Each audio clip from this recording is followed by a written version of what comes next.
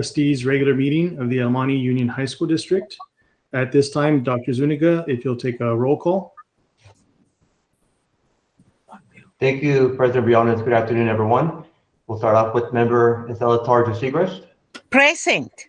Member Mr. Ricardo Padilla. Here. Clerk, Mr. David Diaz. Here. Vice President, Mr. Carlos G. Salcedo. Present. And President, Mr. Briones. Present. And Student Member Idali Palacios. Present. Thank you. Thank you, Dr. Zuniga. At this time, Mr. Padilla, if you'll do us a favor of leading us in the flag salute. Sure. Can you please stand? Put your right hand over your heart. Ready? Begin. I pledge allegiance To the flag of the United States of America and to the republic for which it stands, one nation, under God, God, indivisible, with and liberty and justice for all. Thank you. Thank you, Mr. Padilla.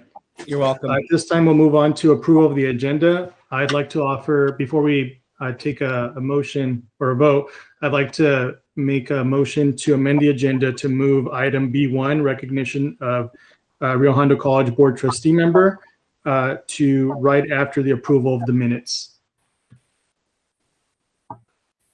Second.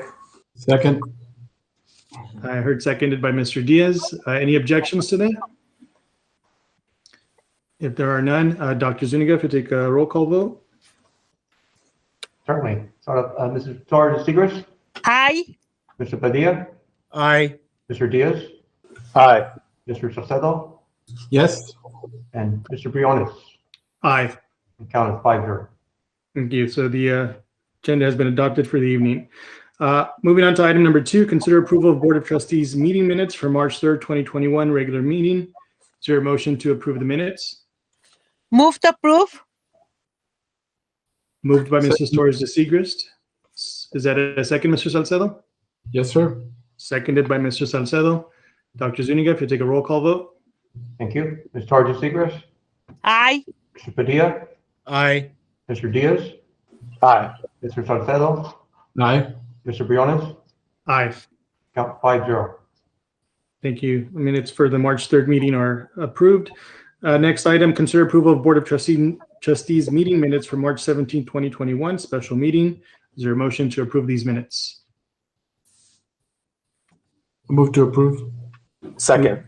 Moved by Mr. Salcedo, seconded by Mr. Diaz. Dr. Zuniga, if you'll take a roll call vote. Thank you. Ms. Torres-Segrest. Aye. Mr. Padilla. Aye. Mr. Diaz. Aye. Mr. Salcedo. Aye. Mr. Briones. Aye. Count as 5-0. Thank you. Meeting minutes for the March 17th special meeting are approved. Skipping ahead, as approved in the agenda, item B1, recognition of newly elected Rio Hondo College Board Trustee, Ms. Anais Medina Diaz. Dr. Zuniga. Yeah, thank you, President Briones. At our last Board of Trustees meeting, the direction from the board was to reach out to our newly elected official, Anais Medina Diaz, Trustee Area 1, Rio Hondo Board of Trustees. First of all, I want to welcome Ms. Medina Diaz. Thank you for joining us. I know you have a meeting starting at 6 o'clock, so we appreciate your time here. We'll do our best to provide you with this recognition, and then also just get the public to get to know who you are, face to the name, and also just to highlight some of the recent accomplishments you have had within your actual career and your upbringing here in our community. I'd like to first start off with just a little bit about yourself, if I may. Mrs. Dina Diaz was elected to the Board of Trustees March 2nd, 2021. She represents Trustee Area 1, the entire city of El Monte. Ms. Anais is a first-generation Latina mother and communications professional living in the city of El Monte.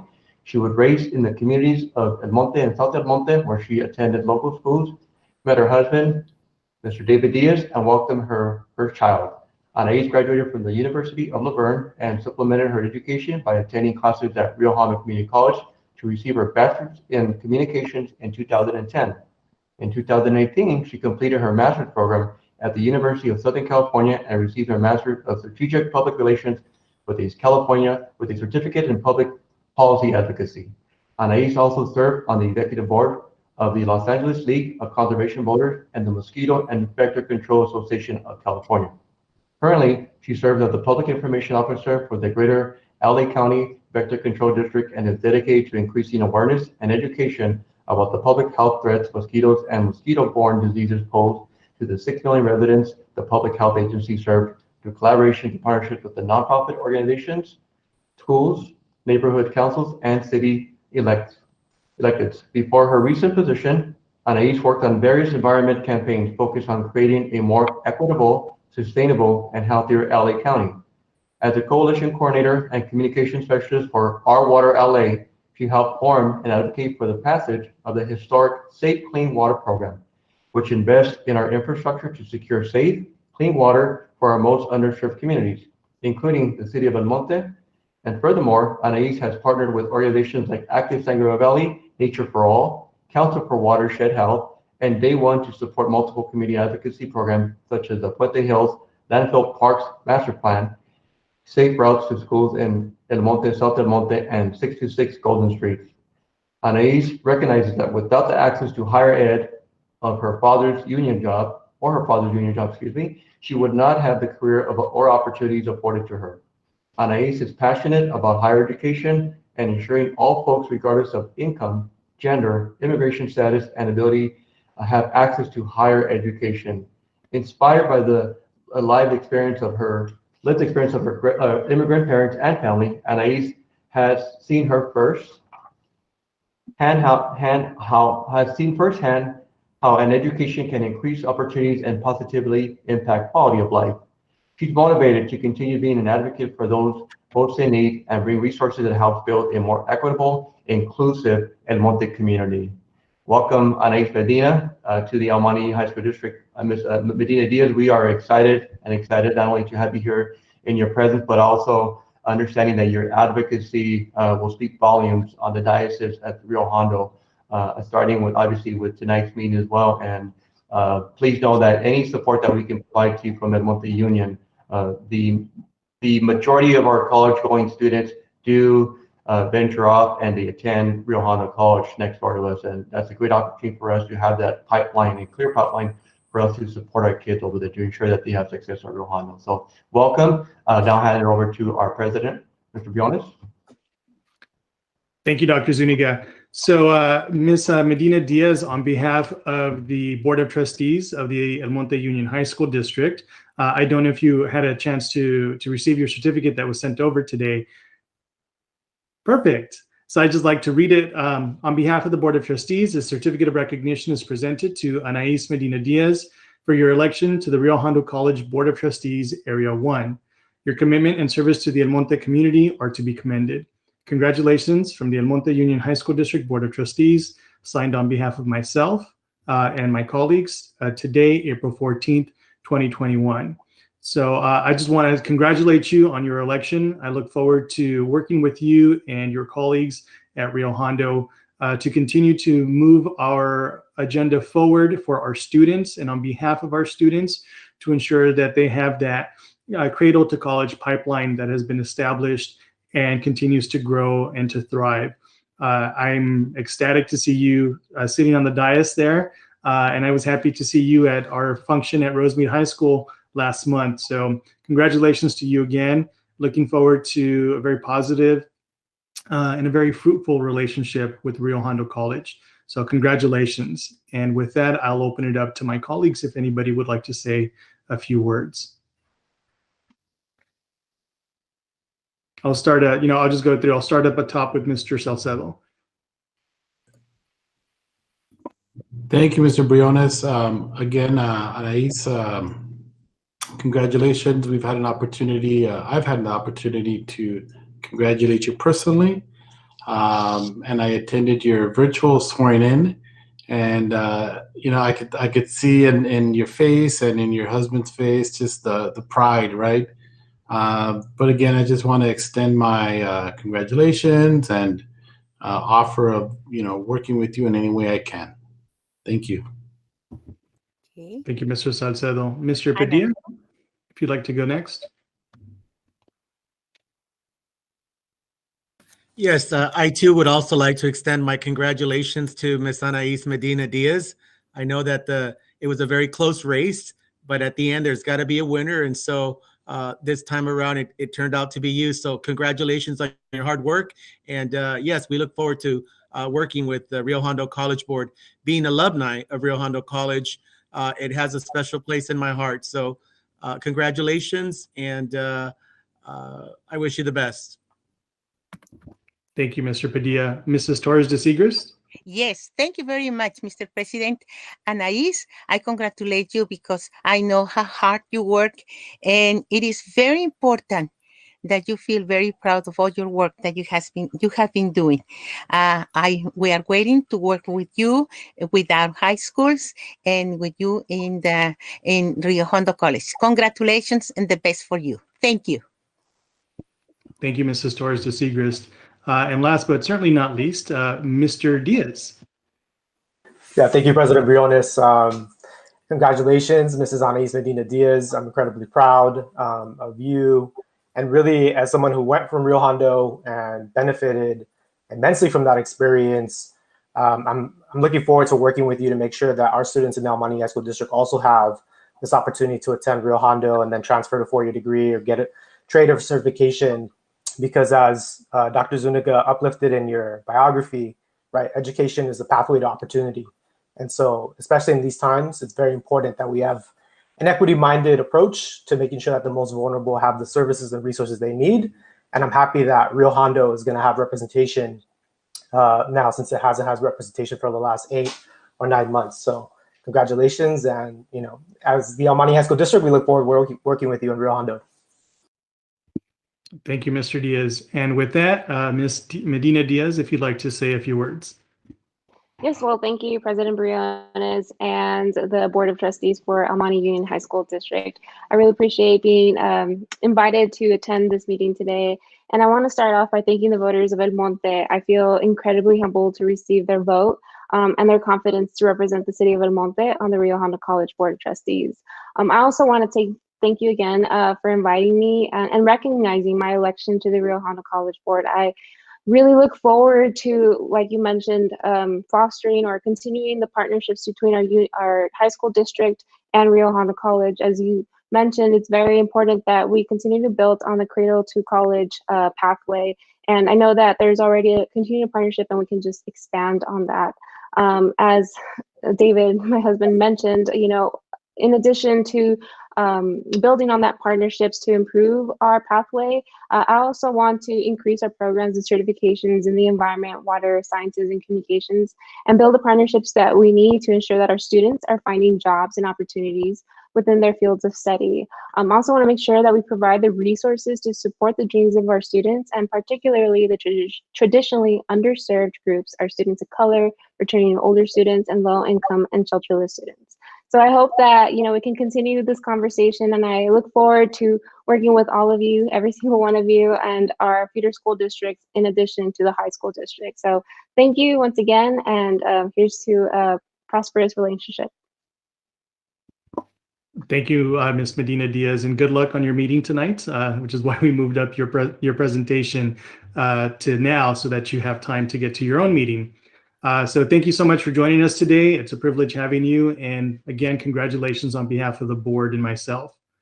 So with that, we'll move on to our next item. Public comments.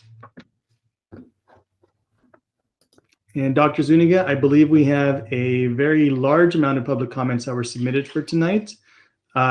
Looking at the form, let me just reload to make sure I have the latest. We have 36 public comments that were submitted. So let me just move this window over here so I can see the timer. A few individuals have requested to speak. When we get to that comment, we'll ask for them to come on and provide their comment orally. Individuals will be provided the standard 3 minutes to comment on their topic. If I'm reading the comment and it's particularly long, I'll try to summarize as best as I can within the 3 minutes. So with that being said, if we can get the timer up. Okay. First comment tonight is from Ms. Alma Zarate, who is a guidance clerk 3 at South Amani High School. Ms. Zarate says, "Good evening, Board of Trustees. I would like to thank the district for directing the Board of Trustees to propose an additional pay for nutrition services, paraeducators, and bus drivers. These classifications would receive a $2 per hour raise for the time working physically in person with students. This would be effective from March 4th, 2021 to June 2021. But what about school administrators, principal secretaries, receptionists, office clerks, guidance and attendance, activities clerk, labor and media assistant, campus supervisors, community liaison, and health clerks? We have been physically in person assisting students since day one of our school closure. We have been on campus providing students with Chromebooks, MiFis, textbooks, library books, music instruments, items from teachers requesting to hand it to students, handout lunches, checking out and enrolling students. We're also providing students and parents with transcripts, DACA, and tax documents. We were asked to use our personal cell phones to be connected to Go to Connect app, so we are always available to answer questions and concerns parents may have during the pandemic. During this time, we were exposed to COVID from other employees and sent home, and to later be back after 14 days of quarantine, just so we can again be exposed and be sent home for another 14 days. Unfortunately, we had a death of an employee due to COVID. Starting in January, the district gave the staff an option to be on campus every other day. At this point, we're still on campus. I urge you to consider all staff that have been physically on campus since day one to also receive additional pay. Thank you, Alma Zarate, Guidance Clerk 3, South Amani High School." Thank you, Ms. Zarate, for your comments to the board tonight. Next comment is from Alex Trin. Alex is a sibling of former student and concerned community member regarding the Adult Transition Center and the Almani Rosemead Adult School. Mr. Trin writes, "Dear esteemed members of the board, my family and I are unhappy with the working conditions that members of the Adult Transition Center and Almani Rosemead Adult School have to endure, while the board has delayed a vote to move forward with what Almani Union High School District has intended to do with the property at 4105 Rosemead Boulevard, which is currently being rented to PCC.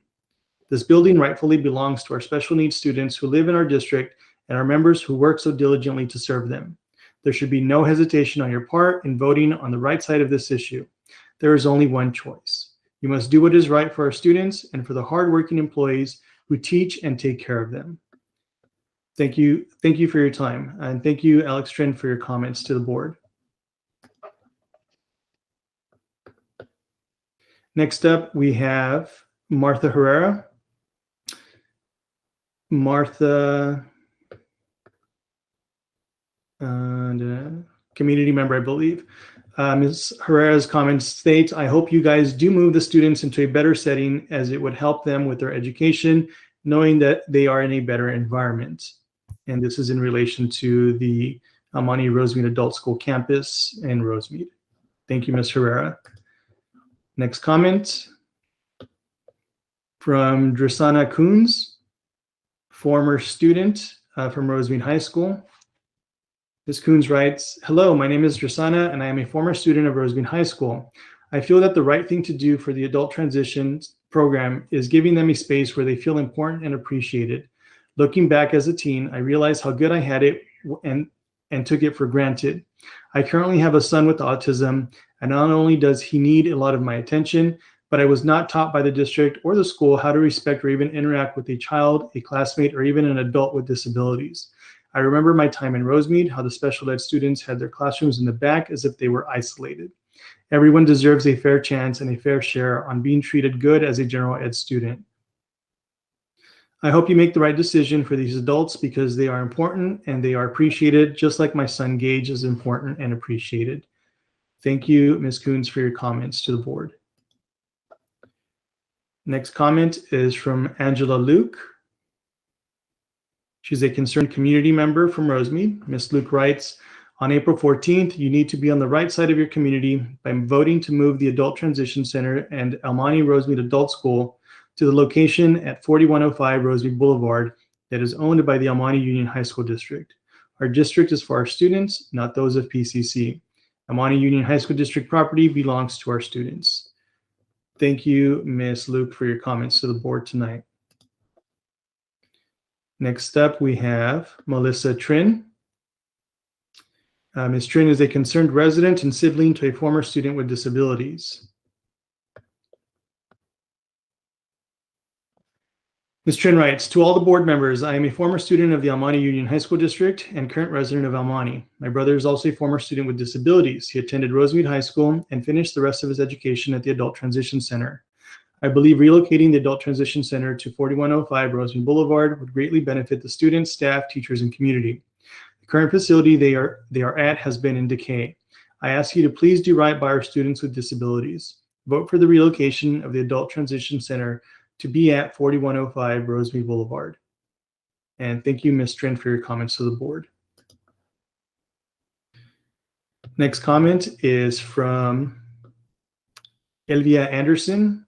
She is a former resident from Rosemead. Ms. Anderson writes, hello, I am a parent of two beautiful daughters who were former students of Rosemead High School. I am aware of the possibility of the adult transition program possibly moving to the PCC school setting in Rosemead, and honestly, I feel it is a wonderful idea. These students deserve the same respect, opportunity, and setting like any regular student graduating from this district. I have a grandson with autism, and I would love the same opportunity and setting for him. Please consider it. Thank you, Ms. Anderson, for your comments to the board tonight.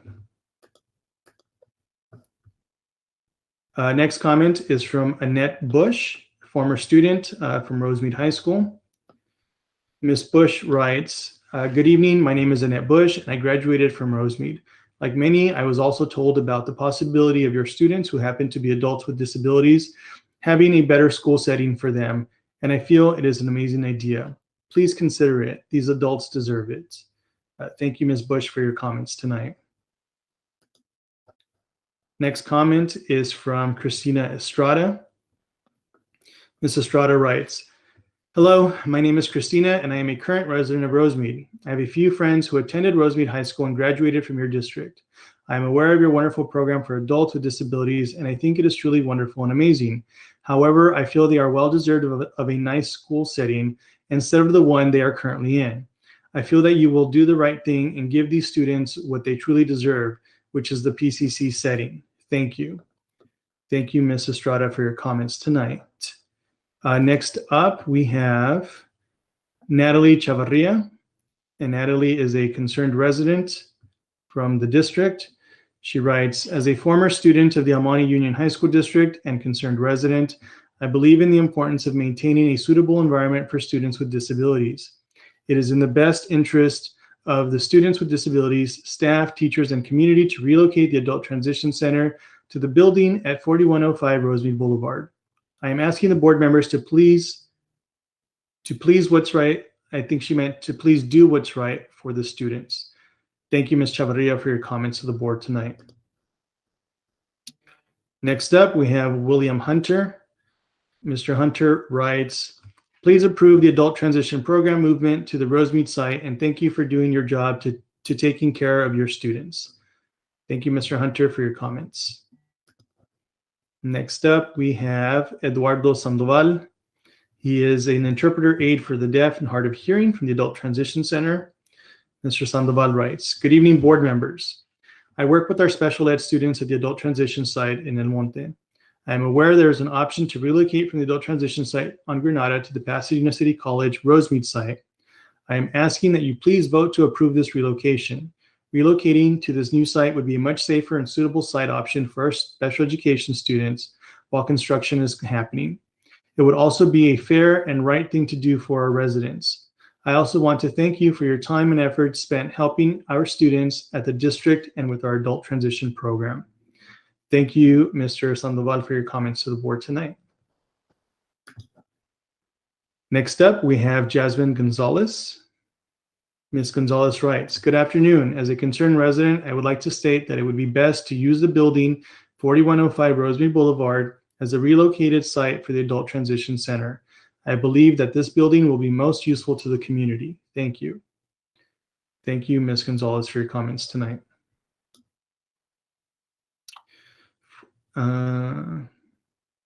Next up, we have Stephanie Gonzalez.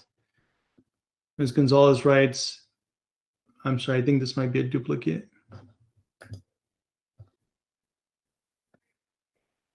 Next, we have Jacob Gipp. He's an avid tutor at Rosemead High School. Mr. Gipp writes, my family and I believe it is in the best interest of the students to have the Adult Transition Center relocated to this building at 4105 Rosemead Boulevard. Thank you, Mr. Gipp, for your comments tonight. Next up, we have Melissa Morales. She is a former student at Rosemead High School. Ms. Morales writes, board members, I'm writing on behalf of the Almani Union High School District Transition Center. I would like to advocate for the program to be put in a permanent site. There is an available site that exists at the Rosemead Center. Please give the students with special needs a site worthy of any Almani Rosemead student. Thank you, Melissa Morales. Thank you, Ms. Morales, for your comments to the board tonight. Next up, we have Mr. John Martin. He is a local resident and trustee for Pasadena City College, and I believe Mr. Martin would like to provide his comments orally. Do we have Mr. Martin on? I am here. Okay, Mr. Martin, you have 3 minutes. If we could reset the timer, and I'll let you know when you're good to go. I'm ready when you tell me so. The floor is yours, sir. Thank you. This meeting began with a wonderful presentation for our newly elected Rio Hondo trustee and the wonderful importance of what community colleges are for our community. And then we've gone on to the next topic where we've heard some wonderful testimonies of some of the 100 to 150 most deserving students in our district that rightfully deserve a better place for their education.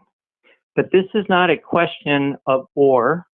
It's not a question of PCC and the 2,000 students that PCC's been serving at PCC Rosemead every year. It's not a question of do we go with the 800 Almani Union High School seniors that transition over to PCC Rosemead every year, or do we go with 150 or 100 students that are our special students that need and deserve a really good education and need some extra support? It's not a question of or. It can be a question of and. So there are some proposals that allow for and. One of those proposals is a new campus on the Granada site. I still think that's the best option. It's right across the street from the bus terminal. We could build a brand new campus, not the one that's there. But next to that, there was in the proposal something that said an option to consider where PCC and the Almani Union High School District can work together for and. And I'm suggesting to you that we need to work together for and. That PCC is renowned as one of the top 10 community colleges. We want those 800 students that every year graduate and come across the street to be able to come across the street. We need to select the and option. And when you select the and option, it's really important that it's not just in concept, but that the details there are to support a viable PCC campus that we've known to come and love. The entire City Council of Rosemead has sent an endorsement for the PCC campus. The Rosemead Elementary School District has sent a similar endorsement for this campus. There is an and option available to you. We have to make sure that and I appreciate that this option actually came from the direction of this board. It was last time we met that this board said to the Almani administration, go find a win-win. And there is a win-win here available in the other options to consider. And I implore you to consider that other option. And I implore the Almani administration to work with the PCC administration. And I, as a trustee, I will make sure and know that they will work with you to make sure that both options are viable for these 100 precious Almani students and for the 800 Almani seniors that are going to come across the street and drive down a block instead of having to go to distant community college education. They're going to get the PCC promise of 2 years, no tuition. They're going to get one of the top 10 community colleges in the world. They're going to get a first and second year transfer program to any major university in this country that will be second to none because PCC provides education that's second to none. So I implore you to please don't use or, choose and support saving PCC. Thank you, Mr. Martin, for your comments to the board tonight. Much appreciated that you're here with us. Next up, we have Lupe Lozano, teacher on special assignment at the Almani Rosemead Adult School. Ms. Lozano writes, the community of Rosemead needs an adult school where residents can learn English, earn a high school diploma, learn a new trade without feeling intimidated by a college setting or college regulations. Transition students also need a safe environment where they can flourish and learn independent living skills. I urge every school board member to consider student and community needs by voting to keep the Rosemead Center with Almani Union High School District and not renewing the lease with Pasadena City College. Local residents need an adult school where they can learn independent living skills, learn English, get a high school diploma, and or learn a trade. Thank you, Ms. Lozano, for your comments tonight. Next up, we have Refugio Gonzalez, lead teacher, adult education, Almani Rosemead Adult School. Mr. Gonzalez writes, my name is Dr. Refugio Gonzalez. I'm the lead teacher of the high school diploma program for Almani Rosemead Adult School. I grew up in the city of Rosemead and am an alumni of Rosemead High School's class of 1991. I have been a teacher at Almani Rosemead Adult School for over 20 years and have had the privilege of giving back to the city where I grew up when I taught at the Rosemead Center for 9 years. It was rewarding helping my neighbors become successful members of my own community. It was a tragic day in our history when we lost the Rosemead Center due to the failing economy in 2013. It is bittersweet when I randomly encounter the many students who attained their educational goals at the Rosemead Center, but knowing that it is no longer there for others to do the same. It is also tragic that we may lose the opportunity to get the Rosemead Center back, knowing that this time it is an economically sound decision. As a district and community, we should be jumping at the chance to once again have this great resource in Rosemead. As a district, we have the greatest vested interest to provide for our own. I urge the board to make the right decision and vote to bring back the Rosemead Center so that it can serve our community once again. Thank you so much, Dr. Gonzalez, for your comments tonight. Next up, we have Jacqueline Amaya. She is a teacher with the Lancaster School District. Ms. Amaya writes, as an educator for the Lancaster School District and as a relative of a former Rosemead High student, my nephew attended both Rosemead High and the Adult Transition Center, and I believe it is crucial that the center be relocated. The current location is not a suitable environment. It is in the best interest of students to relocate the center to 4105 Rosemead Boulevard. Thank you. Thank you, Ms. Amaya, for your comments tonight. Next up, we have Jacqueline Salcido. Jacqueline is a student with the Almani Union High School District, and she writes, please approve the adult transition program movement to the Rosemead site, and thank to them for doing their job to take care of their students. Thank you so much, Ms. Salcido, for your comments to the board tonight. Next up, we have Tasneem Vazifdar, excuse me. Mr. Vazifdar writes, please do not close the PCC Rosemead campus. We are in favor for the hybrid solution, which is a win for both. My family and friends came to speak when the campus was first being considered. We have been thrilled with it. The Rosemead campus has been utilized by so many personal friends and family members who have gone on to graduate programs and are actively contributing to the Rosemead community on a daily basis. The local students being served by this campus are doing great things for the community. Let's not halt the progress and loop. Let's work towards a solution that allows this progress to continue and also meet the needs of the Almani Union High School District's newest project. Thank you so much for your comments to the board tonight. Next, we have Victoria Bian. I hope I pronounced that right. She's an ESL instructor at the Almani Rosemead Adult School. She says, as an ESL instructor at MRAS for the past 5 years, I have had many students who live in San Gabriel, Monterey Park, and neighboring cities who commute by bus or even walk by foot to take our classes.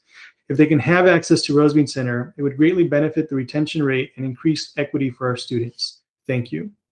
Thank you for your comments to the board tonight. Next up, we have a comment by Mr. Don Quick, and I believe Mr. Quick has asked to provide his comments orally. Is Mr. Quick on? Yes, thank you. The Thanks for floor the, is yours, Mr. Quick. thank you. This is a petition from the Almani Union Educators Association.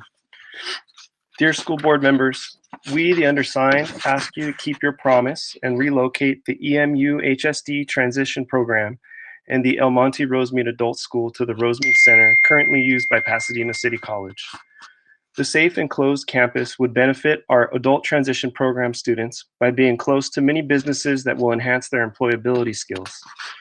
The site would allow for sensory rooms, a kitchen for cooking skills, a washing and drying facility, a library, a main office that is ADA compliant, a conference room for IEP meetings, and a building that truly represents a pride of ownership for the students. Instead of attending school in a parking lot that floods when it rains, and with classes in trailers that have wild animals crawling beneath them, and out-of-date heaters, which is the current inadequate situation at the site used by our adult transition program. The Rosemead Center was built with adult education funds, so it should be the home to the El Monte Rosemead Adult School. Since it's used by Pasadena City College, they've offered some of the same courses as El Monte Rosemead Adult School offers and have been a source of competition for these courses, negatively impacting enrollment to our program, including staff. The Rosemead Center is the rightful place for the El Monte Rosemead Adult School.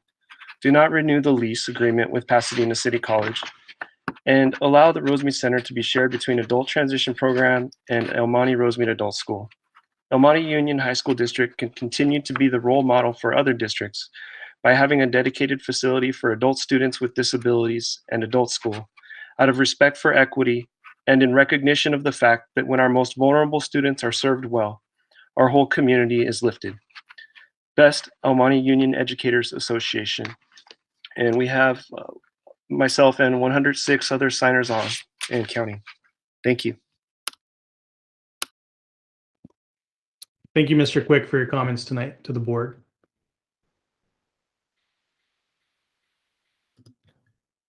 Next up, we have Ms. Nancy Arellano, receptionist at South El Monte High School. Ms. Arellano writes, good evening, Board of Trustees. I was informed by our CSEA union regarding an MOU proposed of additional pay to be given to nutrition services, paraeducators, and bus drivers.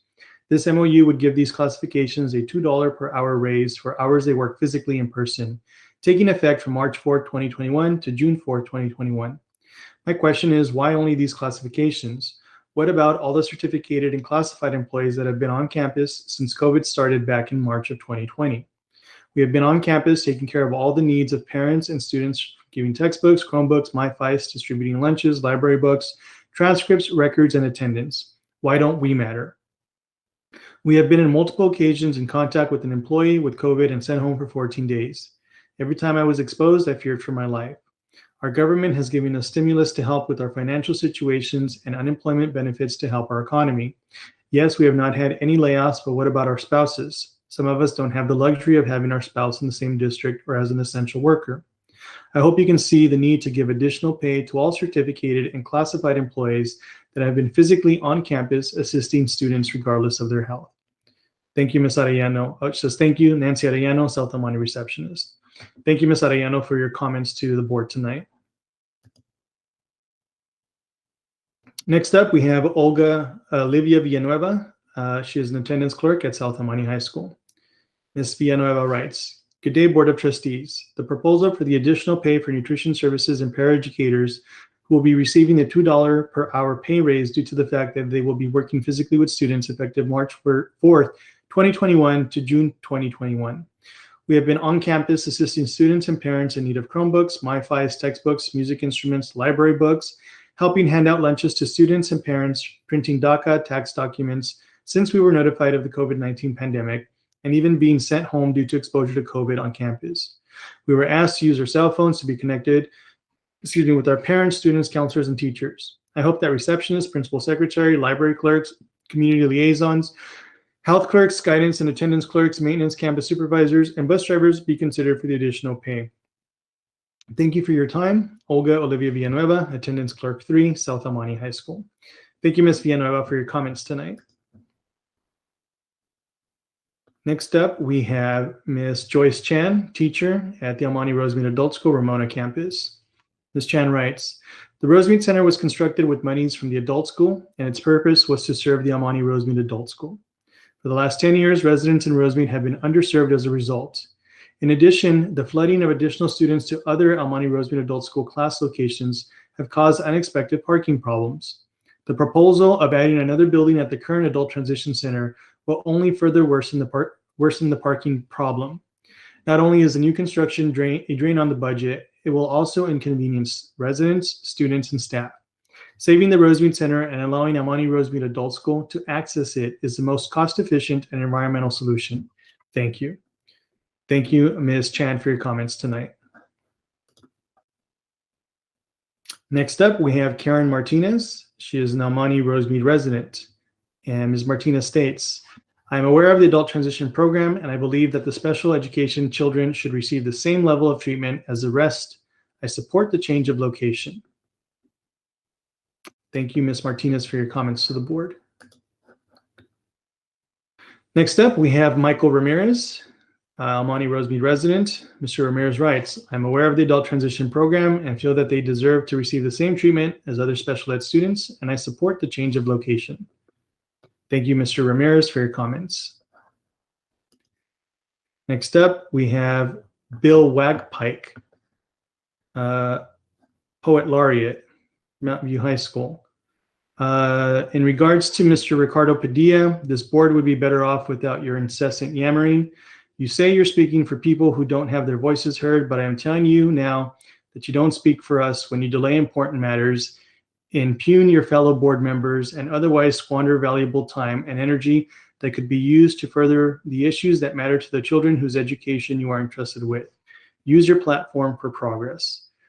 Thank you, Mr. Wagpike, for your comments tonight. Next up, we have Amrin Vajifdar. Mr. Vajifdar is a former student and writes, as someone who attended several classes at PCC Rosemead, I can definitely say that it improved my learning experience and provided me with a unique experience that I was not able to gain on the main campus or at Cal Poly Pomona, where I have currently transferred to. The smaller classroom size allowed me to formulate bonds with all of my professors and fellow students.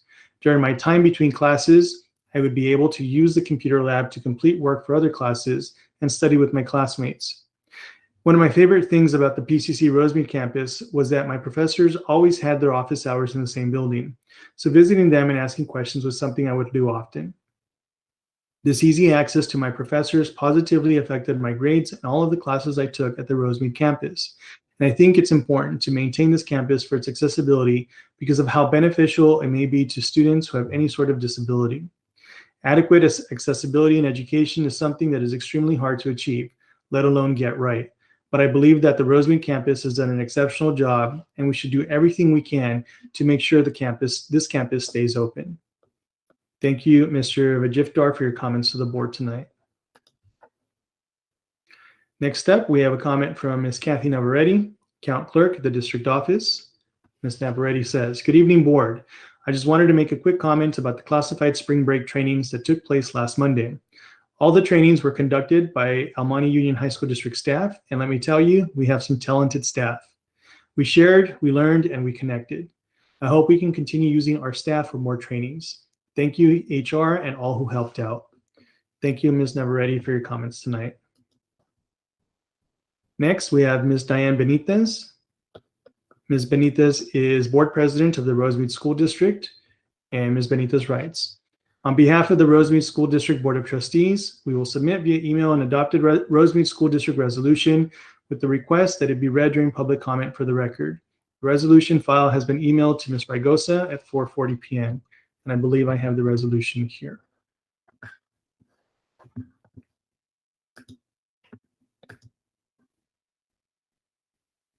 If we could pause the timer.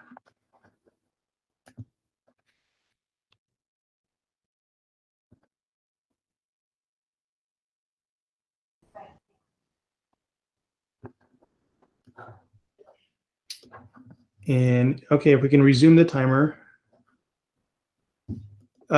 Resolution number 20-2106 in support of the Pasadena City College Rosemead campus. Whereas the Rosemead School District recognizes that the El Monte Union High School District owned facility at 4105 North Rosemead Boulevard in Rosemead has been leased to Pasadena City College, which established a satellite location in 2013. And whereas the Rosemead School District Board of Trustees supports the opportunities for higher education immediately in the community for all residents, and whereas the Rosemead School District recognizes that higher education first begins with the individual who seeks further opportunities, and whereas the PCC Rosemead campus was established to provide an educational site to local and nearby residents to continue its commitment of providing access to higher education for the diverse communities within PCC's local service area, and whereas the PCC Rosemead campus has brought additional educational opportunities and options to the local residents of Rosemead and surrounding cities, thus ensuring that a viable college option is within reach for our alumni and the immediate community. And whereas the Pasadena City College Rosemead campus provides an easily accessible local college option for residents, allows for small, intimate settings for students who may need a smaller group setting, easy access to faculty members for one-on-one support as a result of a smaller student body, supports the completion of general education requirements for an AA or AS degree, prepares students for transfer to a four-year college or university, allows students to complete requirements for a degree within 5 academic programs, allows for opportunity to current local high school students looking to enroll concurrently for credit, and provides continuing education opportunities for adults such as English as a second language, adult basic education, parent education classes, as well as other valuable supports. Now, therefore, be it resolved that the Board of Trustees of the Rosemead School District recognizes the immediate needs of its families for higher education. Be it further resolved that the Rosemead School District Board of Trustees fully supports maintaining the Pasadena City College Rosemead campus in its current location at 4105 North Rosemead Boulevard in Rosemead, as it provides an important educational opportunity to our students in the city of Rosemead and surrounding communities. The Board of Trustees also recognizes that the relocation of the PCC Rosemead campus would be detrimental loss to Rosemead and surrounding communities and the individuals who rely on the enriching programs that support the professional and personal growth located within their own community. Approved and adopted this 18th day of March 2021 by the Board of Trustees of the Rosemead School District. Thank you, Ms. Benitez, and to your board for your comments tonight. Next up, we have Carmen Gloria Garcia. She is an ESL teacher at the Rosemead Center. She writes, regarding Rosemead Adult School, Rosemead Center was a center where many students were able to develop their English skills, citizenship skills, and complete their preparation for high school. It was wonderful that our students were able to walk over to our center since they lived in the community. Another teacher and myself also had the opportunity since we were a few houses down the street. The neighborhood was a very nice community and helped people feel comfortable. We hope the center will be considered for reopening. Thank you, Carmen Gloria Garcia, Mary Segovia, Rachel Cervera, Teresa Gomez, and Gilbert Guevara, and other colleagues. And thank you for your comments tonight.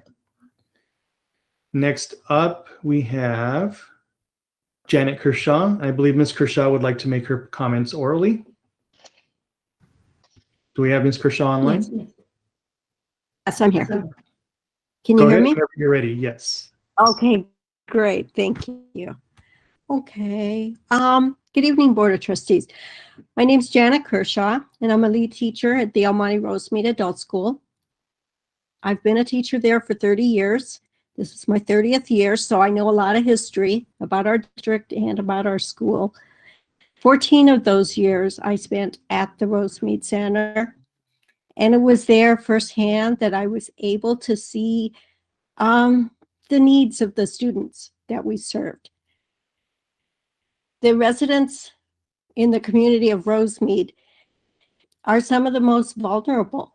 We have immigrants who do not have English skills. They need to learn how to navigate their community.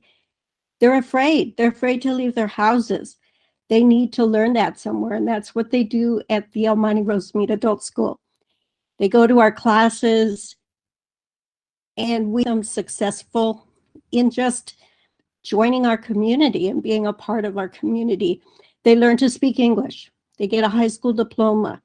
They prepare for college, and they gain job skills.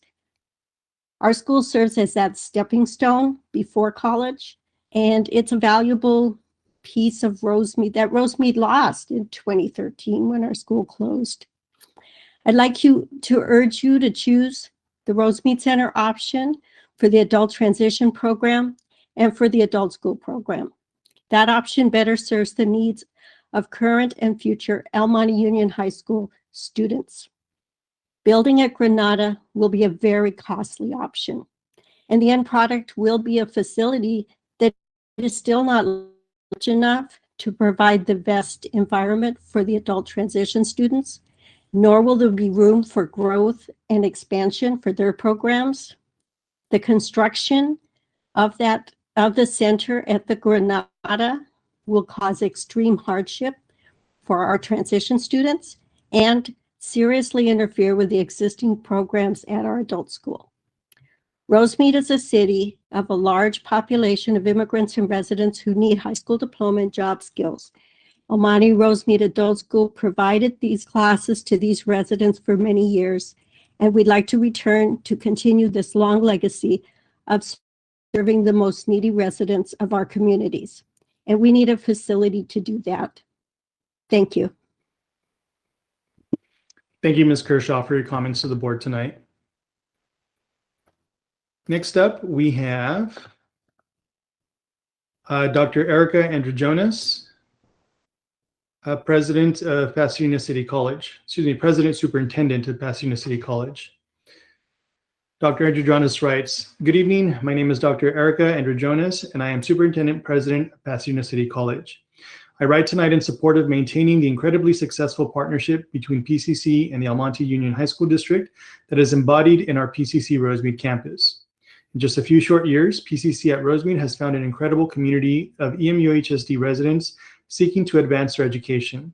In a typical year, we enroll more than 2,000 students from the local area, roughly 750 of which are EMUHSD graduates.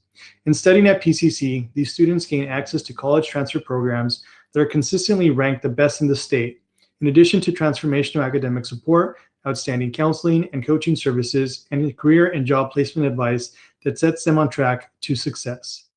In honor of the agreement we struck with the Almani Union High School District at the establishment of this innovative site, PCC Rosemead services are aimed at degree and certificate granting programs. Tonight, the board faces a decision that will shape the educational landscape of this region for the foreseeable future. While we are grateful that the district saw fit to include us in this review process and included a third option to consider, we would also like the district to revisit the details of the option to consider. PCC does not own the Bentel Avenue property, so we are in no position to commit to building the classrooms referenced in this option. PCC only discussed this lease property for parking options. PCC respectfully requests a return to the regional plan proposed to me a few weeks ago that would expand the existing Rosemead Center building and provide an appropriate number of college classrooms in that expansion. It is the right direction for our students, for the college, and for our district partner, and for the community. I join my colleagues, local elected officials, and other prominent members of our community in urging the board to keep PCC Rosemead in operation. Thank you. Thank you, Dr. Androjonis, for your comments to the board tonight. Next up, we have Maria Grubb. Maria is a teacher at the Almani Rosemead Adult School. Ms. Grubb writes, "Rosemead has a large percentage of students who are immigrants. Their children attend our schools. We know for a fact that parents who become students themselves influence their children's future in a positive way. This is especially true for immigrant families. Many of these families do not have transportation to take them to Almani or Pasadena to take classes. We need to continue to offer classes for them in their neighborhood. The Rosemead Center was built to suit these adult students, and prior to PCC taking over the facility, it was a thriving adult school, and it can certainly be that way again. Our community wants and needs this adult school. I plead with you to return it to the Almani Rosemead Adult School where it belongs." Thank you, Ms. Grubb, for your comments tonight. Next up, we have Michael Ramirez. He is an Almani Rosemead resident. Mr. Ramirez writes, actually, I believe this might be a duplicate. Yeah, I think it's a duplicate. And then finally, we have comments from Mr. Ricardo Padilla. Mr. Padilla, whenever you're ready, you have 3 minutes. Yeah, thank you, Board President Briones. Tonight, I would like to speak about a phone call that I got from some residents over in the Mountain View High School area, and it has to do with the use of facility, specifically the use of facility of Mountain View High School's baseball fields. And the residents were concerned because Mr. Carlos Salcido apparently is a person that has allowed this group of people to come, or a traveling team of some sort, for baseball to use our facilities. And so I had to go see it for myself. So I went on campus to see what was happening. And I was kind of shocked to see that there were games going on. And this was during the whole COVID situation, prior to the state or the county health department allowing us to have people on our fields. I was just shocked to see that there were people there, some wearing masks, some not wearing masks, and just gatherings in all of our fields. But when I asked, how did you guys get onto our campus? These were teams from other cities. And everybody that I asked, 2 or 3 people that I asked, told me that board member Carlos Salcido arranges everything for them. And I also found out that he has a family member also that plays on this team. And so in terms of the perception, I just had a lot of concerns about that. And it raised a lot of questions in my mind, such as like, who opens up the campus for this league? And the person who opens it up, is that a classified employee? Do we give keys to Mr. Salcido? Do we give keys to the league? Who opens up the bathrooms? There was also fundraising going on the campus. I want to know, when was the permit approved? I want to look at those dates to see if we were in violation of any of the health department orders. But I want to know who approved this permit for board member Salcido's traveling baseball teams.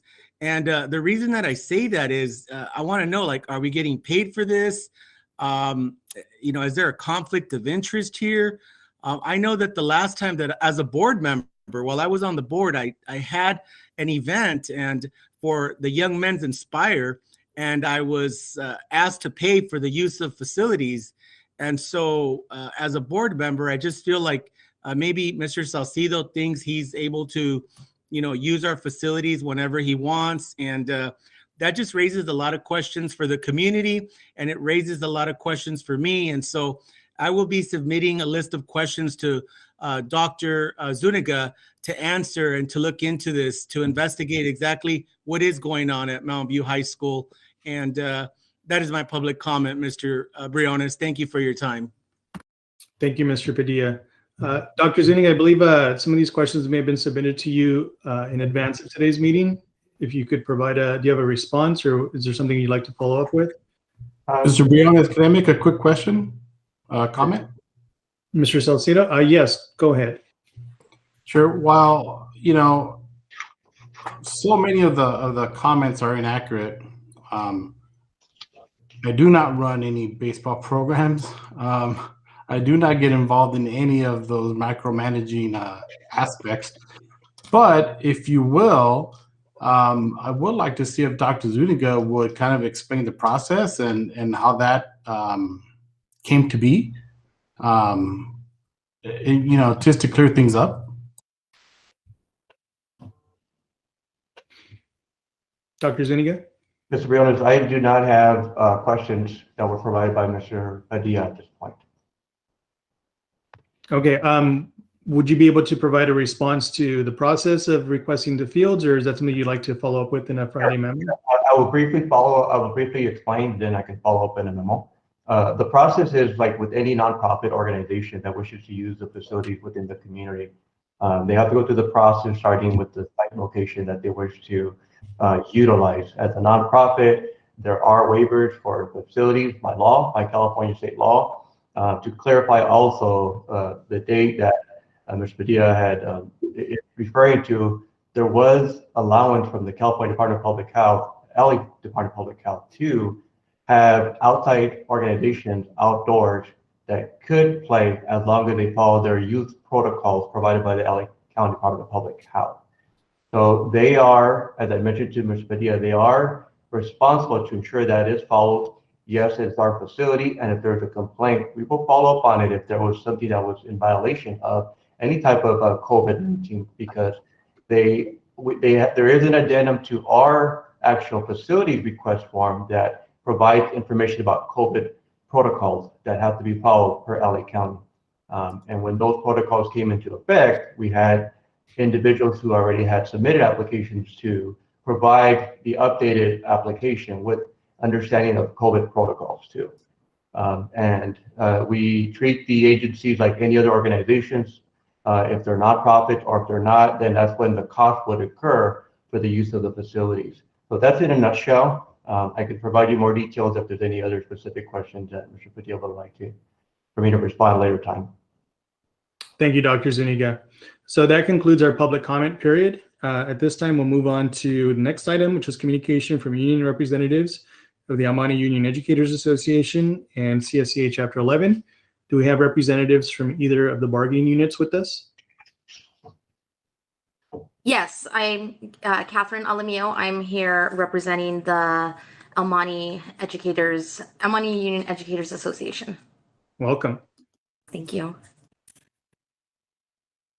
Good evening, board members. The Almani Union High School Adult Transition Center is in dire need of a site that is equipped with essential services and to educate our population of students. The students that attend and benefit from this program are our most needy and vulnerable in the entire district.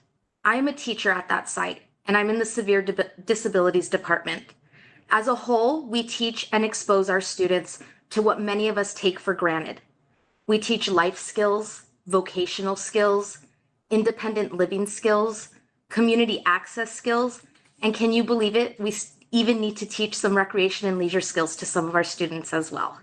We are all guilty of taking that skill for granted for sure. But before you vote later this evening on the future of the Rosemead site that our district owns, please allow me to be a voice for the safety of students that attend the Adult Transition Center, as well as the current high school community-based instruction students, as well as the students that will come after them, because those are the ones that will benefit the most. A number of years ago, the district was in jeopardy of going insolvent.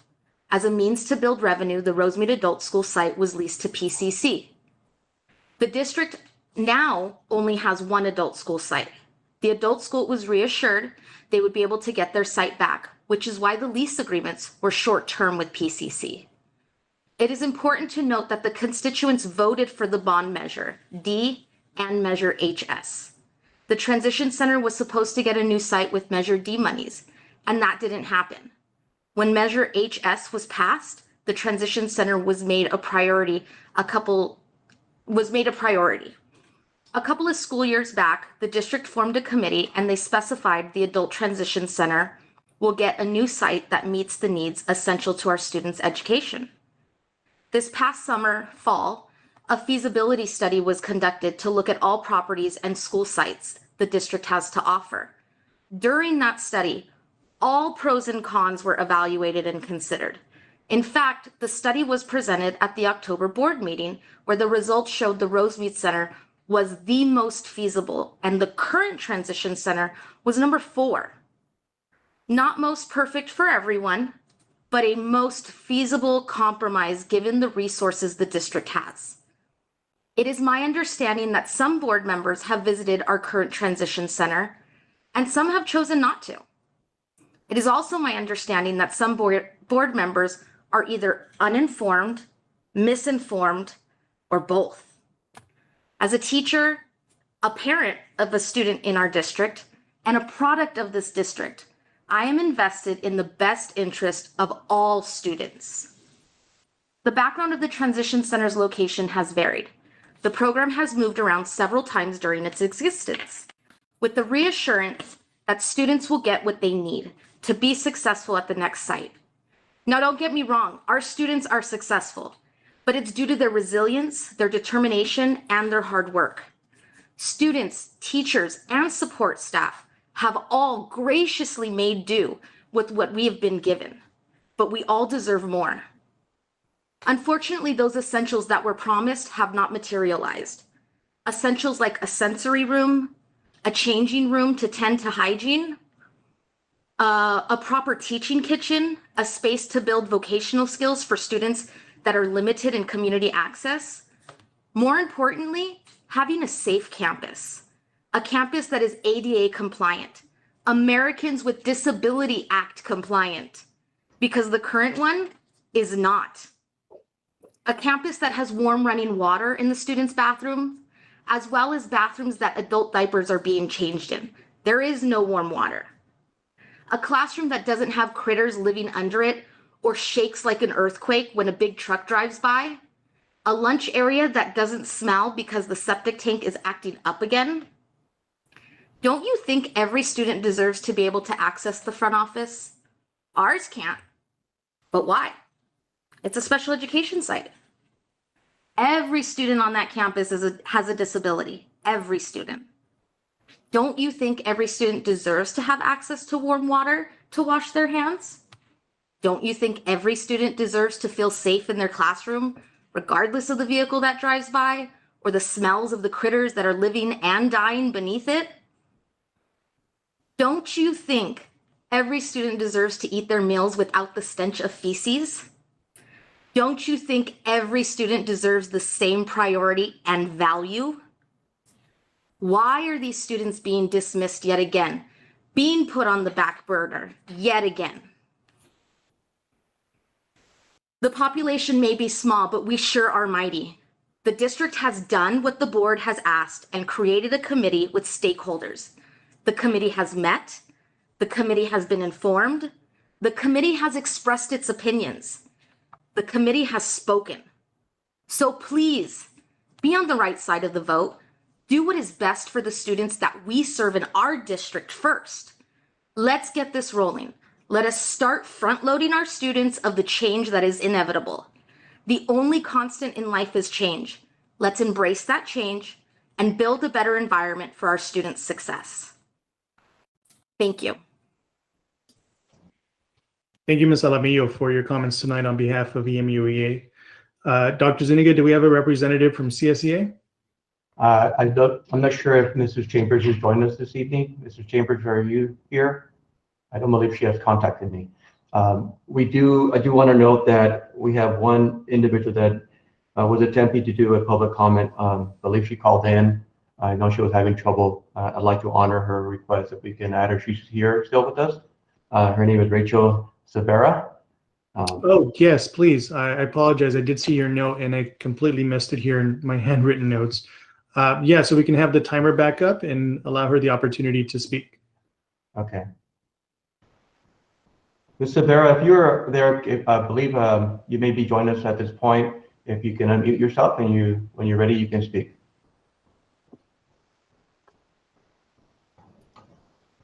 I don't see her on here, Dr. Zuniga. Okay. We do have a private caller. I believe it was a private caller. That one's been there for a while. Okay. We'll touch base with her to see if she's having trouble with how to access perhaps the mute button or something. And then we'll make sure that we get an opportunity, okay? I apologize. Just want to make sure that we get her in as well. Thank you. And did she indicate what topic she would be discussing or agenda item? I believe it's a reference to the Adult Transition Center. Okay, then let's try to contact her before we get to that item to give her the opportunity to weigh in. Will do. Okay. So while we wait, we will move on to the next item since we don't have a representative from CSEA on. Moving on to section B, information, presentations, and recognitions. Item number 2, a presentation on the Almani Union High School District recognition for achieving gold tier in the San Gabriel Valley Council of Governments Energy Champion Awards. Dr. Zuniga, I believe there's a presentation on this. This is a short presentation. I just wanted to formally introduce our guest today, Anna Bordalo. Welcome to Almani Union High School District Board of Trustees meeting. We appreciate your time here. I know last time we were recognized with the award, I believe we have moved up slightly. So excited to have you here to talk a little bit about the accomplishments of the Almani Union High School District. So take it away and welcome Ms. Bordalo. Thank you, Mr. President, and thank you, honorable members of the board, for having me today. My name is Anna Bordalo. I am a management aide at the San Gabriel Valley Council of Governments. I work on a variety of energy efficiency measures as well as our wildlife and homelessness programs. And so I'll try and be brief with this. I know you had a little bit of a presentation earlier. Really what I want to say is congratulations. I know we're a little bit late, we're in April, But just a quick recap. The San Gabriel Valley Council of Governments, for those of you who don't know, is really it's a board made up of cities and water agencies and county supervisory districts, approximately 31 cities within the San Gabriel Valley, 3 LA County water districts, and 3 supervisory districts. And so we cover quite a big region, and we do a variety of programs and projects. Our committees cover everything from transportation to homelessness to even coyotes. So you'll hear us talking about quite a bit of that.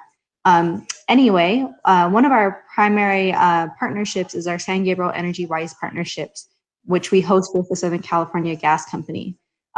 Really, the aim for this partnership is to provide financial incentives for agencies to really achieve direct energy savings, and be able to install energy efficiency measures while saving money. And so, we do provide a number of education and outreach efforts related to energy efficiency. And more recently, we've come up with a structure called the San Gabriel Valley Energy Champion Awards. The awards is continuing on into this year in 2021. So your school district is already very much involved in our second round, but in the first round, we're really glad to say that that El Monte Union High School District actually achieved gold for our Energy Champion Awards, which really just recognize agencies' efforts for increasing energy efficiency in municipal facilities and in their communities. Agencies are recognized based off of bronze, silver, and gold. And, obviously, El Monte Union High School District received gold tier, and it's actually the first San Gabriel Valley School District to receive this fantastic award. Ooh, can you go back a slide, please? Thank you. Is actually the first school district to achieve this award. As I'll mention a bit later, the school district has inspired a whole range of other school districts within the San Gabriel Valley to take advantage of this award structure, to get involved with the COG, and to also take on their own energy efficiency measures. Some of the requirements that El Monte, that your wonderful staff has taken on to go up the tiers in this award included joining our energy work group meetings, wherein you can show off your accomplishments to a whole bunch of agencies, including cities, LA County, sometimes state officials, to discuss best practices and just generally undergo energy efficiency trainings, perform some sort of audits or benchmarking facilities for energy usage in order to really nail down and find potential energy efficiency savings. Holding meetings with the COG is very, very important to discuss potential energy efficiency projects. Really, our goal is to try and connect our agencies, including school districts, with as many resources as possible to fit their particular needs. And also get additional incentives like specific rebates that the school district or agency might be interested in, and so forth. And lastly, displaying and advertising energy efficiency marketing materials on the district's website. We really appreciate your staff member, Lena, for moving forward on that in particular and getting the job done. She did a fantastic job. Moving forward, please. And so, yes, as I mentioned before, this is this very special recognition that we actually gave at our energy work group meeting in December and have since done at our governing board. Just, recognizing El Monte Union High School District for achieving gold in our Energy Champion Awards. There's a nice plaque that was sent over, and then all the bragging rights, because again, you guys are the first school district to achieve this award. Since then, there have been at least 4 or 5 others that have joined on into this energy efficiency award structure and just in our systems in general. And so by far, you guys are the leaders going into this year, and hopefully we can continue that streak. Next slide, please. I'd also like to briefly mention that a big portion of the school district's ability to get this this gold award was through partnership with the Southern California Regional Energy Network, which is another one of our partnerships that works with SoCal Gas and SoCal Edison, which is the electricity company, to implement projects. I know that they've covered a whole bunch of other projects, but a couple I want to highlight in particular: the HVAC controls and battery energy storage system. I know that quite a few number of other projects are underway, and so just wanted to give that extra special recognition that your school district is also working with the Southern California Regional Energy Network. And also a big shout out to Suman, who is the project manager from SoCalRen, who also joined us for a brief period tonight as well. And with that being said, I believe that's the end of the presentation. Again, thank you so much for participating with us. Thank you so much for being a leader within our region, being recognized by our 31 cities for your efforts, and also being a leader among school districts. We're so excited to have you continue to be recognized in our new Energy Champion Award structure, and just get recognition in what has been a very, very difficult year. So thank you so much for your time, and have a great evening. Thank you, Anna. I truly appreciate that recognition, and I'm happy to see that we are the first school district to be awarded this recognition today. And please give my thanks to the rest of the COG staff for all your hard work that you do on a daily basis. And if any of my colleagues would like to share any remarks, I'll open it up now.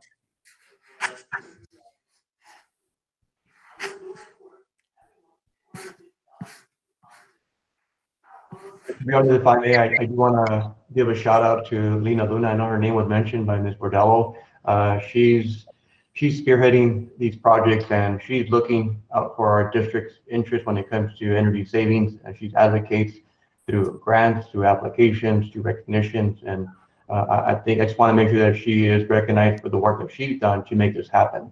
The awards are there for people to come and get, but if you are not approaching them, then it's not going to happen. So being proactive like that, I do appreciate that from her, and just excited to see what else we can bring as a leader in the San Gabriel Valley of energy savings within our school districts. And also, obviously, Mr. Elatar, who's there as well, and also supporting Lena's efforts in ensuring that our efforts continue for many years to come. So congratulations to all of us, including Lena, for her job well done as well. So thank you. I would like to give thanks to Mrs. Bordalo. Thank you so much. I read everything that you sent us. It is an honor for us that we got that award. But it didn't make me very surprised, because our school district always tries to do the best, and always have tried to help our students in the community. Thank you very much for coming and give us this wonderful award. Congratulations, Mr. Dr. Zuniga, because this is also part of your participation. Thank you so much. Thank you, Mr. President. Thank you, Mrs. Suarez-Segrist. Any other remarks from the board? No? Okay. Thank you so much, Anna, for your presentation and your recognition. Thank you, Dr. Zuniga, for reminding us that it's the diligent work of our staff that gets us these recognitions, and of course provides for the energy improvements and efficiency on our campuses. So thank you for your presentation. No, thank you. Moving on to our next item, we have a school site instructional report. Thank you, President Briones. I'm excited to bring back one of our high schools to be featured as part of our monthly instructional report. This time, El Monte High School will be presenting. They are going to focus on instruction, but how that could also lead to college support during distance learning. So obviously, we've heard a lot about the pipeline in education, and it's critical that even during the pandemic, our students are prepared to enter not only a college or a career, but also at times the workforce. So I want to introduce our principal from El Monte High School, Mr. Eddie Cuevas, who's here this evening.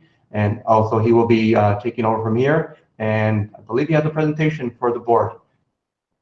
I do. Thank you, Dr. Zuniga. Good evening, Board of Trustees, Superintendent, District Personnel, and Amani Union High School community at large. My name is Eddie Cuevas, and I have the privilege and the honor of being the principal here at Almani High School. As an alum of Almani High School, it is a great honor to be able to lead this school in a collaborative, with the collaborative approach that we do here at Almani High School. I'm very fortunate to have a great team of staff here at Almani High School that supports our students and our families. I understand that the last year to year and a half, it's been a difficult time for everyone. And here at Almani High School, we have seen this as an opportunity for us to grow and for us to innovate, our instruction and the way that we support our students. First and foremost, I know that many of our staff members are logged in today, and I want to thank our teachers, our counselors, our para-educators, our tutors, our campus supervisors, our partner organizations, our parents, our facility staff, nutrition services staff, and administrators, and lastly, our students. It truly has been an all hands on deck approach here at Almani High School when it comes to instruction, supporting students, families, and each other. Recently, we had a WASC visit in March. And what the visit actually did is that it validated the work that we have been doing over the last several years. Part of the feedback that was given to us by the committee was that here at Almani High School, we are not just surviving, we're actually thriving. What you're going to hear from our presenters, you're going to hear from Sean Maher, our instructional coach, our EL Tosa, Nari Bernthal, and you're going to hear from Wyatt Bernthal, our college and career readiness coordinator. You're going to hear that we have a systematic approach about the way that we approach instruction and supporting our students with their college and career readiness. You're also going to hear about the Fundamental 5 framework that we utilize here at Almani High School. Many of you know that last year's presentation was focused in on this framework that we utilize here at Almani High School as we discuss instruction. You'll also hear about the professional learning communities that we've developed here at Almani High School, aka boat groups that have allowed us to get off our islands and to work much more collaboratively with each other in support of our students and families. You're also going to hear about the fact that we've developed our SMART goals that drive our instructional foci that is focused on the acquisition of academic language for all students at Almani High School. But with that, I'd like to actually hand it off over to Sean Maher, our instructional coach, that will be providing you with an overview of our instructional focus during distance learning.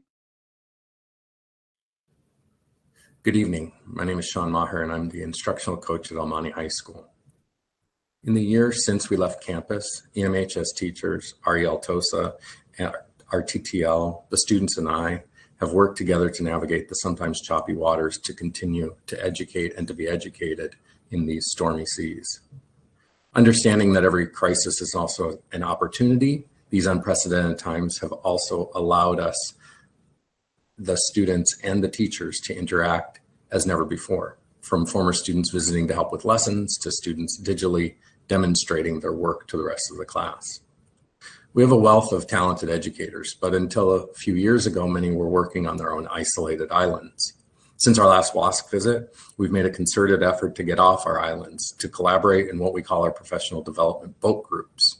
When it came to distance learning, we were more prepared than we otherwise might have been because teachers are more accustomed to sharing ideas with each other. That concept has continued this past year with all hands on deck, in which everyone has worked together to deliver quality instruction to our students. We've developed several systems that work together for student achievement.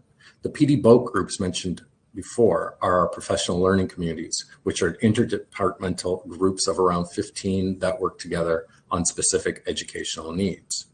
We implemented an ongoing cycle in which we identify the focus, work together to share best practices, both as a school and in small groups, reflect on the efficacy of the new learning and then repeat the cycle, adjusting as necessary.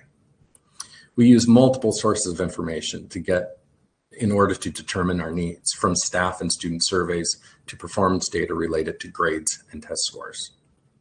As we presented to the board in the fall of 2019, we've also utilized a simple guide, the Fundamental 5, in order to create a common language and framework for our staff to refer to when discussing effective instruction. We've continued to use this resource through distance learning, as the basics of good instruction are even more important in a remote setting. The two fundamentals that teachers most wanted help with include purposeful group discussions and critical writing. In the fall, working with the PLC group captains, we determined SMART goals related to both speaking and writing to focus on during distance learning. While still concerned with all elements of the Fundamental 5, our plan was to meet the needs of both teachers and students in these two specific areas. To that end, as an example, we began this semester with writing PD related to summarizing and explaining, as these are high-value strategies that serve 100% of our academic language learners and the 85% of our students who are current or former English language learners. This particular training centered on critical reading coupled with scaffolded text tools to help students comprehend text and to write about the new learning. We shared multiple tools, from graphic organizers to sentence starters and writing frames to support our academic language learners, to structured templates students can use while they become effective writers and learners. Here's a recent sample of the process as delivered in a physical science classroom. In math, writing is important, though slightly different. As such, we've done specific training for the math department related to the same concept of summarizing and explaining. On the state math test, students are not only expected to find the correct answer to the problem, but to be able to explain their reasoning. The math teachers have incorporated this idea into their lessons, but students would not be expected to write an essay about graphing. Students might create a bulleted list or describe the steps to finding a solution. If they can summarize the process of graphing, they should be able to follow those steps in the future. So that's some of what we've been up to this year. Now, recently we've pivoted from the very important work of speaking and writing to addressing the other needs that the students have expressed. It's been a long year, and sometimes the seas have been really rough. We don't want to act as if it's going to be smooth sailing when we're actually taking on water. So for the good of the students, we've reassessed what we're doing for them and how we might best help them. Students have indicated informal surveys to personal anecdotes to informal roundtable discussions, the things that they need. While they feel that teachers are doing their best to take care of their academic needs, they have reminded us that academics are only part of a comprehensive school program. From the data, students do not feel connected to others, they struggle to stay focused, and they have some requests that they think could make distance learning better. So we have spent the past few weeks trying to help meet their requests for more social connections, to make the online environment easier to navigate, more fun and appealing, so that we might right the ship. In keeping with our idea of all hands on deck, teachers have shared tons of social and emotional engagement ideas with each other so that we can land our boats in port as soon and as smoothly as possible. Thank you, Mr. Steelman, for playing the video of our instructional coach, Mr. Sean Maher. Again, we have recently pivoted, and we understood that the situation called for us doing a lot more of the social emotional learning, which we have adapted to our classrooms. But next, what I'd like to go a little bit deeper is I'm going to have our EL TOSA, Ms. Nari Bernthal, elaborate more on how we have been supporting our English language learners and how that support has translated into supporting all of our students with the acquisition of academic language. Good evening. My name is Nari Bernthal, and I'm the English Learner TOSA at El Monte High School. Tonight, I'll be highlighting the various ways that our teachers are supporting our English learners and all academic language learners in the virtual classroom. At Almani, we currently have 365 students that are designated as English learners, which is about a quarter of our school population. But if you look more closely at the makeup of students in our classrooms, you'll find that 85% of all our students speak a language other than English at home. We look at the multilingualism and multiculturalism of our students as an asset and strength that we can build upon. We also see this diversity as an opportunity to strengthen the language skills of all our students. Our teachers know that the instructional supports implemented for English learners benefit all learners. English language and academic language development has been an ongoing focus of our site for years. Despite the challenges of collaborating remotely, our teachers have continued their training and focus on classroom language supports and have worked tirelessly to adapt these supports to distance learning. This slide and the next one are samples from one of our professional development trainings this year. We are continuing to have thoughtful conversations about equipping our students to be successful, not only at school, but beyond graduation as well. We look at English language development strategies not merely as academic tools like vocabulary and grammar instruction, but beyond those functions, we view language mastery as life skills that will empower students to have a voice and be active participants in college, in professional settings, and out in our society. Through these conversations and trainings, we're building the mindset that all teachers are language teachers. Academic language development is not reserved for our newcomers just arriving to the United States, but it is a necessity for all of our learners. We are actively teaching them the language of our content and subject matter, and in turn, we are building the language skills of all students. What does academic language development tangibly look like in the classroom? In instruction, it's teaching the skills measured by the Common Core standards, reading, writing, listening, and speaking, but providing language supports and making students accountable for the academic language used to demonstrate these skills. Here's an example of how a teacher is able to marry the content taught in their course with the development of language needed to assess the student's mastery of that content. Teachers are using academic language instruction not as isolated activities, but as formative assessments for classroom learning. Here is a sample lesson by one of our English teachers, Martha Ramirez. The students were placed in small groups to form literature circles, and their task was to have a discussion about the text they had been reading. Prior to the discussion, Ms. Ramirez provided sentence frames and language support so that the students were accountable for academic language usage in their groups. In turn, this gave newly emerging English learners, who are oftentimes silent in these class discussions, the ability to engage and participate actively. We will hear briefly from 3 students in Ms. Ramirez's class and their impressions about the activity. These students span the English and academic language spectrum, from our newcomer English learner An, to our reclassified English learner Celeste, to our fluent English proficient student Julio. The language supports provided were beneficial to all of them. I think this activity is very helpful with the student who was still feel shy to speak and communicate in class like me, because after I joined the literature circle activity, I feel more confident to interact with my classmates about our lessons, and I think it's very helpful. I found this activity helpful because overall I was able to discuss with other classmates any opinions they had, how they analyzed a certain quote. And overall, not just this gave me a better understanding of any bugs or lessons that we were doing, I was able to understand how to analyze quotes more and how to communicate with other people on certain topics. And I felt it was helpful, like when we actually went to the literature circles, like hearing them talk, because sometimes I read too fast, like I'm a little skim reader. So like hearing their details helped, and I think the sentence starters really helped like get my brain going and moving.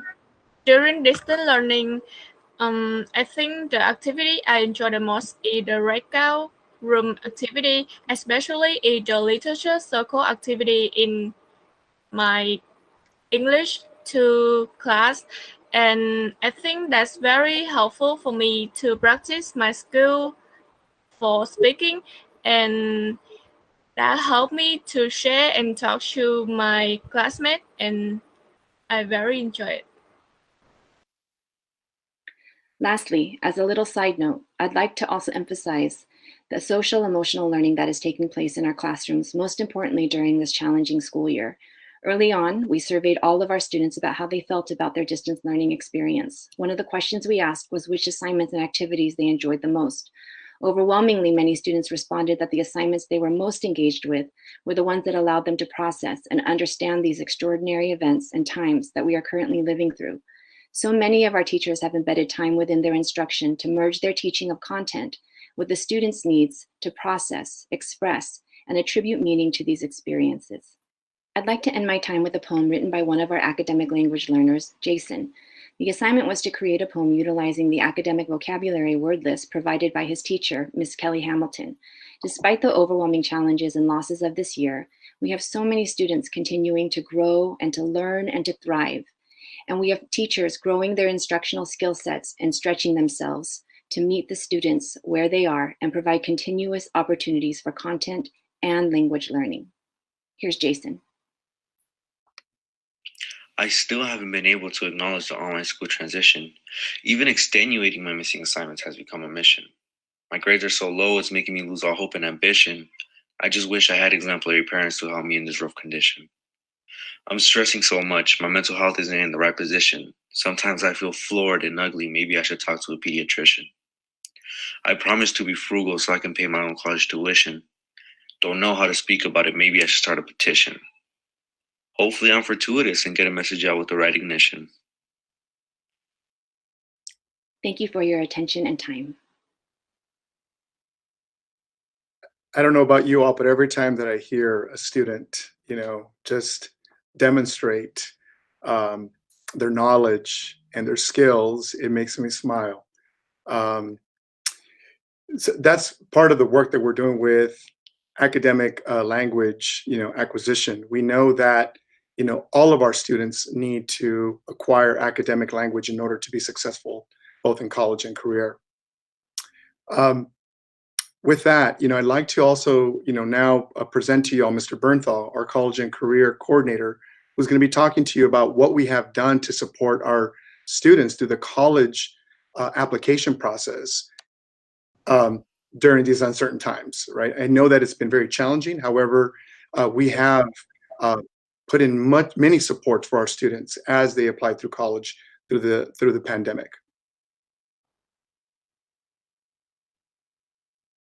Good evening. My name is Wyatt Bernthal, and I'm the College and Career Coordinator from Monte High School.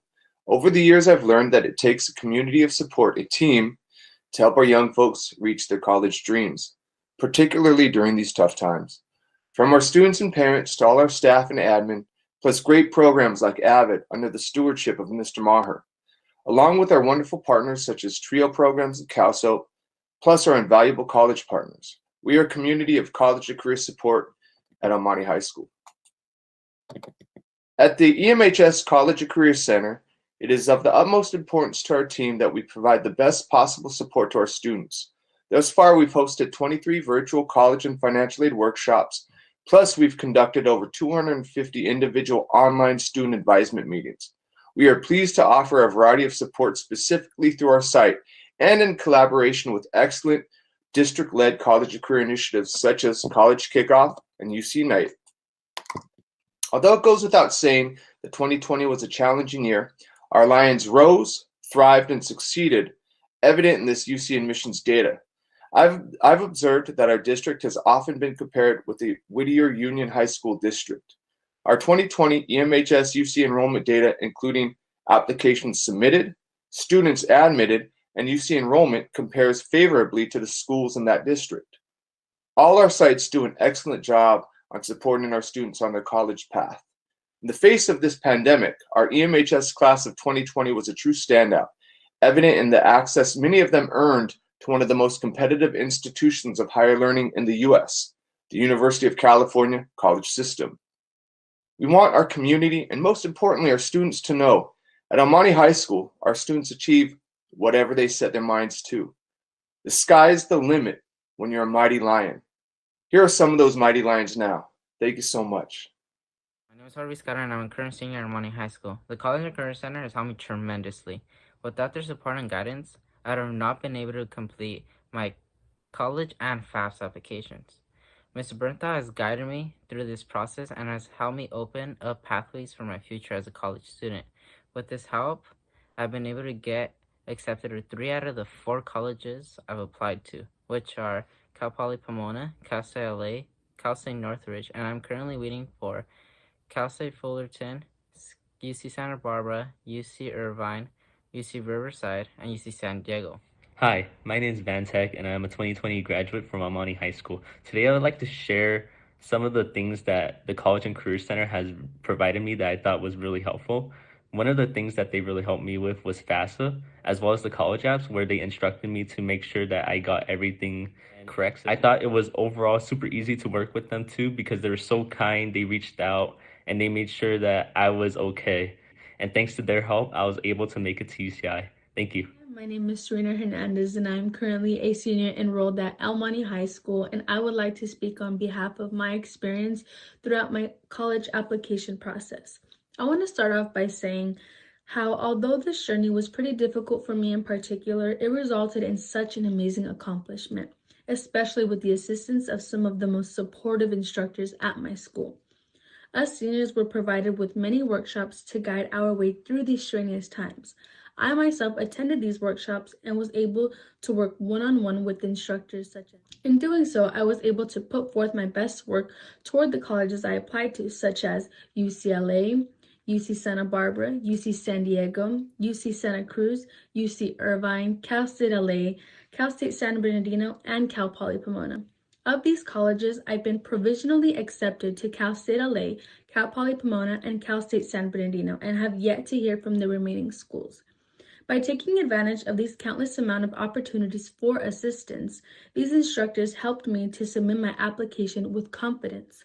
Hi, my name is Alejandro Cabrera. I'm a senior at Almani High School, class of 2021. Just want to give a huge thank you to Mr. Bernthal and all the staff at the College and Career Center for all the help that they've been to me through my pursuit of a higher education, whether it's been through financial aid workshops, college application workshops, phone calls, appointments. They've always been there and always been really involved and really helpful.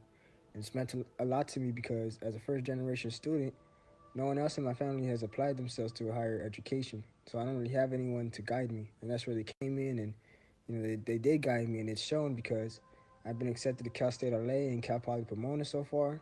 And I'm waiting on admission decisions from UCLA, UC Irvine, UC Santa Barbara, and UC Riverside. So thank you very much, guys.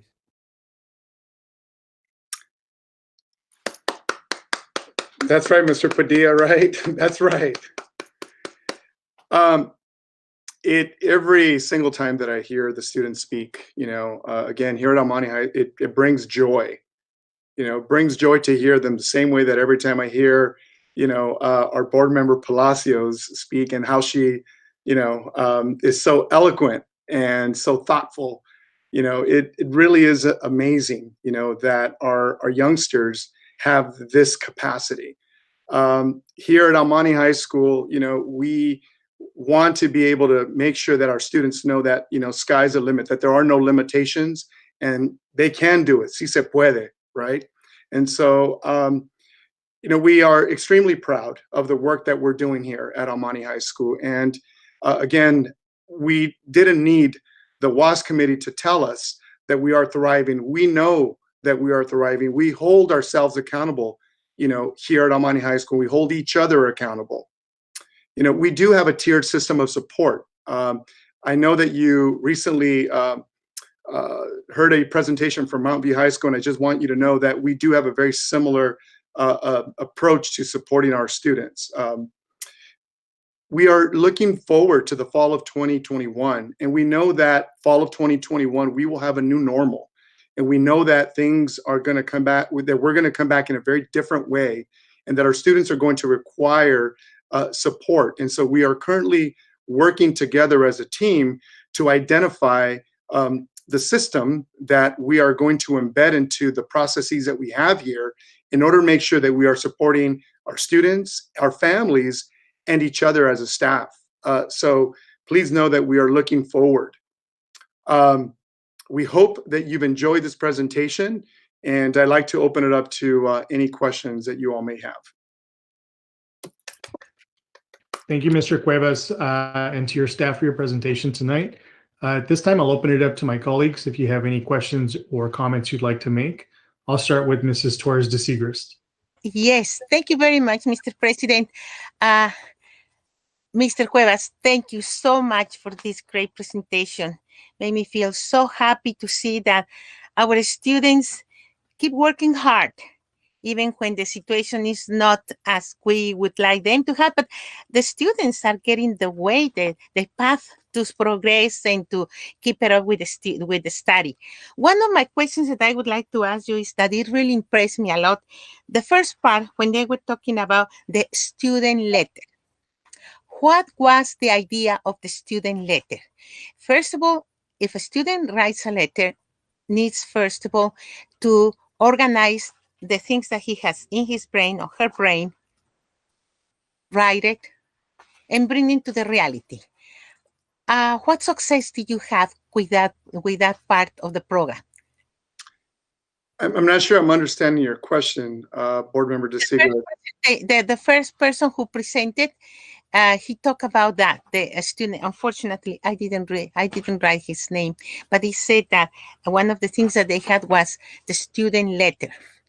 It's a very good idea because when you are writing, you are projecting what you have in your brain.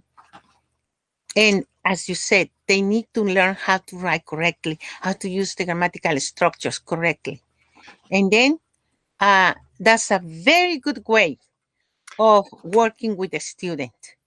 I don't remember the person who did it, but did you have any input about that? So we have, I think you're referring to Mr. Maher, our instructional coach, and I think he talked about the fact that we're utilizing different text tools for our students and sentence starters. And so part of what we have done with that is that we have embedded that into our instruction across the board. And I'm hoping that I'm answering your question. We have a varied success depending on student, depending on teacher, and depending on subject matter. We know that it's a little bit more difficult to write in some of our math classes because our students are not used to writing in math classes. However, we are embedding those tools into those classes to make sure that our students are thinking about what they are actually, the content that they're accessing, and also then writing about it to be able to then produce their own thoughts and to create their own conclusions. I'm hoping that that answers your question. Yeah, that's what I really want to hear, that the students are really working in their minds how to produce what they are learning. And as you said, the students have to learn how to write in English very well. Plus, English is a very hard language, even if people don't believe it's harder. But if you have your correct idea in your brain, you make an effort of writing correctly, and it's when you learn. And I really like that. I think that you are having a lot of success with that. I hope that you keep working on that one. Thank you very much, Mr. Cuevas. Mr. President, thank you for allowing me to talk. Thank you, Mrs. Torres de Seigres, for your comments. Moving on to Mr. Padilla. Yes, thank you, Board President Briones. Mr. Cuevas, I just want to commend you for the work that you're doing at El Monte High School. You know, for as long as I've known you, either as an assistant principal or as a principal, first of all, I have to compliment you on your attire and your dress code. You always look the part of a principal. You walk the walk and talk the talk. And I can tell you that when you came on board, that campus took on a new feeling. You truly, truly have worked on collaboration, the communication, the creativity, and the critical thinking skills that we want our students to work on. And when you make statements like "si se puede," that's very true. "Si se puede" for all of our students. But I love what you're doing. When I listen to your students speak, they're so articulate. They remind me of you. Always very eloquent, always very articulate. But I love the fact that you have a systematic approach to this. I love the analogy or the explanation that you gave of your professional learning communities. What an amazing thing to do. I could totally picture your staff getting on their boat, on their specific department, and then traveling to another department, to another part of another island or of another island. And yes, for many years, a lot of departments have worked in a silo or in isolation. But with a leader like you and with the instructional leader like Mr. Maher, just from the things you said when you're talking about the difference between the integrated, instruction and the designated instruction, I know that that's something that worries me at night when I think about those students that are English language learners that come into our schools, and the only designated time that students used to get was that time during English language development. But now I like how you're using those tools of the sentence starters, or I enjoyed listening to the Asian student, the Asian young lady who's new to the country, English language learner, that enjoyed the activity because you guys gave her the tools to start speaking. And I know that we focus a lot on speaking, on listening and hearing, but I'm very ecstatic that you guys are making it a point to talk about writing. That is something that has not been looked at for many years in El Monte Union High School District.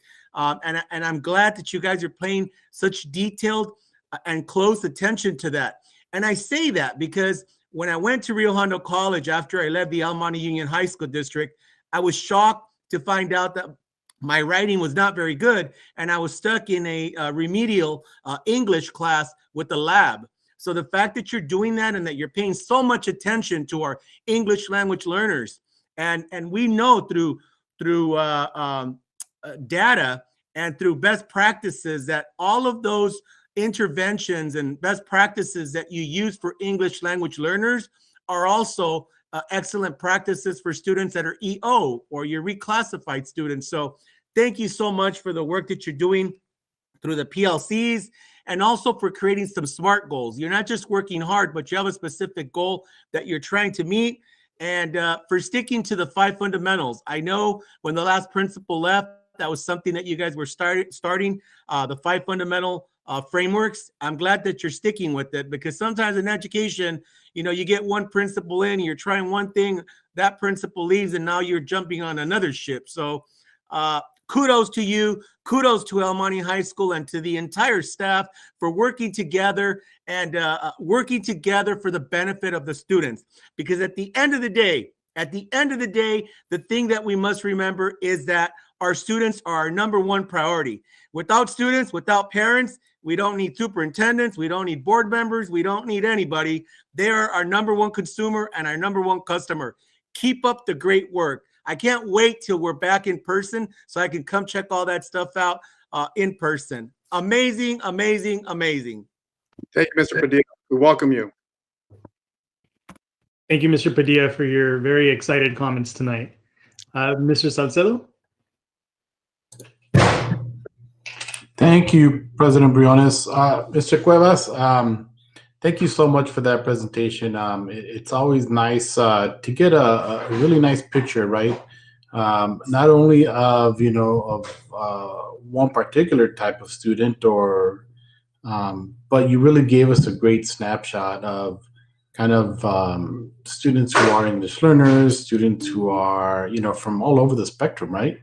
But I think that in all of the students, during this time, during this really trying time, what I could see and feel from their comments is the resiliency, right, in all of our students. And, it comes from the teachers, it comes from the leadership, it comes from the tone that's set at the school. So I appreciate that. And that really does come through in the messages. So I appreciate that, and thank you so much. Thank you, Mr. Salcedo. Thank you, Mr. Salcedo. Mr. Diaz, any comments or questions? Thank you, Board President Briones. Not much, just echo the sentiments that Mr. Salcedo just said. It's good to see you, Mr. Cuevas. I hope you and your family are doing well. That's all for me. Thank you, sir. Appreciate it. Good seeing you. Thank you, Mr. Diaz. Any final remarks, Dr. Zuniga, Mr. Cuevas, or from our student trustee? I'll have Silali if she wishes to join first.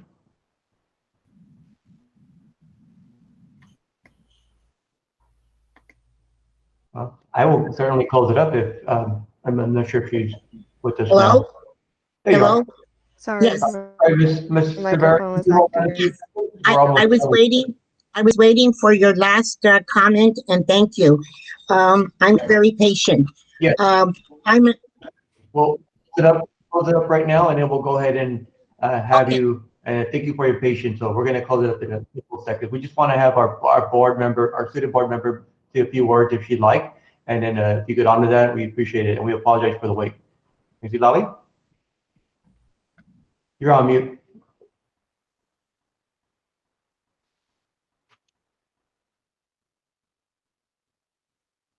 And she might be having trouble with the connection. So I'm gonna go ahead and. See, Lali, are you? I think she's having trouble with the connection, so go ahead. I just wanted to thank Mr. Cuevas for taking the time to prepare a very thorough presentation on behalf of El Monte, and I'm proud of all of the colleagues there, and especially Mr. Cuevas for his leadership and his recent accomplishment with the WASH visit. So congratulations to all of you. I look forward to hearing more things from the school site at the end of the year, and hoping our students will successfully end the school year and then have some confidence to regain back that the lion spirit once they step onto campus. So congratulations again, and thank you. Thank you, Dr. Zuniga. It's been an honor. Thank you very much for allowing me to present today. Thank you all. Pleasure. Thank you. Thank you, Mr. Thank you, Dr. Zuniga. At this time, if we can have the timer up, I'd like to afford Ms. Cervera the opportunity to provide her public comments as she was having some difficulty getting on earlier this evening. Ms. Cervera, are you there? yes. Can you hear me now? Yes, ma'am. Let us just get the timer up, and once Yes. it's up, I'll give you the floor. Thank you. Okay, the floor is yours, ma'am. Okay, so basically, I am so moved upon hearing the students who spoke from Monte High School, even though I'm going to speak on behalf of our need for the Rosemead High School to have the site back at the Rosemead Center. And my heart is with Monte High School because I taught ESL there in the evening for the first 24 years of my almost 40 years with the district. And so I think I've been around and I can talk about a lot of transitions. So when I was transferred from Monte High School, the site that they transferred me to was the Rosemead Center. And I was there when they closed down in 2011. And this is what I can tell you. The thing is that when we left the Rosemead Center, we had high hopes that we were going to return soon. I didn't realize at that time that it would be like a 10-year hiatus. Now that we have the opportunity, I'm hoping that the board will surely consider a return to the ESL program that we had there, which was very successful. And I know because when we met with other teachers there, we don't know how many people we engage with as teachers. We learned from each other. And we went through several principals that, during the time, and they were all successful. The principals helped us to become a leading good offsite center. But what I didn't realize at that time was how our adventure was going to be when we then had to go to the Rosemead High School. So I want you to think about this. I want you to think how the advantages and disadvantages, although we are grateful that we had a site to go to, and how the high school program was so cooperative and have been lovely over all these years to accommodate us because we shared the classrooms. But keep in mind that it's really not the same teaching in a classroom that really, I guess no classroom really belongs to the teacher, but being able to use the classroom and thinking that it is yours to put up visuals, to put up pictures, to do what the day teachers were doing. And I was in room 13 at Rosemead High School, and I was so moved by the daytime teachers who taught Spanish, her visuals, her pictures, the examples of student work. Our adult ESL students do not have access to that. They only can just go in and have the instruction, and they don't get to see their work on the board. They don't get to see murals that we post. And the reason is because they're at Rosemead High School.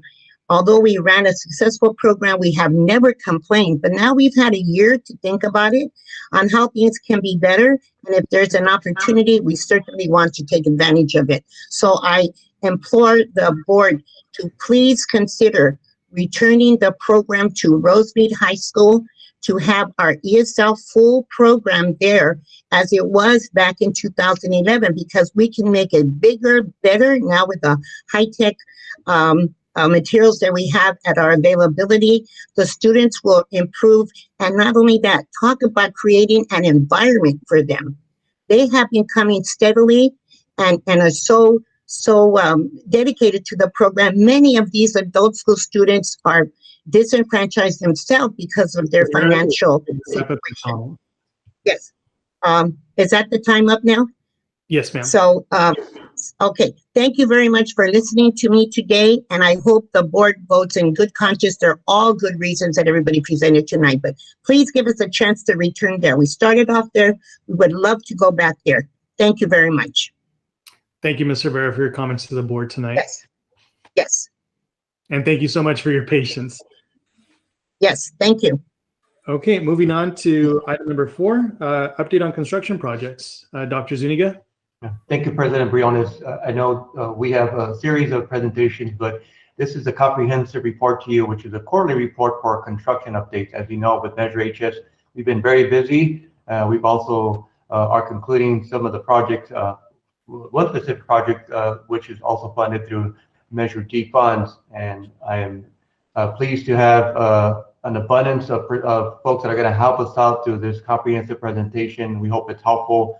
It's important that the public hears where the construction, the process of the construction and the progress, but also where our dollars are going to. So thank you for putting this together. The business office, Mr. Alatar, our CBO, Ms. Macias, Director of Facility Maintenance, Operations, Transportation, and I'll allow them to make the formal presentations of other guests that will be helping out with the actual presentation by project. So whoever would like to begin, go ahead. Thank you, Dr. Zuniga. Tonight we're going to have our architect partners to share with us in presenting to the board the most recent update of the major facility project that we are involved in. I would like to start with Ms. Norma Macias, who will be giving an update on some of the projects, and then after that we'll go to the architects who will provide the updates as well. Thank you, Mr. Alatar. Good evening, Mr. President, members of the board, Dr. Zuniga, Cabinet. Appreciate the opportunity to be here this evening. First and foremost, I would like to thank the board and Cabinet, Dr. Zuniga, for your leadership and your support in moving these projects forward. It's a very exciting time for El Monte Union High School District. And this evening, what I'm going to be doing is providing you with a brief update on our current construction projects. But I'm also very pleased to be able to welcome this evening representatives from HMC Architects, who are going to be giving us an update on the track and field projects, as well as LPA. They will be here to provide us an update on Mountain View High School modernization, and the DLR group will be providing an update on the South El Monte High School modernization. Next slide. Fernando Ledesma, as you all are well aware, we're in construction now, and this project is estimated to be completed in July of this summer. Things are progressing, and we're looking forward to being able to welcome all our students back and welcome you all back to do an in-person ribbon cutting this summer. Next slide. The Rosemead High School track and field project, we had a great groundbreaking on March 25th, and things are moving really quickly there. I'm really excited to be able to share with you that in May, they're going to begin to place synthetic turf. And this project should be completed in July. So things are going to start to move really quickly here. Next slide. The Rosemead High School concession project. This project is currently bidding, and we plan to take for your award in May. Next slide. And I'm very pleased to share with you that we've started our work with LPA Architects on the Mountain View High School Cafetorium project. As you can see, this is a conceptual design of what it will look like. There'll be acoustic tiles along the wall. There'll be ceiling treatments. There'll be a main stage area with not an elevated stage, but on the ground with retractable seating. And so LPA is going to be working with us to evaluate the cost estimate, and then we will be proceeding with developing the drawings to submit to DSA. Next slide. And now I'd like to welcome Mr. Stephen Bull. He is our representative from HMC. He has some really exciting images and updates to share on Arroyo High School as well as Mountain View High School. Thank you very much. Good evening, Dr. Zuniga, Ms. Macias, Mr. Elatar, and honorable board members. My name is Steve Bull, and I'm the principal in charge at HMC. We're currently the firm designing the track and fields at Arroyo, Mountain View, El Monte, and South El Monte. The two projects that we're reviewing tonight are Arroyo and Mountain View. And this first slide is kind of a snapshot of what we're doing for the outbuildings at both projects. What you see off to the left, all of our outbuildings are fabricated utilizing reclaimed shipping containers. These are all one-way shipped. Most of them are arriving into the Port of Long Beach with dry goods only. So they're structurally sound, no rust, no smell. They're in really good shape. But before we get too far, I wanted to kind of run through the scope items attached to each school. If we could go to the next slide. This is the site plan for Arroyo. The scope includes synthetic turf replacement. We have track surfacing on top of a new asphalt. Over off of the to the right-hand side on the Vista Lane side of the stadium, on the top and bottom you'll see two designations in lights. So those are new athletic lights to supplement what's already there. There's currently kind of a dark area on those sides. So whenever we put in those track and field events, we need to increase the foot candles over off that side. So we're gonna supplement the lighting on that side. The lighting for the stadium is sufficient, but we need to supplement that. Let's see, over off of the existing parking lot, you'll see a designation number 2. That's the visitor tickets concession. And then immediately adjacent, we've got a number 12, and that's identifying a new canopy. And on top of the canopy, we've got a photovoltaic, a solar structure. Now, plan south, we've got a designation number 1. That's the primary entrance into the stadium for the home visitors. So that is the tickets and concession, and also immediately adjacent, we've got another canopy with photovoltaics, and that, just so you can orient yourself, that's in between the existing CTE building and the existing bleachers. So it's kind of in that particular area. We can go to the next slide. So this is looking back at the existing visitor bleachers. This would be the visitors' entrance into the stadium. Next slide. And this will kind of help you orient yourself. Off in the distance, that's the Vista Lane.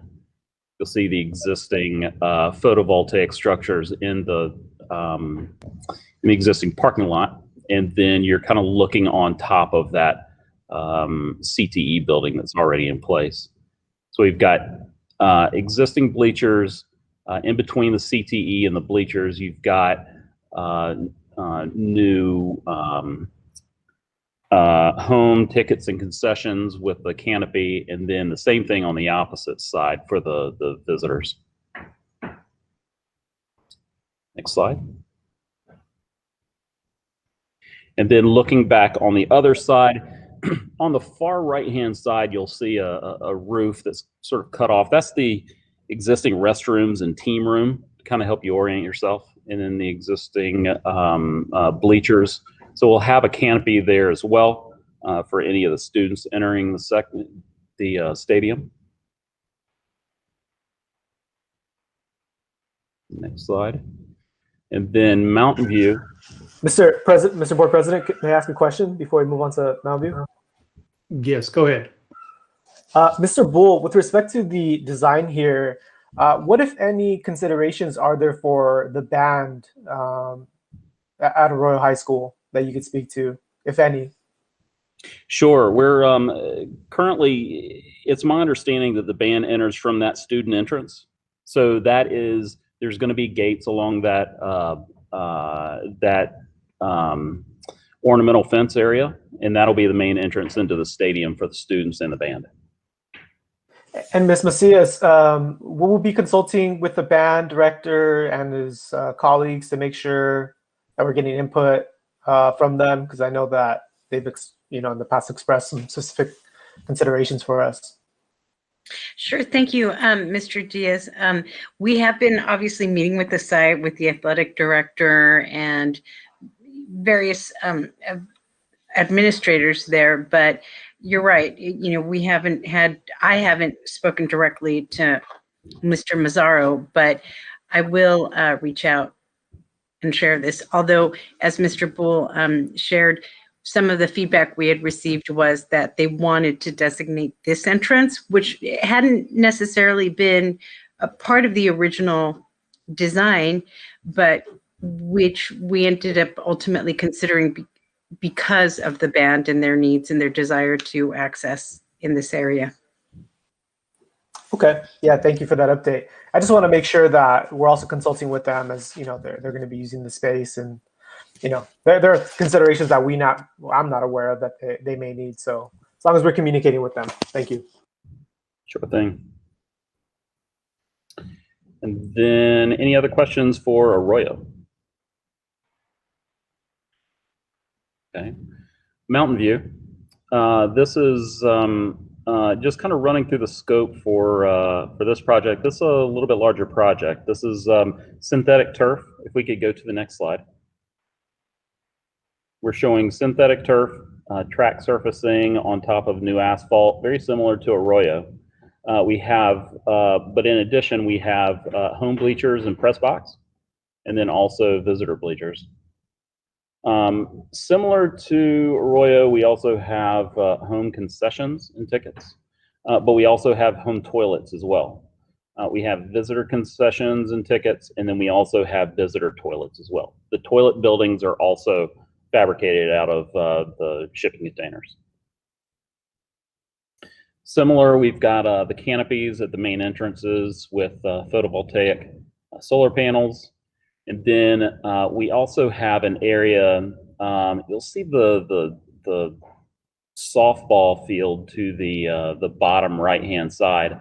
Back beyond the outfield fence, there's an area that's being identified for discus and shot. That is down a little bit lower. It's on the same level as the outfield fence. That area has existing athletic lights, so we don't have to supplement the Musco lighting in that area. But then on the opposite side, immediately adjacent, the existing campus, on the top side, number 1 and number 3, that's the tickets and concessions, and then also the toilets associated with the home side. And then immediately south, we've got the visitor tickets and concessions, and then the toilets for the visitors as well.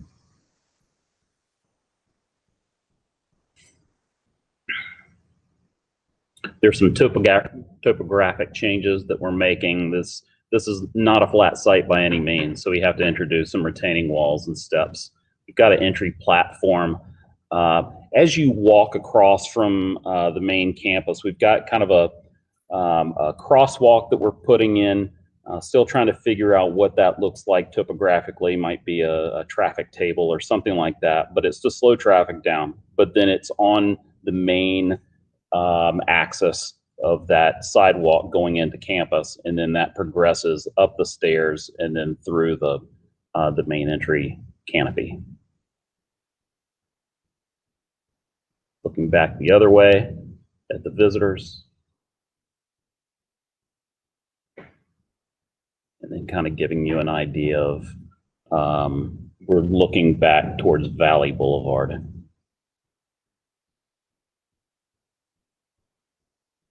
Got a new scoreboard that's going in on top of the entry canopy.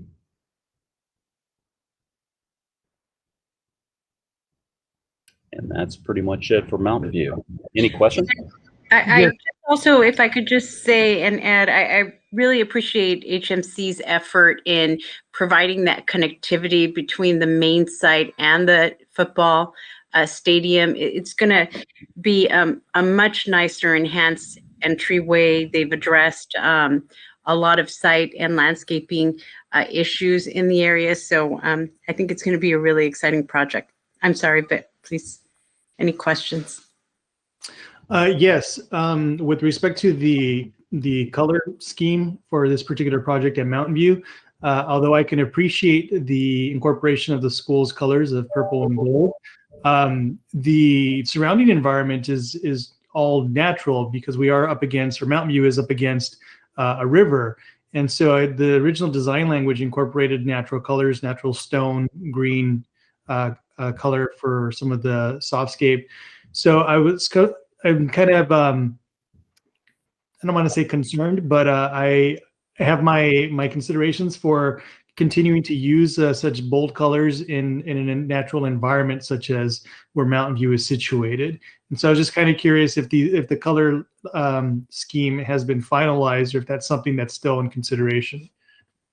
Yeah, that's probably one of the last things that's going to be selected. So we'll definitely take that in consideration. And but yeah, right now we had to put in some colors just because we are putting in formalizing the renderings. But even as we're out of DSA approval, we still have time to take a look at those color selections and look at those a little bit more closely.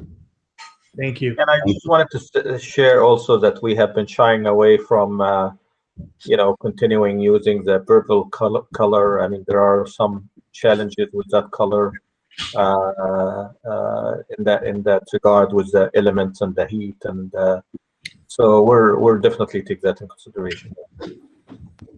Thank you, Mr. Alatar. Stephen, before you finish, can you just go on record when we resubmit the plan, if you can send us a draft with our logo? I think it's a different logo at the bottom. I want to make sure that we have it for a long time and it's presented to everyone, but it would be our district logo down there. And I know you template, so I appreciate if you can do that. Sure. Thank you for catching that, Dr. Zuniga. That's right. That's Mountain View School District's logo. A good partner of ours, but unfortunately not us. If there are no further questions, I'd like to now introduce Mr. Rick Musto with LPA. He will be providing us an update on the Mountain View High School modernization. Welcome, Rick. Good evening, everybody. Thank you. I hope you can hear me well here. Dr. Zuniga and members of the board, thank you for having me here today. I'm very excited to share with you maybe your first peek at the long-range vision for Mountain View High School. So we've been working with the district now for some time. This is just a really kind of quick graphic to give you an idea. We started back in, I think it was around October of 2020, and we completed the process towards the end of the year, and we wrapped up some of the estimating and prioritization in the beginning of the year. So we're prepared now to share with you the vision. So if you want to go to the next slide. Just to give you an idea who we all met with during all these times, we had no less than 24 different meetings. We had a really good informed planning committee with some members of facilities, Mr. Elatar and Ms. Macias were part of the committee, and then we actually had members of the school site, of course, and we had Mr. Jose Marquez and Mr. Allende Sriracha was helping us as well. And then we engaged many other groups, including students, with a workshop where they were able to give us their ideas and concepts. And then we went systematically through an entire site and met with all the groups you see listed here, the focus groups, both within the school site and throughout the whole facilities group, M&O, transportation, security. We had multiple district leadership meetings. We show one board of trustees meeting, which is tonight, and maybe there'll be more in the future. But we feel like we received very, very comprehensive input that helped shape the master plan that we're going to show you tonight. So you can go to the next slide. And just to give you an idea, master plan, of course, is not a design. We're not going to show you any kind of final imagery. This is a 20,000-foot view. It's really an opportunity. It's a roadmap for the school site to show the vision for the future. So we started with what do you have, and we did a very good analysis of all of your existing teaching stations. We looked at the conditions of the buildings, but it wasn't just a assessment of what's broken and what do we want to repair. We really looked at each of the spaces and what's missing from an educational standpoint and how we can improve education and take it into the next century and just really lift this school site up to a whole nother level. So this is just our analysis of what's existing, and we can go to the next slide. This is, again, a very broad overview of the plan or the vision. So it's all color-coded. It's going to be almost impossible for you to read, and hopefully we can give you actual copies. You can take a look at this maybe in a little more detail and obviously forward questions if you have. But the solid colored boxes represent all the individual teaching stations, and if it's a solid color, it's getting just modernization, improvements to the space itself without moving walls around or what we call reconfiguring. Then we've identified spaces where there's we have diagonal lines through it where those spaces are actually being demolished and creating new areas in there. And probably the area to highlight is Building K. There's 3 fairly large science labs, but then the rest of the science labs are much smaller. They're just basically typical classrooms. So what we're doing is we're demolishing 4 science labs, or actually I think 5 altogether, and we're creating 3 large, more state-of-the-art science labs that'll have individual prep rooms. So that was an important asset to this plan for the campus, to bring your science program up in the school. And there hasn't been a lot of work done to your science program in many, many years. So that became a real strong focus of this master plan. So we're looking at all the individual spaces where there's work that we've identified in all the areas. But just as important as the inside, we're also looking really carefully at opportunities on the outside, because we all know learning happens everywhere. So we've identified locations for potential for outdoor learning. We also looked at the athletic facilities, and there isn't a lot of work being done to the athletics, but we did talk to PE and your athletics programs and identified some needs that have to happen, which I'll identify a little bit later on the next slide. But we also, one of the needs identified from the outside perspective is really the heart of the campus is that center area. If you see the main parking lot off Parkway, and then there's a large green space adjacent to the parking lot, and then another green area. You're familiar with this campus. It has that large covered canopy area. It was meant to be temporary while they were rebuilding your cafeteria building, but it became really important asset to the campus. So this became kind of a hub or artery to the whole area. So we're rethinking what that actually is. And so we have a vision for this whole main quad area, and it'll be focused on the gym. It includes building a new stage in front of the gymnasium for all the assemblies and all the exciting things they do there throughout the year. So this really will be a very highly utilized space that we look forward to starting to define exactly what will happen out there. If I could just chime in really quick, Rick. So as part of some of the modernization, is there consideration for any relocation of existing utilities, including networking on the campus? One of the issues that I experienced as a staff member on this campus many years ago is when networking closets were installed in the early 2000s. Some of them were installed in locations that either took away space from the existing departments, either storage space or even instructional space. And in some instances, cabinets were placed in like existing offices that impacted, teaching staff. Is there any consideration for relocating some of those networking closets or other utilities? Yes, absolutely. Yeah, there, as you'll see when we get into some of the prioritized scopes, utilities were very high in the list in terms of infrastructure. And when we met with the IT folks, they pointed that out. We witnessed it ourselves as well. You have IDFs and some locations, including by the Science Building K, there's a large area that were not designed to be proper IDFs or MDFs. So there doesn't have the proper air conditioning and ventilation. So all that is being looked at, and we've got a plan for all that to be improved. Wonderful. I'm glad to hear that. And I'm sure Mr. Steelman is going to be excited to not have to deal with equipment overheating, because Lord knows that was something I experienced on an almost daily basis. Yeah, I think my first day was actually on fire. So. Oh no! Oh geez. Okay. Maybe we could go to the next slide, and we can certainly go back if we need to. But this zooms out to the whole campus, and I wanted to identify some other important issues. There was some safety issues with the baseball and softball field. We're not really going in there and doing a lot of comprehensive work with these fields, but you don't have really adequate fencing. So we're proposing new netting systems for the both right and left field lines on both fields. So foul balls and things won't go into neighboring fields and into the sports complex and things like that. So we've tried to. That was identified as a big need. So that is represented in this master plan. There's also, you can kind of see a yellow line that goes along the wash along the kind of the eastern edge of the campus. Right now it's a chain link fence, and the site has made a request to replace that fence with something a little more substantial from a security standpoint. So right now we're identifying it as a tube steel fence that will hopefully discourage people from jumping over. I guess there's there's been multiple times where they've cut through the chain link mesh and have gone in and either done damage or gone into the campus. So we're trying to alleviate that with this fence as one of the things we're identified as scope. Another very, very important item was curb appeal. You can drive down Parkway and you see the admin front door, but frankly, it's maybe just lack of a better word, underwhelming. It doesn't really grab you. There isn't a strong brand for the school. So it was made very clear that that's a high priority to look at the whole front door and that whole street edge along Parkway. So we're going to, and also look at safety in terms of fencing and be able to come into the admin with one door, one entrance, and then go into the admin and exit out directly into the campus. So a single point entry concept for the school.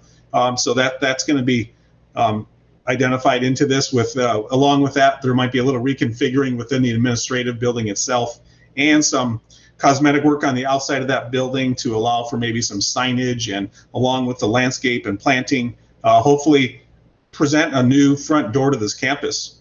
And that would be one of the next steps in terms of what we want to look at. So here's this next slide gives you an idea of the areas that we're going to focus. You can see all along Parkview.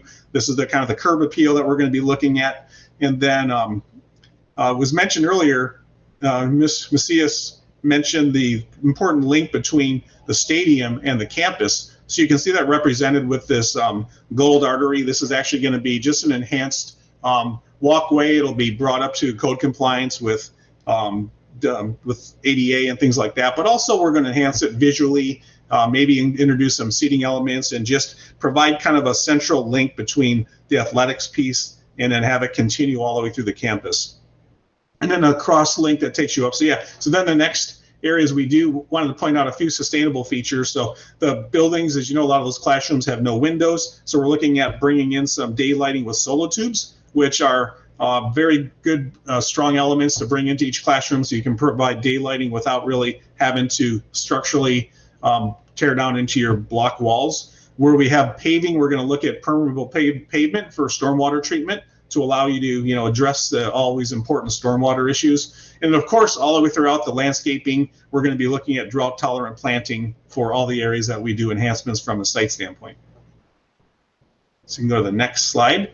If you don't mind, go to the slide after this. I want to start with that one. This is just the overall. So again, this was a long-range vision. And if you put everything on that master plan, we did a very good kind of a detailed cost estimate at a very high level. And we looked at it both from a construction cost standpoint and what a project cost would be with total out the door costs. And for this whole plan, it is quite extensive. It's about a $54 million effort if you look at the whole project cost for everything in the plan. And that's not unusual to have a master plan that far exceeds maybe the cash in hand that you have today. But what this does is gives you kind of the vision for the future. So as you start doing projects, you do them with the idea that you understand what the next steps are, and you're not going to do something today that might get in the way of a more important project later. So I don't expect anybody to read this, but this is something we can provide for you. But this is basically all the things you saw itemized in terms of all the site work and all the building modernizations. So if you go back to the previous slide, this is a prioritized list of that site that all the groups that we talked about earlier were able to give their list, and then based on the recommendations from the school site committee and from the planning committee, this is our recommendation to the board for prioritization of all the scope.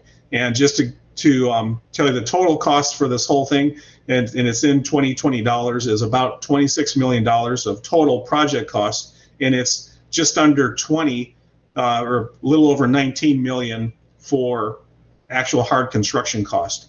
But if you take a quick look, I can walk you through kind of the highlights. Infrastructure was at the top. So we have infrastructure repairs, sewer, water, storm drain. A lot of that site, as it was mentioned by the previous architect, there's a lot of grade changes. So there's a lot of work that has to be done from an ADA standpoint, from wheelchair accessibility, fire alarm, PA, emergency communications are in there. Then fencing, we talked about bringing solar tube skylights to some of the various buildings, safety features such as electronic door locks, dedicated HVAC to server rooms. So that's a specific line item that you brought up specifically about our server rooms.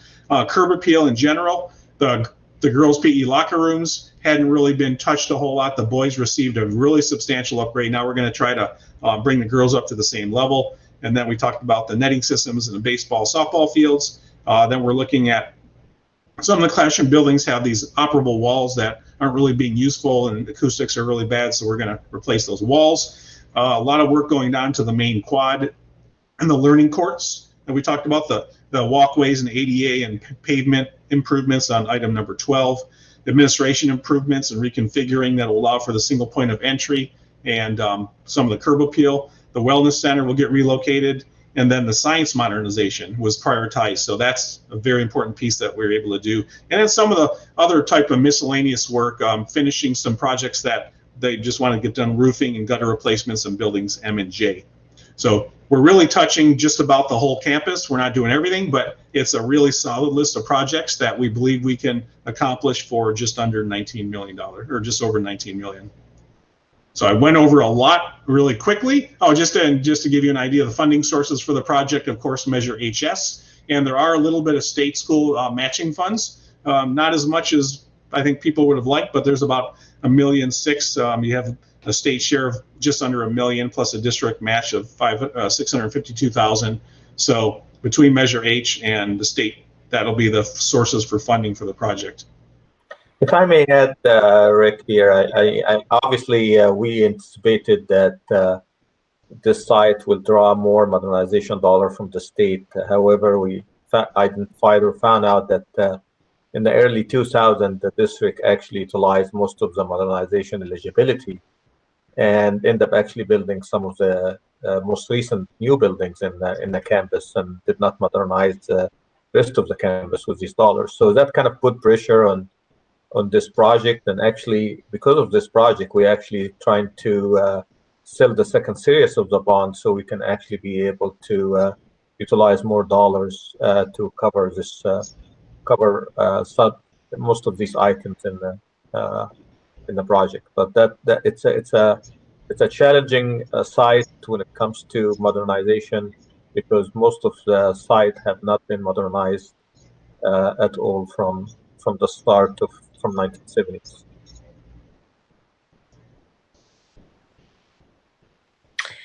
And So that's, unless there's questions, thank you very much for your time. Thank you, Rick. If there are no questions, we can move on to South El Monte High School modernization. I'd like to welcome Mr. Jesse Miller from the DLR Group. Hi, good evening, members of the board and community. We're excited to present what we've been working on for the group at South El Monte High School. We got a little bit later of a start than LPA on the Mountain View, so we started roughly right after Thanksgiving break. If we can go to the next slide. And so we started off a little bit unique. We actually did a community meeting first, because we really wanted all stakeholders involved. We know the dollars were tight for this modernization. And so we wanted to hear right away from everybody involved with South El Monte High School, the teachers, the staff, the community, the students, about what's most important to them, knowing that we can't do everything, right? So we ended up having this large community meeting on December 3rd. Which was highly successful. Everyone did a great job in narrowing down the priorities of the community. From that, we then broke off into multiple meetings with different groups from the school site, the science department, the CTE pathways department, the early college academy department, the library department, and finally, the general classrooms and SDC programs. These were the 5 department programs that they deemed most in need of these modernization dollars. We go to the next slide.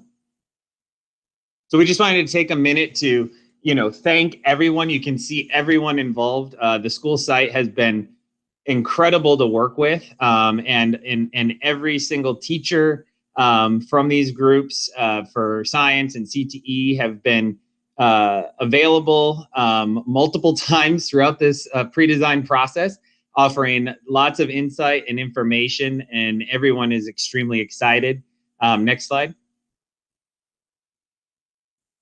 And you see, again, everyone that's been involved in helping us arrive at what you're going to see here in a little bit. Next slide. So the summary of the workshop with all of the different departments was that we understood, if you know the history of South El Monte High School, it was built in the early 90s, and it was built as a hardship school, which means that, there is no real frills from an existing high school campus. It was built 100% with state of California dollars, which is what the hardship feature means. And so every focus group kind of focused on how do we bring South El Monte High School to not just only the next generation learning environment, but what's next after that, right? Like, how do we make this building? How do we make these classrooms? How do we make these programs work for the next 50, 60 years? So we're looking at a lot of these steps, and it was decided that a lot of it needed to be centered around the students, right? First and foremost, it was all about the students, the site staff. We talked about admin remodels. We talked about all these other spaces, but when it came down to it, the limited dollars, everything goes back to the students and trying to make their learning environments better. So if we go to the next one. Some unique things, and we've got a lot of these. There's 5 different reports that have been created from this, but this is just a snapshot. We're looking at some of these cultural shifts for teachers to not own their classrooms. Instead, allow fluctuation between the classrooms for the teachers to move about the campus, because it is a very limited space campus. And we're looking at, if you go to the next slide, these teacher collaboration spaces. So the teachers, instead of having a permanent home in a classroom, would have these teacher collab spaces that they could, sit down with their laptop, work together with their teammates, and allow for a better educational opportunity, not only amongst the students, but also amongst the staff, being able to share and to talk to each other, to, English teachers talking with math teachers, and really figuring out ways to carve that into the campus. So that was just one of the concepts. We're just showing you one of the things that these committees have come up with. Next slide. So just like LPA did, we had a set budget. Obviously, we know that money is not infinite, and so from the 21.5 million hard construction cost dollars, we eliminated almost 3.7 million in what we considered must-dos. Must-dos were stuff that primarily, maintenance and operation. That we have to fix the school. What's that? Door and hardware replacement, exterior painting of all the buildings, roofing replacement, gym HVAC, which if anyone's been in South El Monte's gym, they can appreciate, a new HVAC going in there,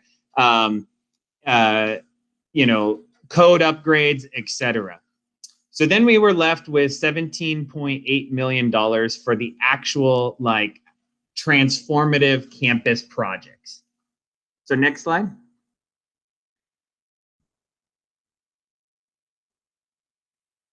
It's hard to see on my screen, but this breaks down every single one of those must-do items and the cost for each so that we can see, how we arrived at our $3.7 million. So again, ADA restroom upgrades, HVAC, what we all talked about prior. Next slide. And so this is the 17.8 million. Our team, along with the community, along with all of the site staff that have put their inputs, determined what we call high priority, medium priority, and low priority items. And the high priority items combined with some medium priority items were able to arrive us at 17.6 million, which is just under budget. The items included an admin reception modernization so that we can do a secured entry vestibule at the admin area, science lab conversions into next generation type science labs, upgrades to all of the existing permanent classrooms on the site, art classrooms, a modernization of the existing library, both floors, modernizations of the existing CTE building in the back, including a new science outdoor learning area and an outdoor learning area for these CTE programs. Upgrades to the cafetorium. So similar to what you saw from Mountain View High School, we have upgrades for their cafetorium that we created at South El Monte High School as well. We have those budgeted. Business classrooms, computer labs, and the list goes on. But the great news was that we were able to hit all of the communities, all of the staffs, all of the committees' most important priorities, along with M&O's priorities, as well as some of the next want list items from the meeting on December 3rd when we met with all the stakeholders. So I think the next slide. And just like the previous presentation, this will be funded primarily from Measure HS. We do have a little bit more state money that goes to this project. The state share is 9 million, and the district match is 6 million. So we have a vast majority, just under 50% of the budget of this project is from state funds. And tried to go quick because I know I've got another presentation to you coming up. So happy to take any questions on South El Monte High School. Thank you, Jesse. Any questions from the board or comments?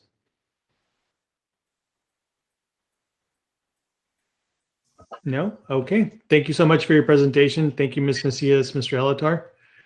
Yeah, Mr.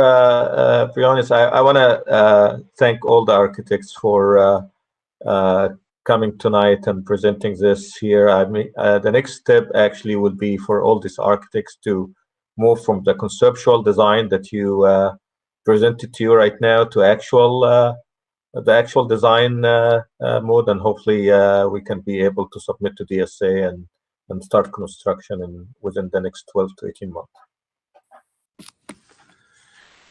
Mr. Briones, I do have a comment, if I may, very, very quickly. Yes, go ahead. Yeah, I just want to thank all three gentlemen, Mr. Stephen Bull, Rick Musto, and Jesse Miller. Thank you so much for reconnecting me as a school board member, and I'm sure my colleagues feel the same way. You know, there's so much going on with COVID, with construction, with instruction, with are we opening, are we not opening? There's just so much going on. But tonight's presentation really helped me get reconnected with all of the wonderful projects that we've got going here in the El Monte Union High School District that I know that when they're all completed, will ultimately benefit all of our students in El Monte Union High School District. So thank you so much. You're also knowledgeable in your fields, and I love to listen to other people that are not in education, because education can sometimes get you know, a little tedious with all the acronyms and things that the educational jargon that we use. So it's refreshing to hear you guys in your professions and your expertise. So thank you so much to all three of you. I truly enjoyed it and feel reconnected with all of our projects. That's all, Mr. Briones. Thank you, gentlemen. Thank you. Our pleasure. Thank you, Mr. Padilla. If there's no further discussion on this item, we'll move on to our next presentation. Presentation and discussion on the 7-year student population report from Davis Demographics. Dr. Zuniga, if you'd like to introduce our next presenter. Thank you, President Briones. This is our final, at least presentation under this area here, under this subtopic for presentations. I know we have a couple other discussions, but I want to welcome Esau Hoya, who is here with us from Davis Demographics. As you all know, that Davis Demographics provides a 7-year projection for student population. We are a high school district, so the challenge has always been, what does it look like when we're seeing our elementary students coming up? Where are the birth rates, projections at? And it's almost a guessing game sometimes, but with the help of the Davis Demographics, we would really, as far as a technical standpoint, we can really go back and look at that data and make decisions based on data. I want to again welcome Esau. I hope I say that right. If not, I apologize. Yeah, you pronounced it perfectly there. Thank you, Dr. Zuniga. As Dr. Zuniga mentioned, we provide demographic studies, student population projections for the school district. We've been doing this for the last couple of years, and I'm just here to present to you our findings this year for starting from fall 2020 through fall 2027. Next slide, please. Our research is GIS based, geographic information systems based. So what we do is collect the latest parcel and street data to try to map the student records that we also collect from the school district, which contains the address of the student. And by obtaining the address, we're able to map and precisely identify where that student lives. We also collect planned residential development as part of this process, which helps us project how many residential units are due to get built in the within the district boundary over the next 7 years. Obviously, we incorporate this new residential development into the forecasting. As Dr. Zuniga mentioned, we also collect birth data just in case the district is curious to see what the projected kindergarten student population could look like within the district boundary over the next 7 years. We also do something called mobility, which we assess student data that we've mapped over the last 4 years to identify in and out migration patterns of resident student population trends that are occurring at the neighborhood level. So we combine all these forecasts, or all these factors to generate the student population forecasts. Next slide, please. As you can see in the screenshot here, you'll see that there's the red dots are basically students where students live in the district and outside the district as well, along with your school attendance area boundaries. And moving on to the next slide. Once we've collected the student records, we do something called the attendance matrix. So once we've mapped those students, we're able to identify intra-district transfer patterns that have been occurring or that are occurring. And this reflects this year's fall student data as of October of 2020. And the way you read this matrix is you could see in the Arroyo High elementary or high school attendance area boundary, you'll notice that there's about 1,800 students living there. So 1801. Within the Arroyo row and the column, you'll see that there's 1,550 students that live within the boundary and also attend the school. Moving on to the El Monte High School column there's 29 students that live within the Arroyo boundary but attend El Monte. And as you can see here, when looking at different rows versus columns, you'll see how many students living within one attendance area are transferring to another. As an example here, within Mountain View, you'll see that there's 200 students that are living within the Mountain View area but attending Arroyo High.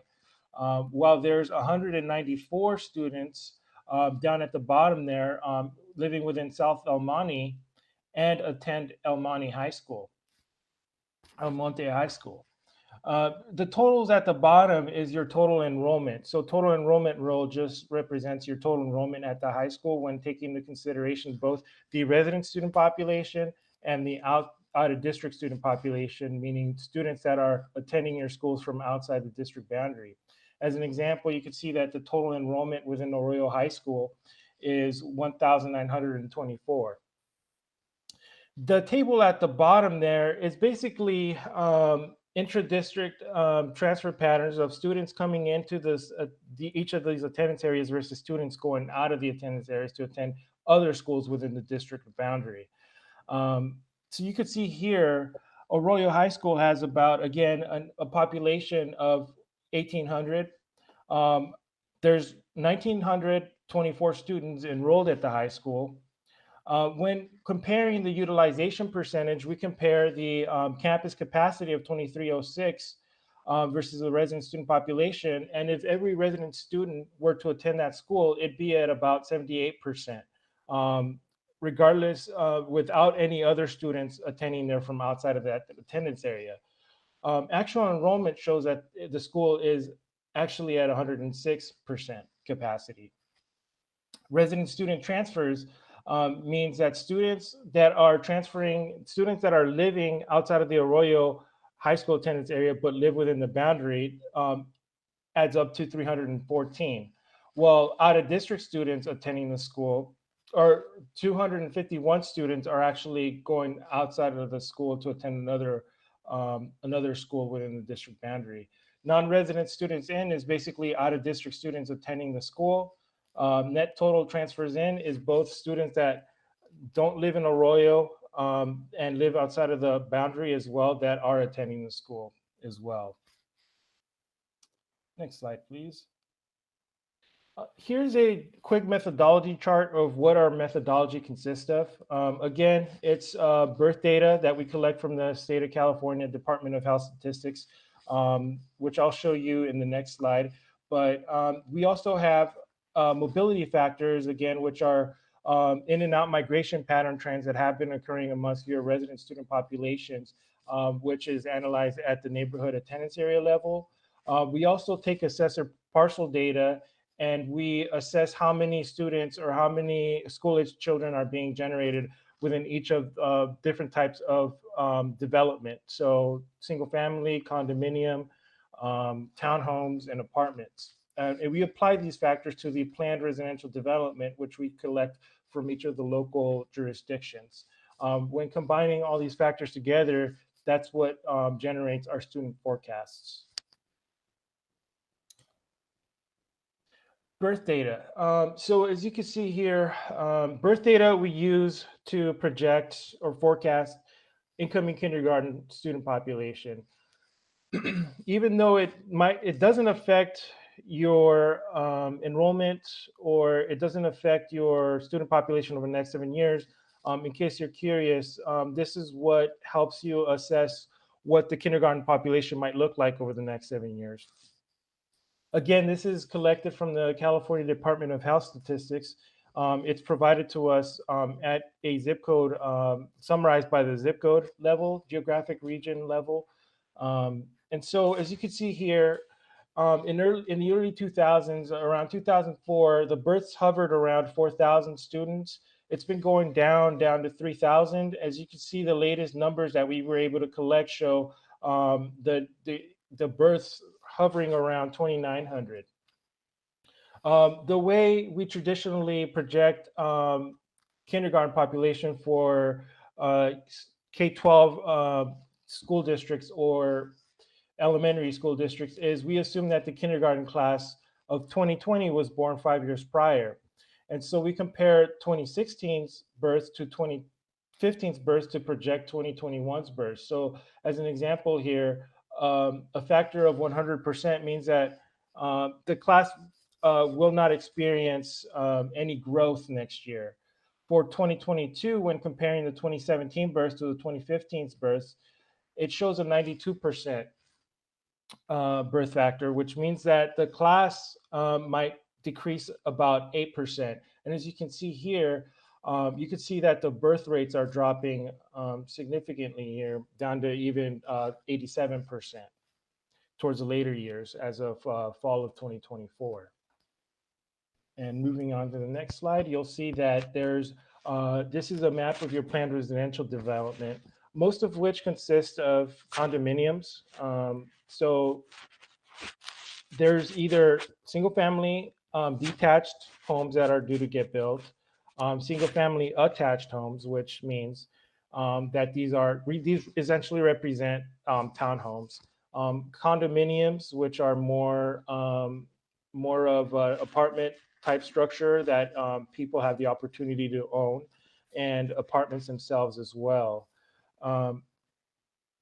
As you can see, most of this is either condominiums or single family attached homes.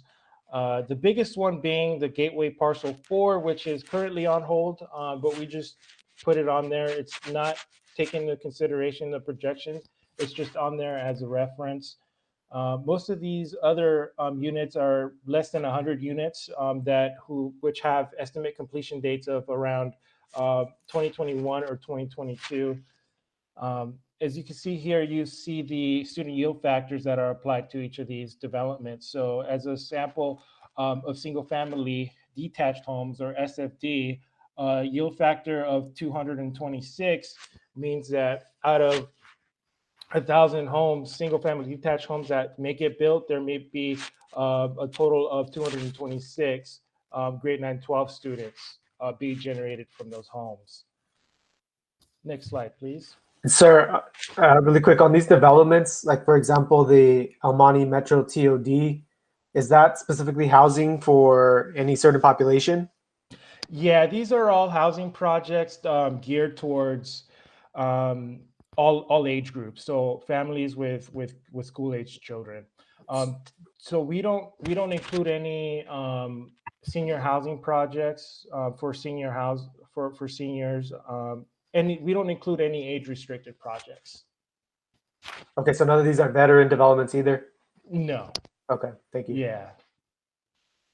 So these are all not age-restricted projects. We don't include any veteran housing or senior community projects either. In this slide here, you'll see the mobility factors. So we analyze your student population at the grade cohort. So, for example, we assess, like at the neighborhood level, how many kids within each of the neighborhoods. We call our neighborhoods study areas. We break down the school district into different study areas. And within each of these study areas, we assess how many students were living there.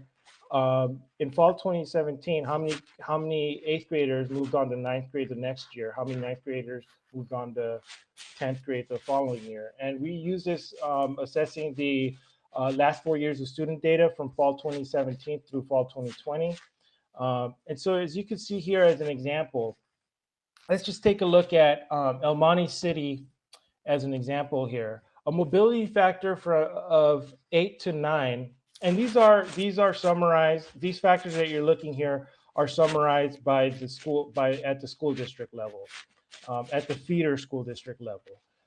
So for the Amani City High School, you'll see that a factor of 1.01 from grades 8 to 9.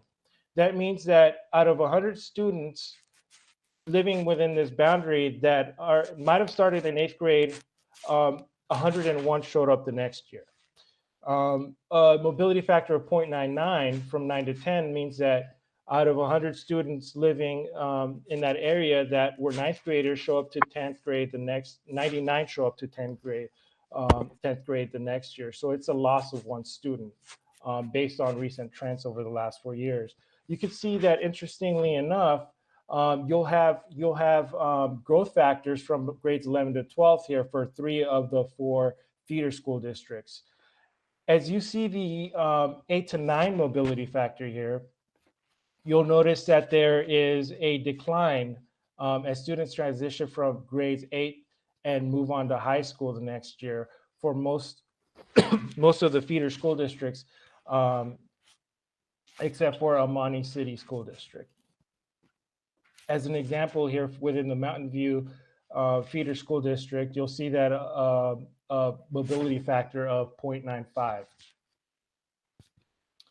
And moving on to the next slide. I have a question. Yeah.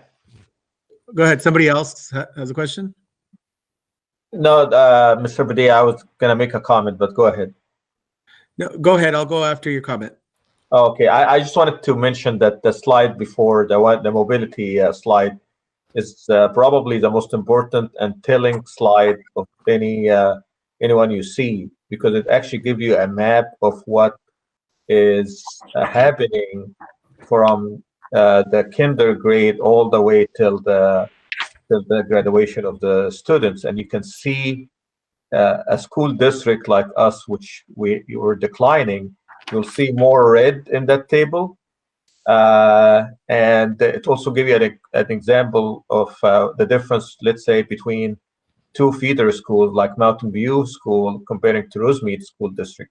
Rosemead School District seems to be growing most of the grades from 1 year to another, while Mountain View School District is declining all the way till the 12th, basically the last grade. So this is, for me, is what I look for from this report, because that actually tells me what the story is going to be in the future years.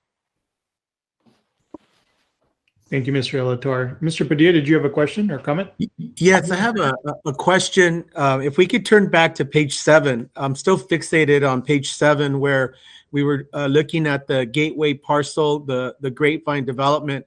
And the reason that I'm fixated on that is when you look at the total number of units, it's the largest construction project we have in the city of El Monte, with 208 units, looking to be built there, but yet the project is on hold. I'm not sure if Mr. Hoya, if you know why the project is on hold, and if you don't, if maybe we could get our superintendent to find out from the El Monte city manager, what is holding up that project. And I didn't know that it was on hold, but I drive by there every day as I'm going to work. But I see that, it's been raining. It's not protected. It almost looks abandoned. So I'm not sure if you have any information on that, Mr. Esau Hoya. Yeah, I've reached out to the city about this myself as well. What I've been told is that the project itself has some funding issues going on. So maybe the original developer budgeted for a certain amount of money for this project, and there's not enough money to complete it.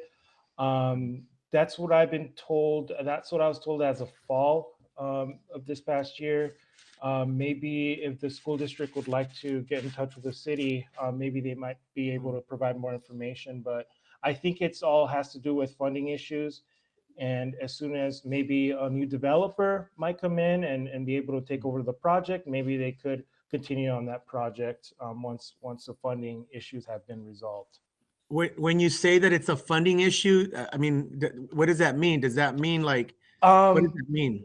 So it basically means that the developer, and I don't know this for offhand per se, but my assumption would be that the developer might have filed for bankruptcy, might have experienced other issues, which might have limited their funding for the project.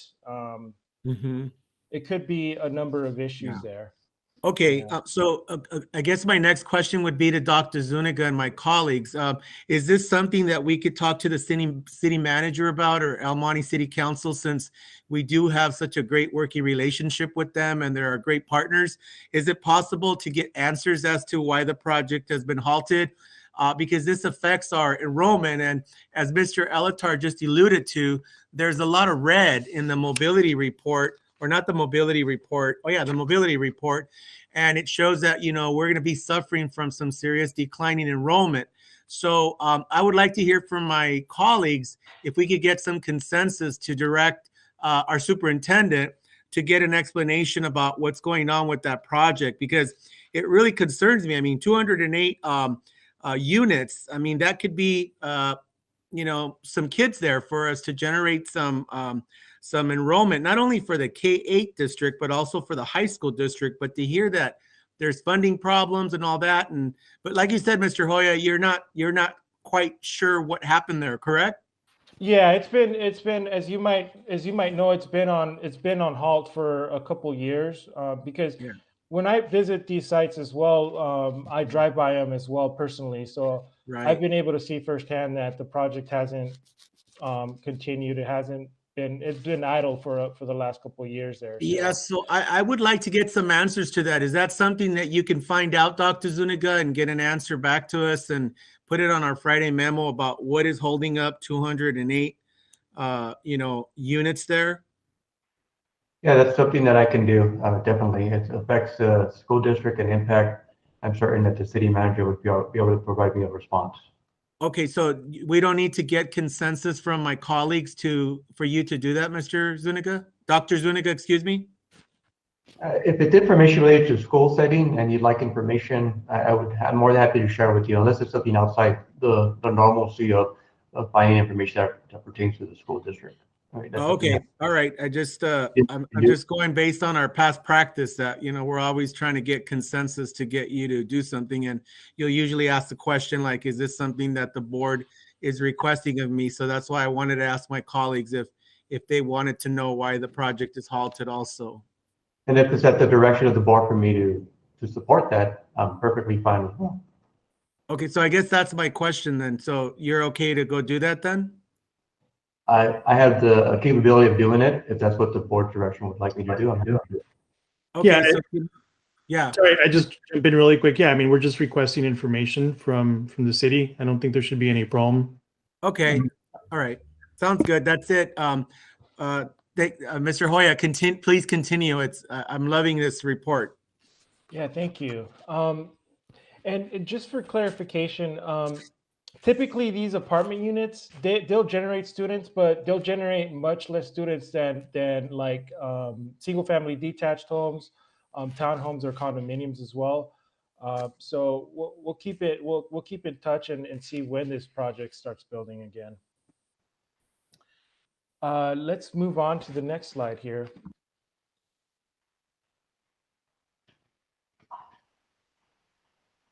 Once we've combined all of our projections together, we conduct projections at the individual study area level. So you can see here a sample of a study area projection. So we break down the district boundary into different neighborhood polygons, which have a corresponding number. Each of these study areas has a corresponding code that represents which feeder school district it's assigned to and which high school attendance area it's assigned to as well. Next slide, please. Once we combine these study areas, these are combined and summarized at the high school attendance area level. And so we're able to generate resident student population projections by attendance area over the next 7 years. And you can see here a sample of a student population projection for the El Monte High School attendance area. Once we've calculated these individual study areas and attendance areas, we're able to merge all these together to generate your district-wide student population projections. So the numbers here you could see are the numbers up on top are your resident student population totals. So in total, out of a total population of about 8,802 as of fall of 2020, you're bound to have about 6,400 resident student population, resident students, grade 9-12 over the next 7 years by fall 2027. As you can see here, there's a larger class size bubble within the high school, middle, and high school grades. So these are anywhere from 1,900 to 2,000. As you can see, when you go down lower in the grades, you see a kindergarten class as small as 1,564, and then the other classes hovering anywhere from 1,600 up to 1,700. So these smaller classes. You could see the immediate impact there.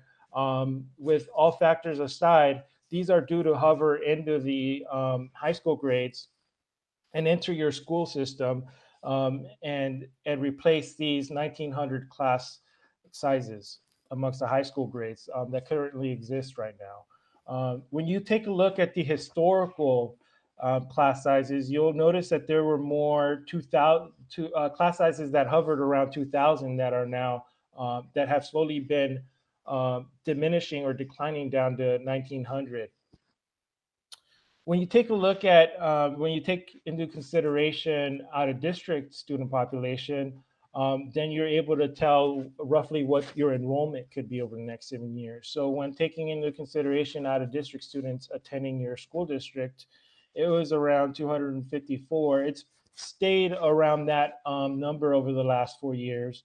The total resident student or the total enrollment in the school district in this case was 8336 as of fall 2020. This number is due to go down to 6,600, equaling about a 20% net decline over the next 7 years. So about a 1,600 district-wide net decline in enrollment. Next slide, please. As you can see here, this is a detailed historical and projected chart for projected enrollment over the next 7 years. The orange column here in fall 2020 showing 8336 as your total enrollment, hovering down to about 6,600 in fall 2027.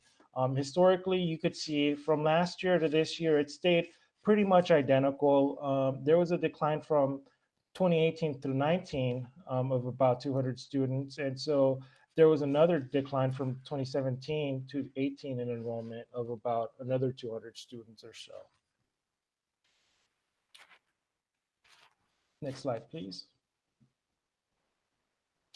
When taking a look at your attendance area student population declines, you can see that Mountain View is due to experience the largest with Arroyo High School and El Monte High School as a close, South El Monte High School as a close second.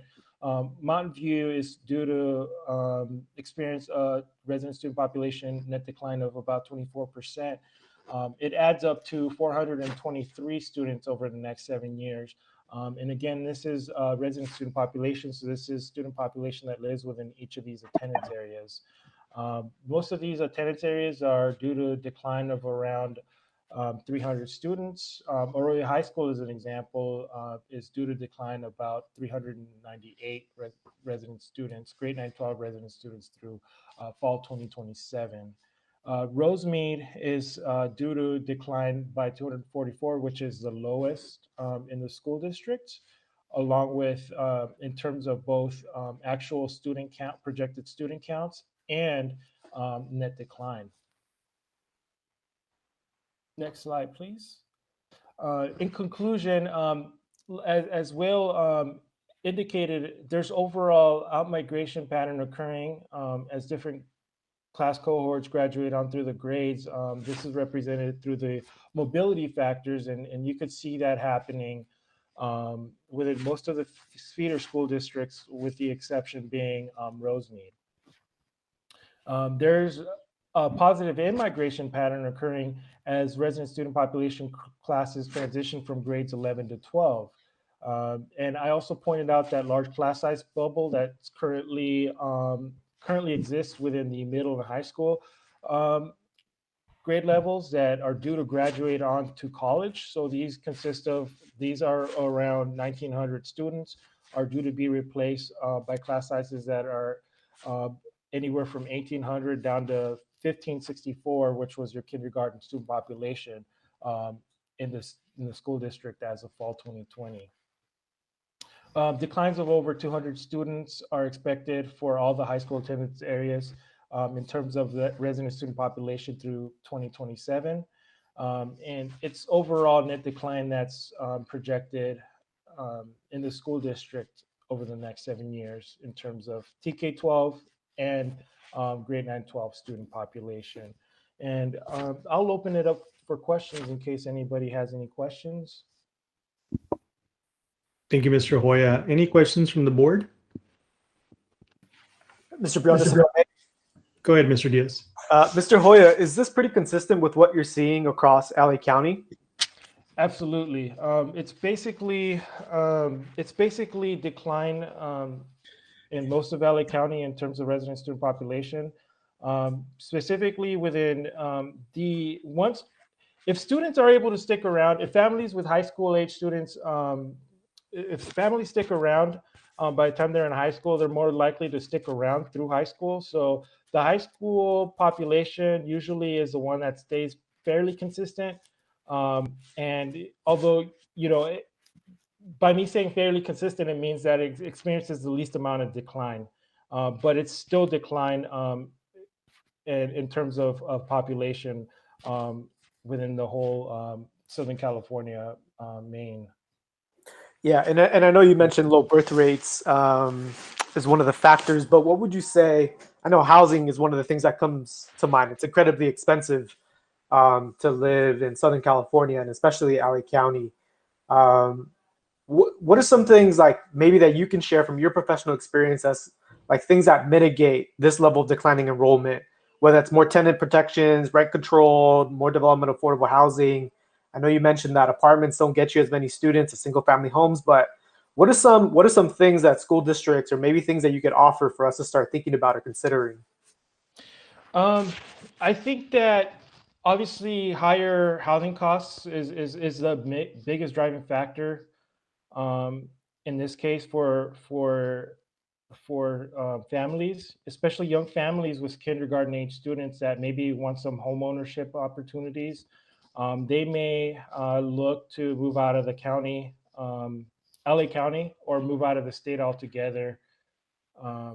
So there's that factor, of course. So just because a kindergarten student or a student is born in the school district, it doesn't mean that they're going to show up to kindergarten 5 years later.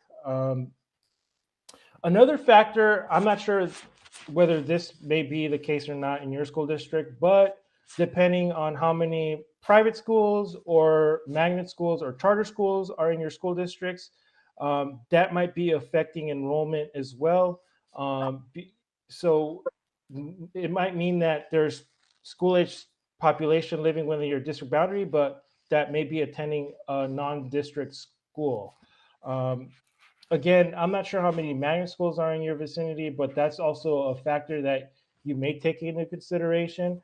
The one that outweighs the most is just outmigration occurring. Young families just moving out of the county altogether. I read this statistic where it mentions that about 74,000 people migrated out of LA County within the last fiscal year of June 2019 through July of 2020. So that's, I mean, relatively to the amount of population that lives in LA County, it's probably not that significant, but it's still a good number to take into account there. Yeah, and then I guess my last question is, have you studied or seen any cities or areas that have strong anti-displacement policies in place that mitigate some of this migration that you're talking about? There's different cities that are trying to come up with like focus groups that are trying to a lot of these cities are going to have their housing element come up that will be due. So the housing element basically tells them how many units of affordable housing within different income ranges are necessary within the next, I believe it's like next 5 to 8 years. And so I know it's not only a problem within Southern California, but I think it's most certainly is a problem in California as a whole. And I'm sure cities are looking at it. It's quite a challenge, to say the least. There needs to be more investment in affordable housing, more incentives. But there's more incentives right now for large developers to build market rate units than there is affordable housing units. So there's got to be more funding opportunities locally to be able to supply that affordable housing. And that's quite frankly not the case at this moment. Okay, thank you, Mr. Hoya. You're welcome. That's all for me, Mr. President. Thank you, Mr. Diaz. Any further comments or questions from the board? No? Okay. Thank you, Mr. Hoya, for your presentation. It's very sobering to see this. We've been experiencing this for the better part of 2 decades now, and it's not a surprise. It's just very, like I said, very sobering to see that it's going to continue. And hindsight is 2020. I think some of the land use decisions that were made by our city representatives decades ago are having an impact on us today. So you work with what you have and you move forward. So thank you so much for your presentation. And we'll see how we can mitigate some of these losses. Thank you very much. Thank you for the opportunity to present to you guys. You guys have a great rest of your night. Thank you, you too. And if there's no objection at this time, it's 8:23. We'll take a short recess. I'll be back at 8:30.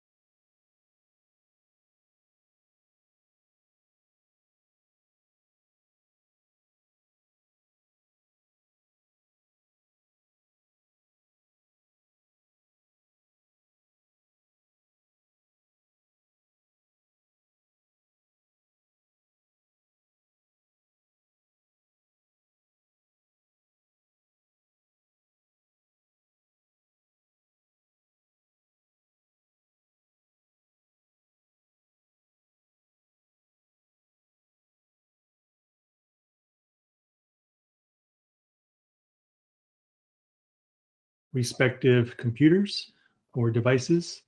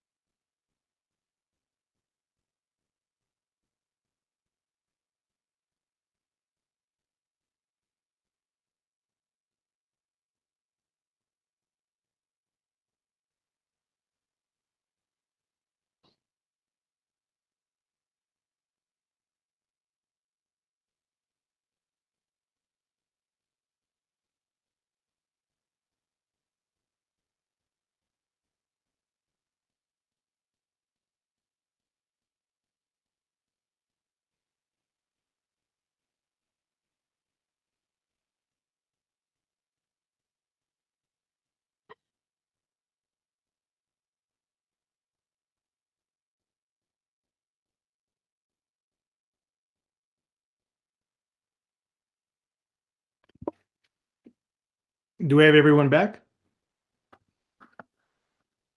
Mr. Diaz, Mr. Salcedo? Oh, there's Mr. Salcedo. Okay. I'm here. Thank you. So we are reconvening at 8:31. Our next item is a public hearing. I'd like to move to open the public hearing notice, resolution 30-20/21 to enter into agreement with NG Services US Incorporated. Is there a second to open the public hearing? I'll second. Okay. Seconded by Mr. Padilla. Dr. Zuniga, was there any public comments submitted on this particular item? No, there was not, President Briones. Okay, is there any information that needs to be presented? Just a quick summary of this. This is pertaining to resolution in the item number 19 of the regular agenda. We have multiple resolutions this evening, but this was very specific to actually public hearing with the district is entering into service agreement with Energy Services for the design of the actual battery system that we have initiated a plan as part of our CARB grant. And as part of this, we have to have this hearing for us to move forward. And it's opportunity for the public to comment on this actual agreement here. The very specific details are in the item 19 of the resolution and broken down with information related to the locations, the cost, and also the funding sources. Thank you, Dr. Zuniga. Seeing that there was no public comment submitted on this particular item, I move to close the public hearing. Is there a second? I'll second. Seconded by Mr. Padilla. If there's no objection, the public hearing is now closed, and we'll move on to our next item, student board member communication. Ms. Can Palacios? everyone hear me all right? Can everyone hear me all right? Yes. Okay, good.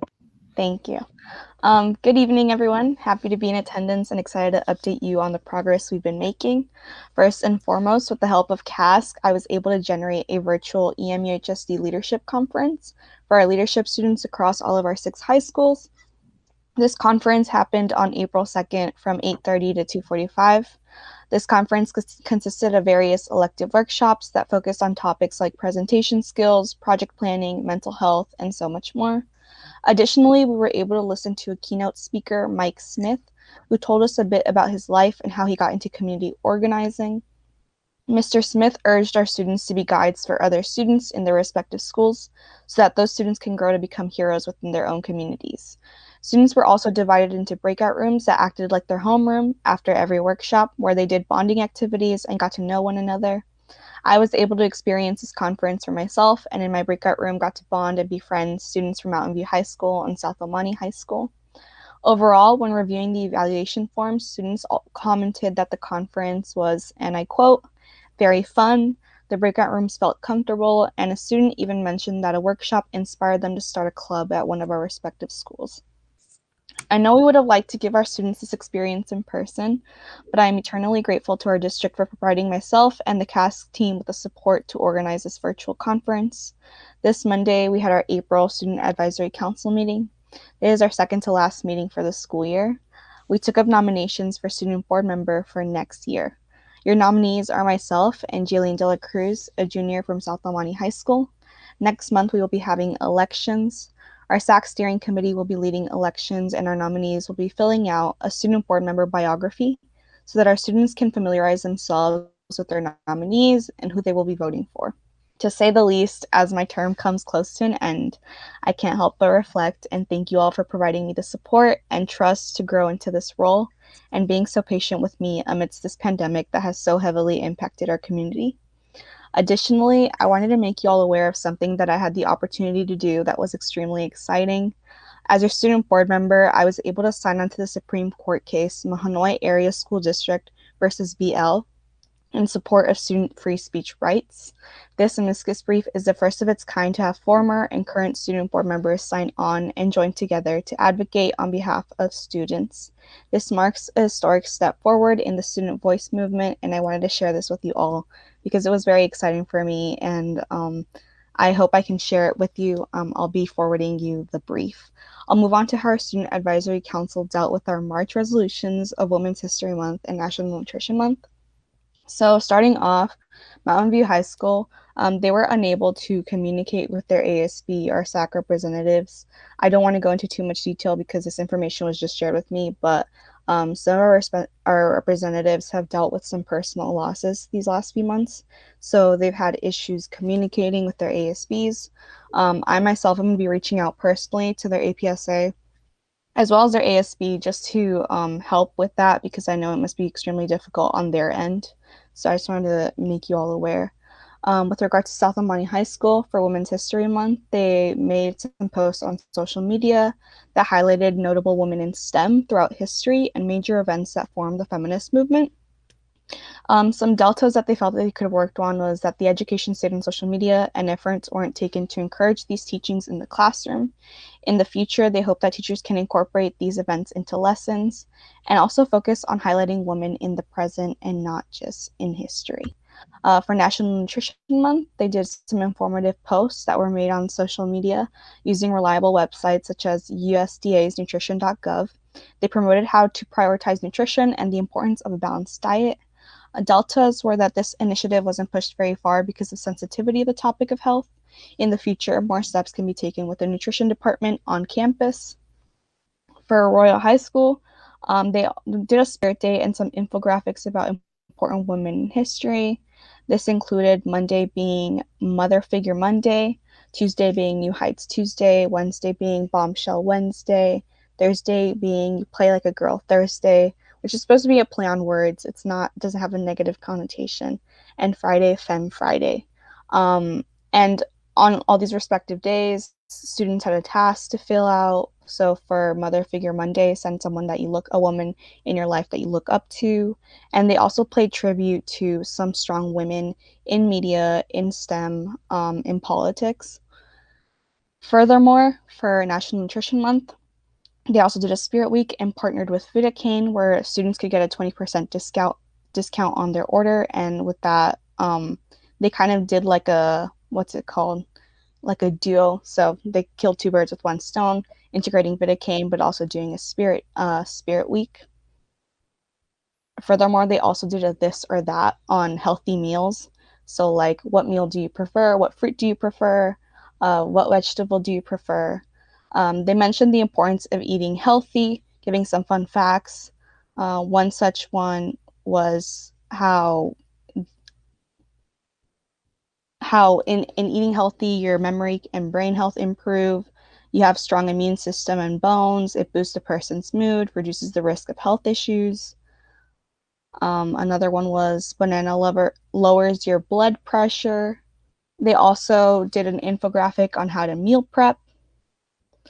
And then they did some fun activities like test your knowledge on fruits, or also just sharing some of their favorite recipes. Some leadership students shared recipes that they enjoy cooking, and so they made some infographics about that and they posted that onto their Instagram page.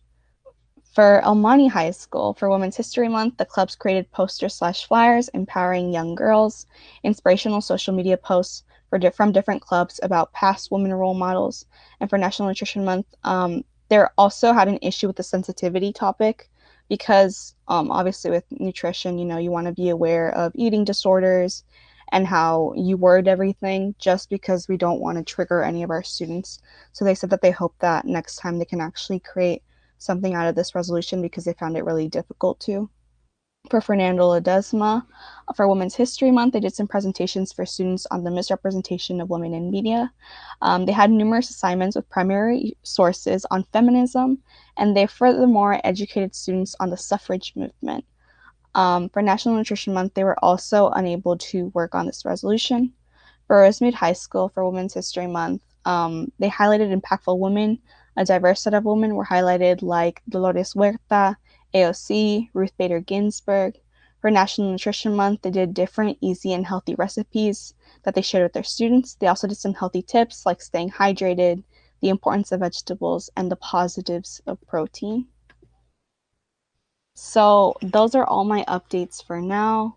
I know that our students work really hard to carry out these resolutions, and I'm sure that in this era of the pandemic, it can be really difficult to do so and to stay motivated to work on these things. So I couldn't be more grateful for the team that I have behind me and the council that I have behind me working on these resolutions, because I know it is extremely difficult. So thank you.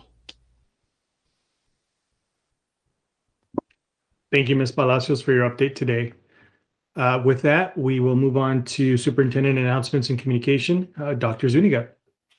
Yes, thank you, President Briones. I know we have a lot of presentations, and I thought sadly about providing you an update. Like, my general updates are comprehensive, and this evening I only have one presentation. It's a short one. It's just one information piece that's most recent. I thought it was critical for us just to touch base on this and update you about the vaccination opportunities that we have for our school district.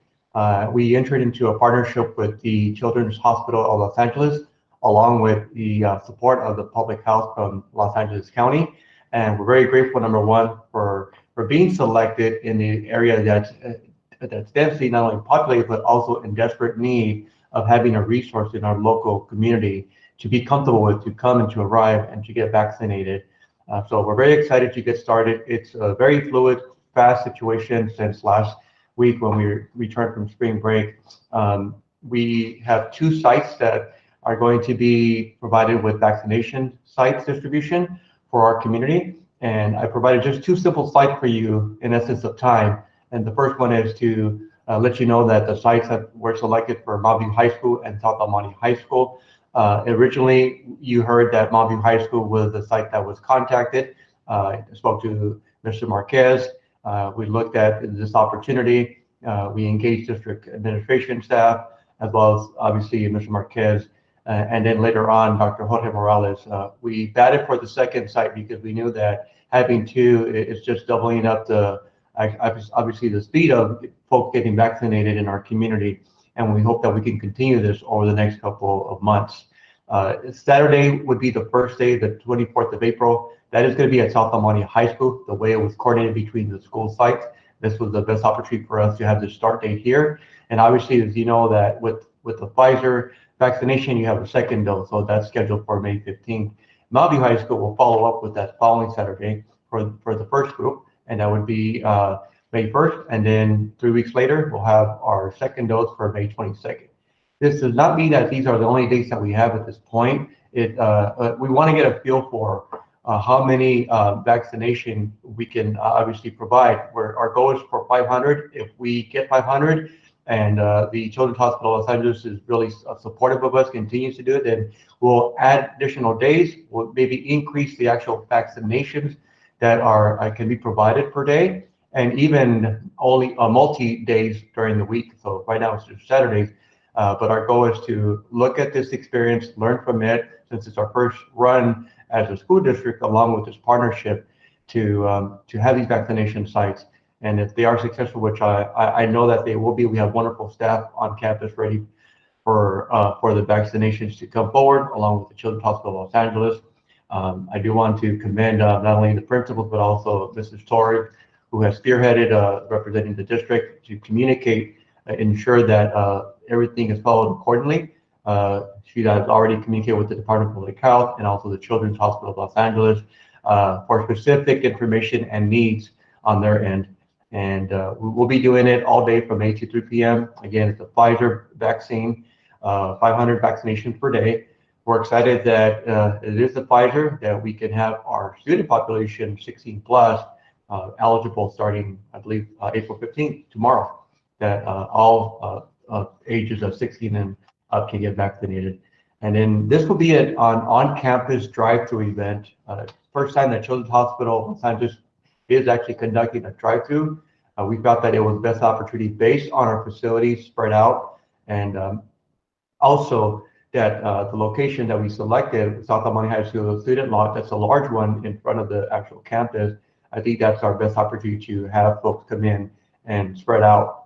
As you know, that there's also a waiting period too, so there'll be opportunity to space cars out as they're coming in and going out. Monte High School Stadium, I know you've all seen it. It's a large spacing as well, and also that'll help us kind of filter in folks as they get vaccinated.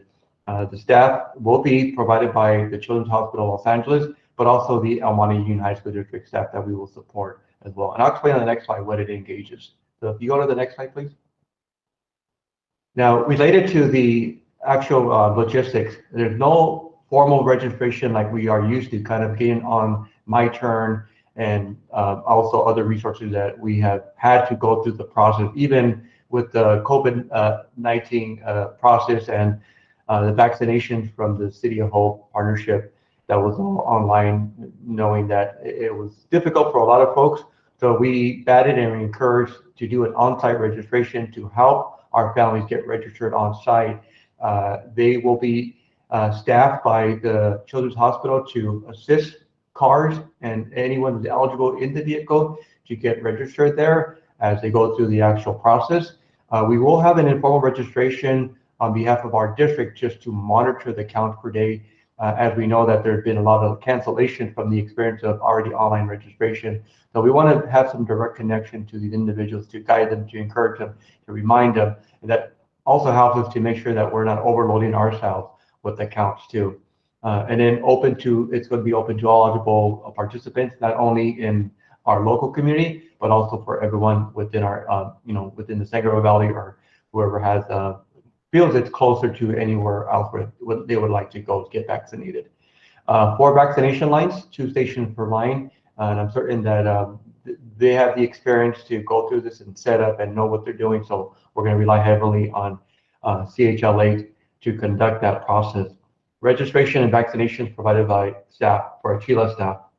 So CHLA would only do the bring in nurses and do the vaccinations, but also they're going to conduct the registration themselves as well. What we will provide is obviously on-site facilities, including the additional rooms that are needed, such as vaccine storage. As you know, that the vaccines can't be outdoors; they have to be stored somewhere. So they prefer to have it in a cold environment. Not only that, other rooms like break rooms, facility, restrooms to utilize. So we'll ensure that that's all taken care of. Provide on-site staffing. We as the district have staff that will be on site to help with setup, with breakdown, traffic control, as far as from the standpoint of when they enter, when they exit, and also cleaning, obviously, with sanitization. That's important for all of us. And then provide technology support. We do have a network access for Wi-Fi, and we'll be on standby for the areas that are having some trouble that we are aware of, like Monte High School Stadium location. So we'll work with information services on ensuring that we can get some Wi-Fi access and without any issues there. And then last but not least, but probably the most important point, is our responsibility to publicize, to communicate directly with our families. We prefer that our families have first dibs. Unfortunately, it doesn't work that way. That it's open to LA County as actual a resource for this community, but also others. But we're going to do our best to ensure that our students who are eligible, our families who have not been vaccinated, and also perhaps even some employees or anyone else that's within the community that has not been vaccinated, to get the word out there, informing the cities of El Monte, South El Monte, and Rosemead, to ensure that they're aware as well, and share our resources to promote. We will be working with BMA on a campaign And as soon as we get the final details from Children's Hospital LA, we'll definitely start mobilizing very quick on that before the end of the week now. Okay, so that is my update for you. It's short, but I think it's exciting. It's important that we're on board with this, and that hopefully with some support and success, that we make it overall great opportunity for our families. Dr. Zuniga, comment. First thing, are they going to require identification? And I want to be very sensitive to that. Or will they just be able to sign up? Have you touched on that topic? Because I know there's already hesitation about getting the vaccine. And then on top of that, if we start asking for a specific ID, was that topic talked about? And then secondly, is it possible to get our community liaisons or our comprehensive and student support coordinators to make personal connections? I know that we could use our automated system to do a recording and all that, but that is very impersonal. You know, I think people are going to come if a familiar voice or a familiar person's going to reach out to them personally and say, hey, Dr. Zuniga, you know, soy el señor Padilla de la escuela, blah, blah, blah, y le estoy llamando. That's going to capture our parents. But because just sending VMA and just sending out public notices, people are turned off by that already. Can you talk to those two things, please? Sure. Number one, with the actual ID identification, we will follow the Los Angeles County protocol. They have a strict guideline about the vaccination identification, and they're very sensitive to that, as we know. So the only thing that I recall is what's required, that they have to be a resident of LA County. So any type of identification that says they're a resident of LA County would be provided. And that's what I've heard. I can confirm that in my Friday memo, but as I'm reading and I was doing the research, they will not ask about any immigration status. They will not ask about any type of status in general about where the individual lives or where it's come from. I think one of the things that, because it's an LA County service, you'll want to make sure that folks are within LA County getting that service. Okay, yeah, I mean, I think it's great that you clarify it for us, but I think in our public service announcements or however we put the word out, I think that that's something that needs to be conveyed to our population, because you are going to have those people that, they're not going to have a bill under their name. Some of them will have like a cell phone, a bill under their name. But what about some of those people who don't have like those types of documents? What is the county using? They have specific guidelines that anywhere like a resident card, a California ID, a driver license, anything that's related to show that this person, is this person who they're giving the vaccination to. If they don't have an identification, then it becomes challenging to identify who the person is. But I will provide you the specific information and details about what LA County guidelines are when it comes to the vaccination for individuals that reside in LA County. Yeah, Okay. and if I may, Mr. Padilla, they also are allowing for library cards. So if they have a library card, they could bring that. They could also do a postmark letter. They could bring that. And then sometimes rent receipt or lease from landlord as well. Yes, I think that's great. I mean, we deal with all that stuff when we do registration or when we're doing kinder registration or what have you. I just want to remove all those barriers. Being in this position, and they're going to be in our school district. I just want to make sure that we capitalize and make sure that we get everybody. I don't care who you are, that we're able to get them that vaccine, and that if there are barriers, that we can remove those. And then secondly, if you could speak on the personal connection. Sure. Yeah, absolutely. I agree with you that you have the general campaign, obviously, to share out and have our partners share out as well. But the reason why we want them at our location is because we can directly communicate with our families, and we understand that there's a multitude of ways to communicate, but there's nothing like that personal touch, and having our individuals sites call their own families is very critical to the success of this program, and really targeting these families to come onto our campuses since they're familiar with them. And hopefully they get, I don't want to say in front of line, but they get priority for us to walk them through the process when they get to the site. There will be El Monte Union High School District staff on site. So if there's any issues or concerns or questions, that we'll be there to support them as well. That way we can walk to the families ourselves if necessary too. So I also want that to make sure that they feel comfortable and they see a familiar face, somebody wearing a Monte High School District, either a school shirt or someone as well. But the community liaisons or office staff that can also provide calling from the principal delivery message to the individual messages that we can identify families that are most in need. Certainly. This will be also an opportunity for families who don't have a car but can get there to do a walk up. And we will honor the walk up once they enter if they don't have a vehicle too. So we are set to also address those individuals who cannot, don't have a mobile means or automobile means to get there, but walk there. Could we also, I'm not quite sure, but this will take some brainstorming, but could we possibly include our ASB students or Citlalic in that public service announcement? Or, you know, they're great on social media and, you know, kids to kids will tell their parents. Is that, can we do some type of involvement like that with Citlalic? That would be wonderful. I know that she's part of our also CARES committee, and that's something that has taken out through social media, through their own Instagram account. And I know she's listening. So I am certain that along with her other student peers, that it'd be something to put a little campaign together as part of the CARES program. Awesome. I know that you'll figure it out. Just the last thing that I want and is like what happened at Cal State LA or one of those places where the people that had to come never came and they had all these excessive vaccines. I don't know if you heard about that, but a bunch of my friends and colleagues were sending texts to a bunch of people. Hey, just found out that, you know, this college has extra vaccine, go, you know what I mean? I would hate for that to happen. So we must not let that personal connection drop by the wayside. I think that is what's lacking right now with the vaccine, that it's so in the computer and it's such a pain in the neck. And I remember having to wake up like at, 12 midnight or 1 p.m. to try to get my parents an appointment. And then I'd log on and then it's like everything was already taken up. So anyways, I think you get it, Dr. Zuniga. Yeah, thank you for your input as well. Anyone else have any questions? Well, thank you, Fiona, for your time. Thank you, Dr. Zuniga. Thank you, Mr. Padilla, for bringing up those very important key points.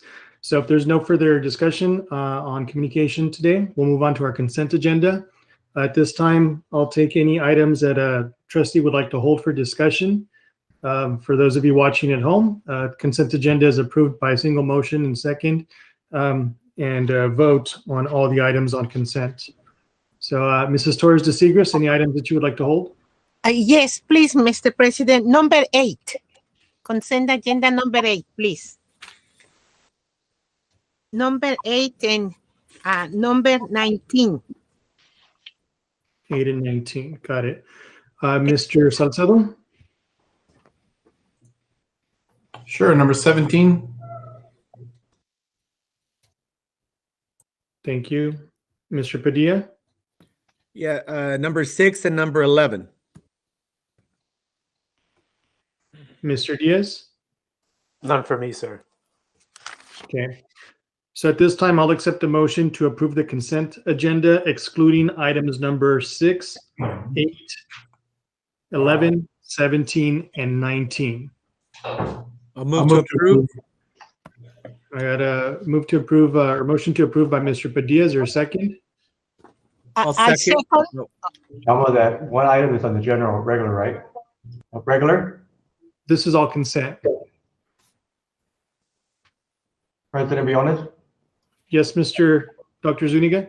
I'd like to just to mention and ask for an item to provide additional funding for item D4. This is because of our recent information that we learned today at one of our webinars about funding sources that could be provided for item D4. If we can add an additional restricted general fund, ESSER 1 and also ESSER 2 for a funding source. It provides us more opportunities to utilize the funds that are available now at this time, specific to ESSER. And if we are able to do that at this point, we'd greatly appreciate it. But we just learned recently from our school services webinar that potentially this could be also used for funding. Okay, can you make the modification clear so it's clear for everyone who's watching? Yes, sir. So right now, currently, we do have a funding source for adult education funds, Fund 11, and this is for the immaculate UV bacterial disinfection boxes. We would like to add additional funding, restricted general fund, and we have SR1 funds as well as SR2 funds. So the dollar amount doesn't change, just the It does not. funding sources. That's correct. Okay. So we have a motion to approve the consent agenda with, so actually, let me do this. If we can withdraw the motions, and I'll take a motion to approve the consent agenda with that modification on item D4 for the additional funding strands, excluding items 6, 8, 11, 17, and 19. Is there a motion to approve? Move to approve. So moved by Mrs. Torres de Segrist. I'll second. Seconded by Mr. Padilla. Any discussion? Seeing none, Dr. Zuniga, if you'll take a roll call vote. Yes. We'll start with Mrs. Torres de Segrist. Yes. Mr. Padilla.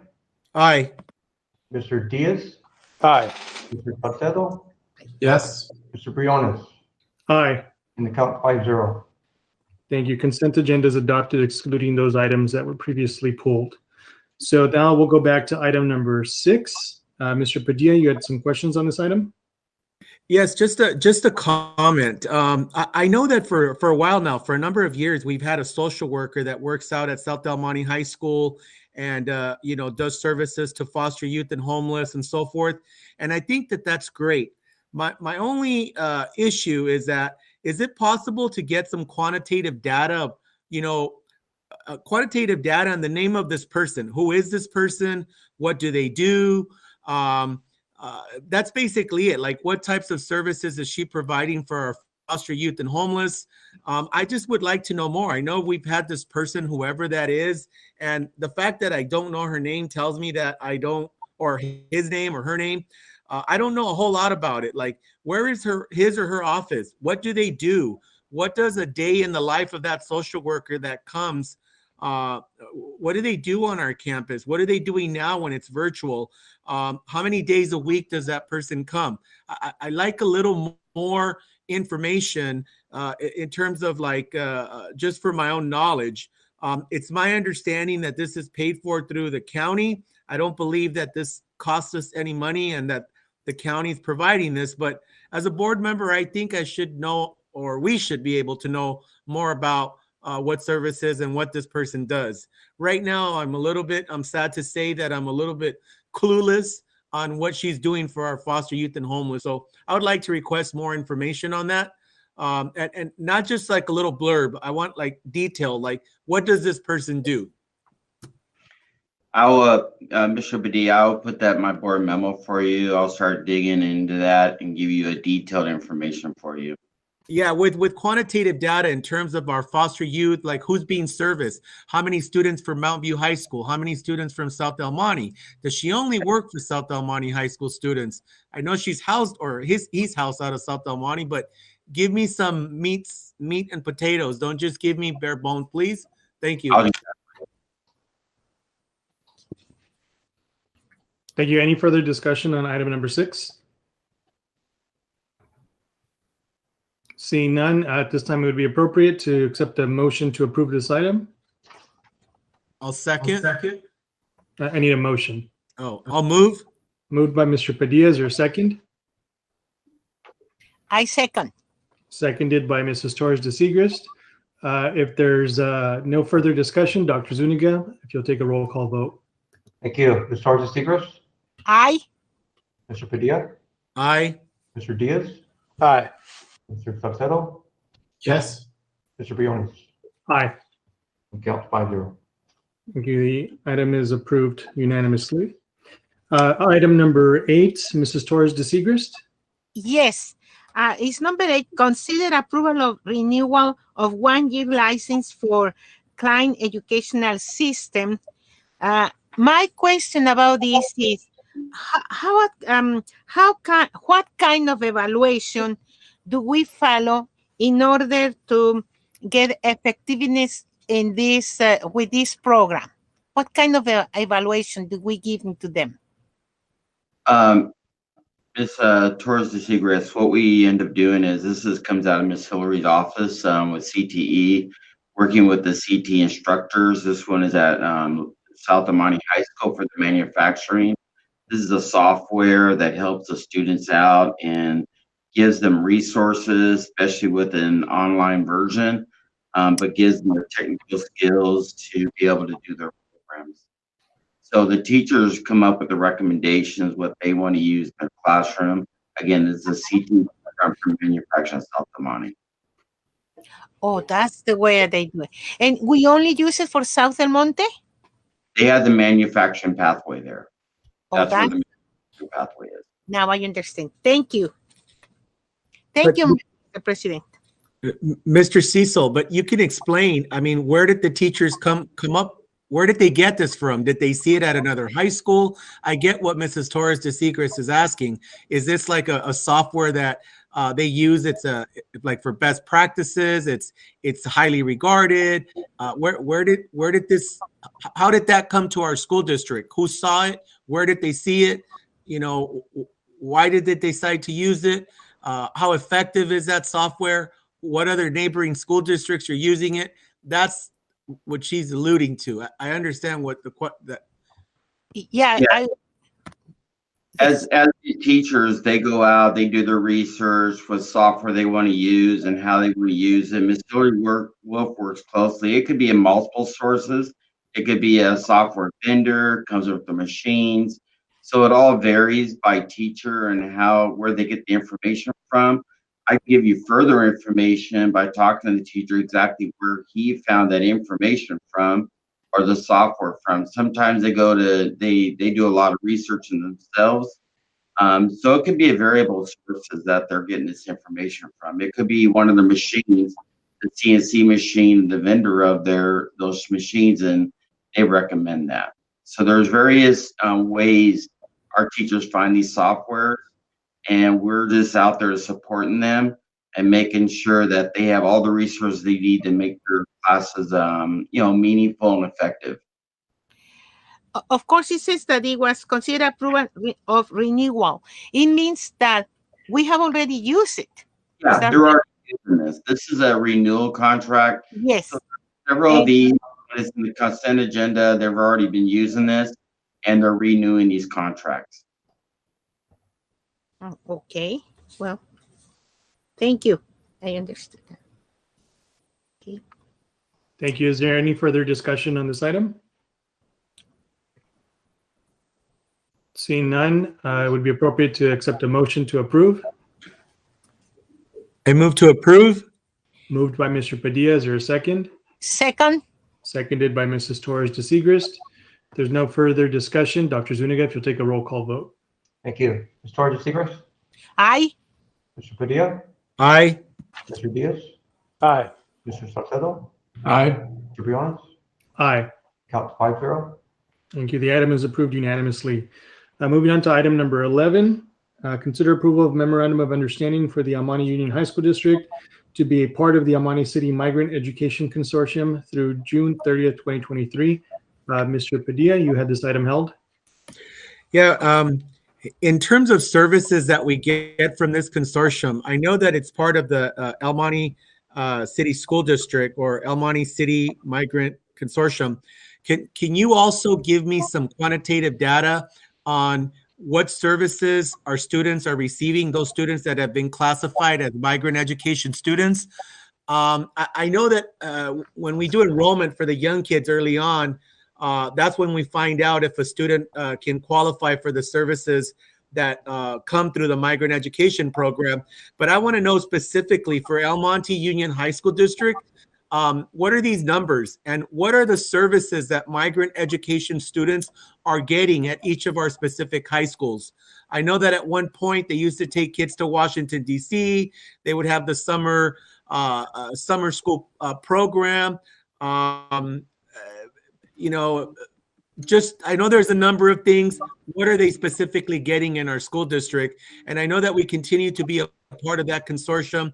I know that it also has to do with the Parent Academy, if I'm not mistaken.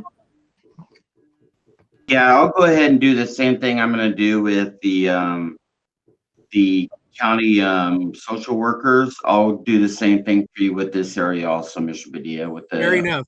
Thank you. Thank you, Mr. Padilla. Any further discussion on this item? No. I'll move to approve that item, Mr. Briones. Thank you. Moved by Mr. Padilla. Is there a second? Second.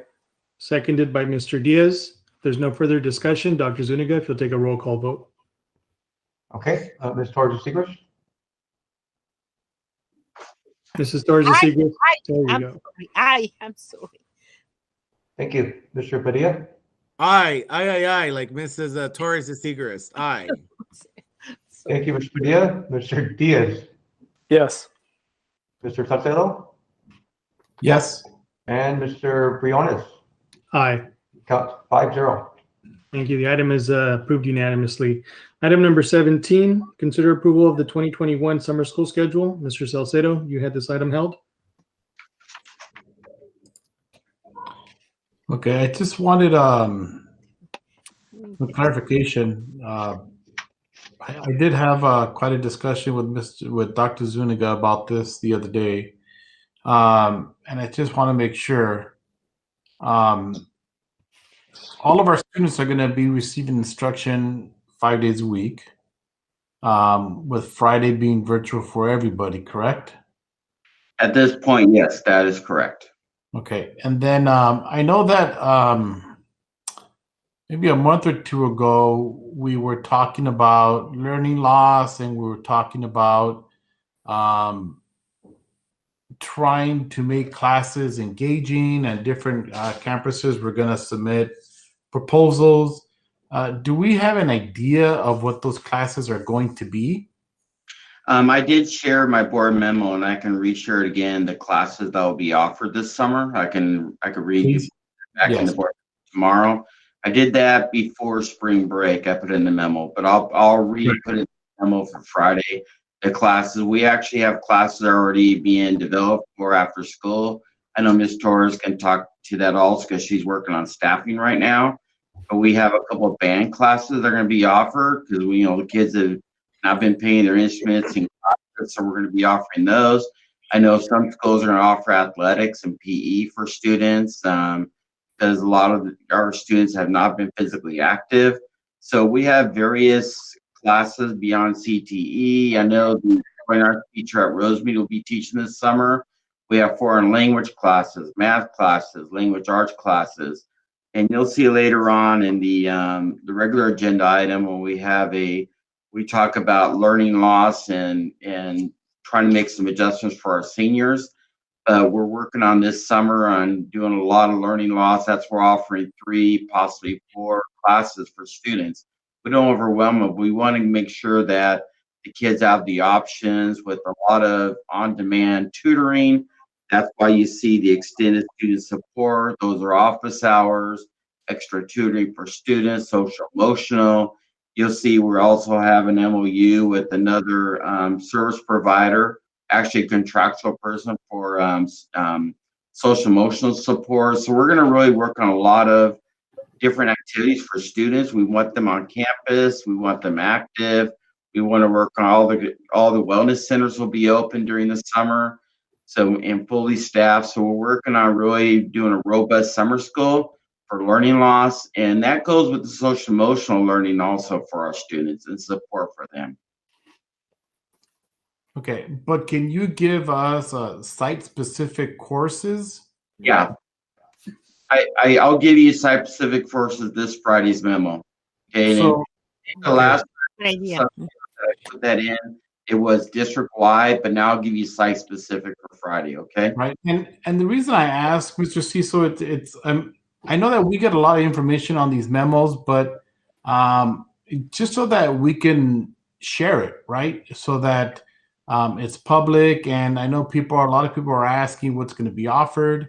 And then the other question I wanted to know is there still an option for students if they prefer to stay virtual 100%?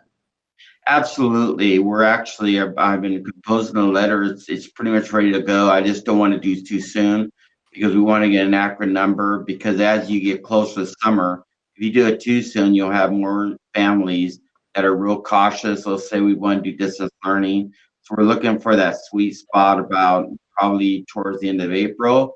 Beginning of May to send a letter home to families that they want to continue do distance learning throughout the summer. So the kids will have the option to do the hybrid or distance learning over the summer.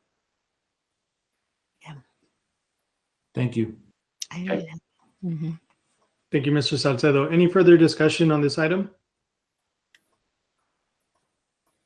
Seeing none, it'll be appropriate to accept a motion on this item at this time.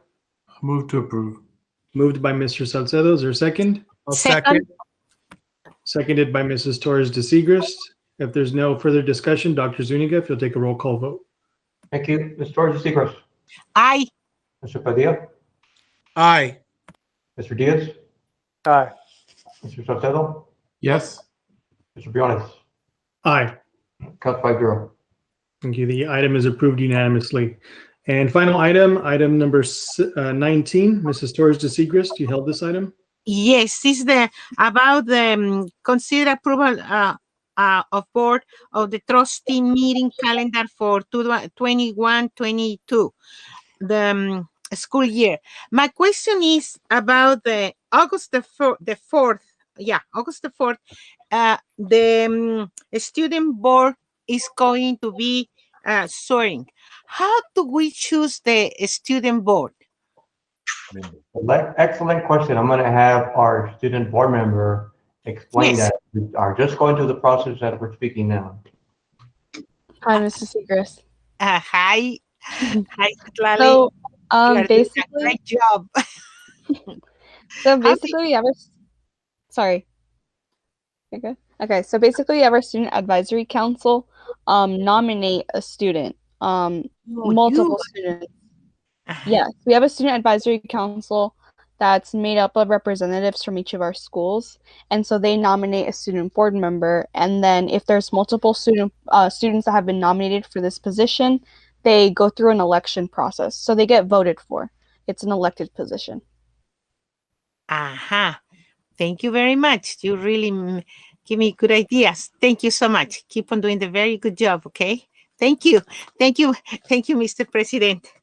Thank you, Mrs. Torres de Segrist. And thank you, Trustee Palacios, for providing a background on the process. Any further questions or discussion on this item? I just want to make just a quick reminder that these special board meetings should be calendared on everyone's calendars. We want to honor these special board meetings on the calendar in case things will happen, and we're most likely entering a school year that's going to be very busy with our by-trustee meetings process.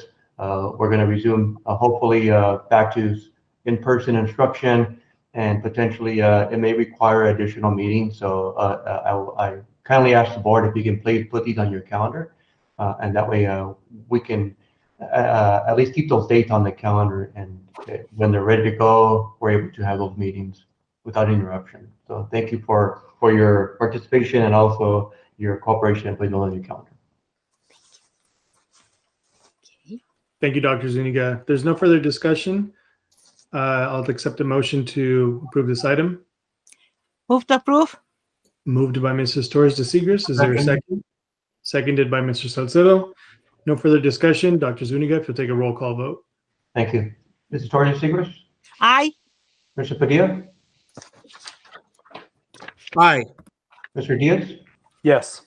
Mr. Salcedo? Yes. And Mr. Briones? Aye. Count 5-0. Thank you. The item is approved unanimously. Moving on to our regular agenda. Item number 1, we have a presentation and discussion on the Adult Transition Center feasibility study, including the stakeholder advisory group report. This time I'll hand it over to Dr. Zuniga for a presentation or a discussion.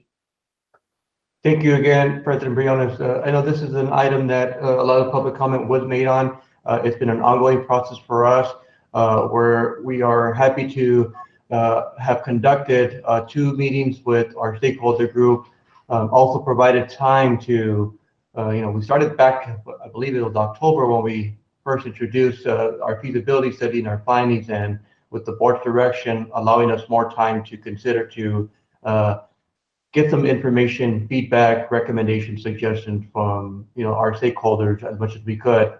We also have provided opportunities to visit the sites for not only our board members, but also members of the actual stakeholder group. And they did take an opportunity to do that. Not all of them, but I'm glad that they did as well. It's an important decision made by the Board of Trustees. But most importantly, I think we're all in it for education. As I've spoken to our stakeholder committee group, that they're representatives of our entire community, and I just want to thank them for finding the time to be part of this important process. And we feel that with the information collected, with the significant point that education from the pipeline from TK all the way to 14 is key to Monte Union High School and our community's success, but most importantly, our youth. So I'd like to provide you with a presentation that was compiled by our partners, our consultants, along with our business office. And from there, we could have a discussion, a dialogue, answer any additional questions you may have, or direction that the board may want to take at this point. Hand it over to Mr. Alatar to make some formal introductions, then we can get started with the information that we want to provide to you this evening. Thank you, Dr. Zuniga. I would like to invite Mr. Miller to go over the presentation slides with the board, and the staff, myself and Ms. Macias will actually finish the presentation with the recommendation. All right, thank you, Mr. Elatar. I'm excited to be back with the board here to present the findings from the stakeholder meetings that we did have after our initial presentation on October 7th to the board. So next slide. Real quick, we just wanted to kind of do an excerpt from that presentation back in October, where after researching and walking all of the sites within the district, 2 rose to the top as potential solutions. So the first one was the Rosemead Adult Ed Center. Next slide. And the second was its current location at the Granada Transition Center Adult Ed area that it's currently located in the portables that in El Monte. So next slide. So after that October 7th board meeting, we were tasked by you all to invite and have community stakeholder meetings. And we did have 2 of them. We had an initial one on November 17th, and then we had a follow-up one on January 26th of this year. Both workshops were very informal, very informational, sorry, not informal. But we were able to, after the first one, we could tell that there was a lot of passion from all of the stakeholders involved. And so the second one, the second stakeholder meeting kind of morphed into a kind of fireside chat type of a meeting where we allowed everyone, almost like you did at the beginning of this meeting, President, where you gave 3 minutes to everyone to state their piece, right? So we did something similar, and so that everyone had their voice shared and everyone was able to speak what they thought was most pressing for this project. So next slide. And so from that January 26th stakeholder meeting, we did take notes and transcriptions, and we determined from there that of the 18 participants that gave a speaking part at that meeting. 13 of them were favoring the Rosemead campus. 3 were neutral, could go either way, and 2 were pro existing site at the Granada Transition Center. Mr. Miller, if I can interject, there was also site visits that we made arrangement for the stakeholders to visit both sites, and some of the stakeholders did make the visit. Yep. Next slide. So one of the a lot of great suggestions or you know, things to look at. I think one of the members early on in the public comment section said we were tasked with figuring out an and solution. What's the best solution for all parties? So some options came out of these stakeholder meetings. One of them was to what would it take if we did build the new facility at the existing site? How do we solve the adult ed parking issue that currently exists and would only be compounded further for the El Monte Adult Ed Center? And so it was looked at as to, well, what if we built a new parking structure at the current surface parking lot that adult ed utilizes? We have DLR Group as a component of part of our company. We actually do a lot of parking structures for, you know, downtown Los Angeles and others. So we had a fairly good cost estimate, and we estimated that a new parking structure for about 450 cars to service that El Monte Adult Ed location would come in at about $5.5 million extra if the center were to stay where it is, and we tried to solve the parking issue that would be compounded at that site. Next slide. So I'm going to hand it over to Mr. Elatar. I think you're going to talk about this one. Yes, let me get to it here. So I think one of the element that we also wanted to compare is cost analysis, and not just only cost of the construction, but also the impact of the cost overall, and the fact that that these options may impact the lease with BCC. So and the fund and the revenue that comes from that. So we did look into the existing BCC lease and basically figure out that we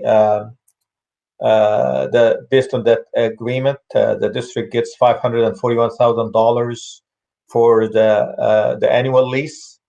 In addition to that, the district gets $209,000 to provide additional services that we added in 2015, like custodial services, landscaping, and so forth, and day-to-day maintenance. We did actual calculation for the cost of providing this maintenance, and due to the fact that labor costs increased, especially in benefits, the actual cost for the district was $279,000, comparing to the $209,000 that we received from providing this service. Next slide, please.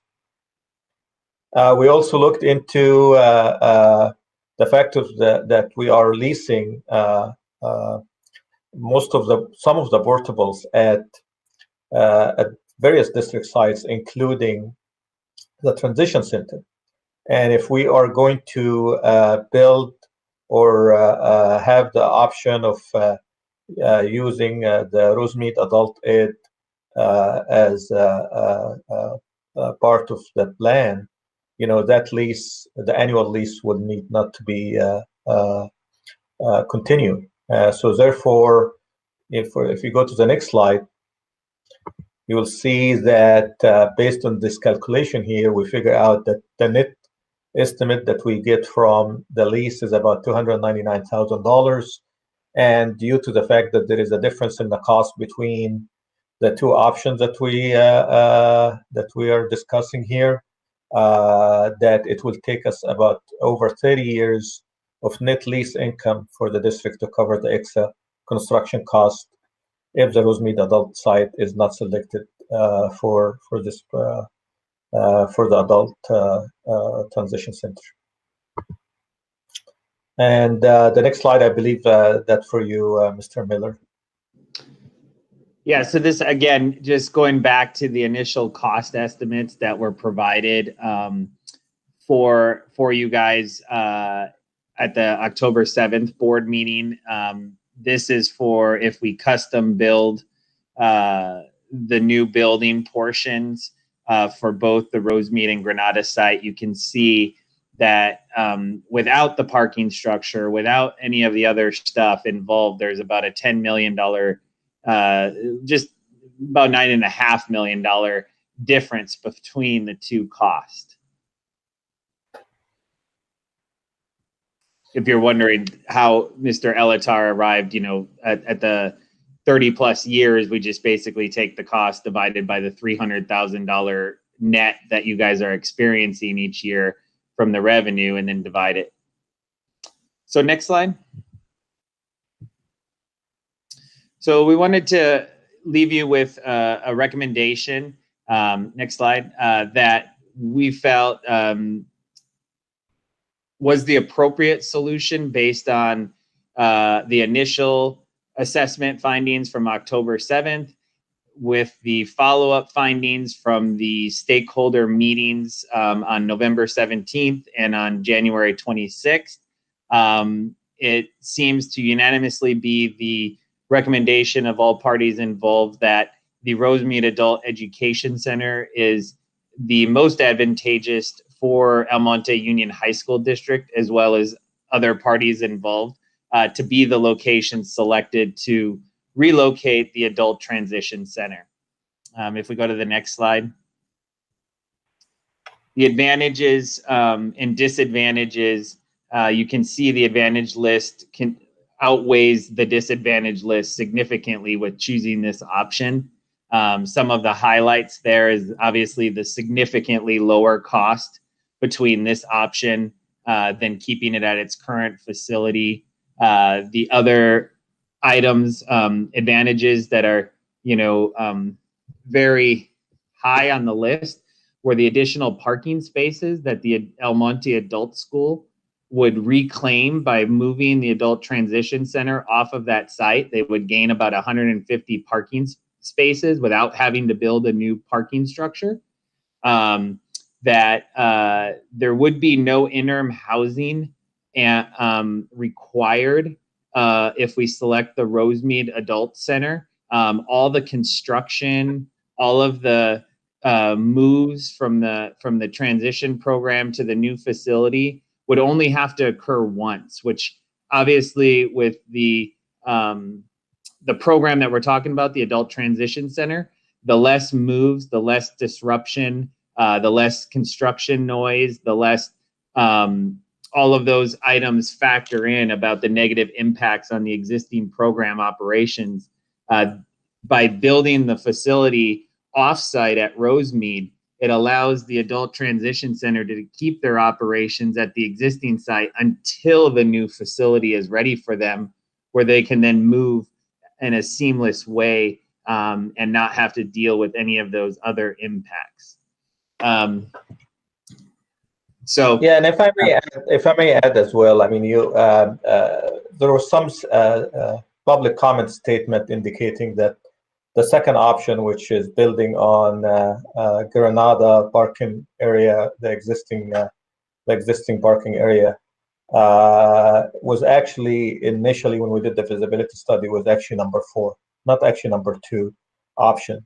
But the number 2 and number 3 options were not actually feasible because number 2 option was actually taken over the existing Granada Center that the Adult Ed operate from, which create another issue for the district, because now we have to find housing for Adult Ed to conduct their to operate from, which so that's not going to be helpful at all, given the fact that these are actually were buildings that built specifically for adult education purposes. And then the third option was building or expanding in the back of Arroyo High School. And the Arroyo High School, that area, if you can see, if you saw the design from HMC, I mean, that would be actually in conflict of that design and impact the athletic program in the back of the school. So those two options, option number 2 and number 3, were actually immediately not being considered. So in order to compare at least 2 options, we actually selected the existing site to be building on. So there was a major difference from the beginning between an advantage and disadvantage between the 2 options. Yeah, and the last major advantage, obviously, is that the current adult ed program is run out of Rosemead High School, which there's a lot of significant impacts with that arrangement. Primarily, if the school holds nighttime events, those classes can be canceled fairly regularly. So by building it at the Rosemead Center here, we could bring back adult ed off of Rosemead High School campus, but keeping it still in Rosemead down the street, but allow them to have classes, during the day and night, right? Right now, they're only limited to nighttime use. So that was the final recommendation from all parties kind of involved, assimilating and synthesizing all of the data that we've been through over pretty much the course of the last 10 months, analyzing this and really coming to a recommendation. The next slide, please. But we did want to be creative, right? And, we did hear a lot of great voices at the table and throughout the community and throughout your district ranks as well. So an option to consider that we think might work best for all parties involved, right? The and option is, what if we were to create an adult regional education complex for the entire valley? And what that would be is it would be an adult ed school, moving it from Rosemead High School to this facility. It would be the adult transition center at this facility, and it could be PCC at this facility. So if we go to the next slide. Yes, so I think one of the things that as we were discussing with BCC, and also relying on the fact that we used to be actually leasing that small property, as you can see in the map there. We were leasing that when we were running the adult ed program. Is that so? What if we look into the option in which both BCC and the district partner to create that adult regional education complex? And what this would require is both sides to chip in and be involved in construction in both areas. So this area right now is currently leased by BCC, and we believe that this area can be also utilized to build some additional classrooms and administrative areas for BCC. And then from the district standpoint, we can expand the new building to add more classrooms for BCC, because based on our discussion with BCC, they indicated that they need a total of 12 classrooms, which is the current number of classrooms that we have in the existing building right now. So between the two, so for the district to add more classrooms that can be leased to BCC, we believe about 4 to 6, and then BCC to construct classrooms and admin area in the leased property, and basically allow both programs to exist, and then share also parking spaces and so forth. So we thought that this actually a concept that would be a win-win situation, creating an adult regional education complex for the Western Gilbert Valley. Yep. Next slide, please. And so what does that really accomplish, right? So there's tons of advantages of this option to consider. The number one thing being the synergy between all the programs, right?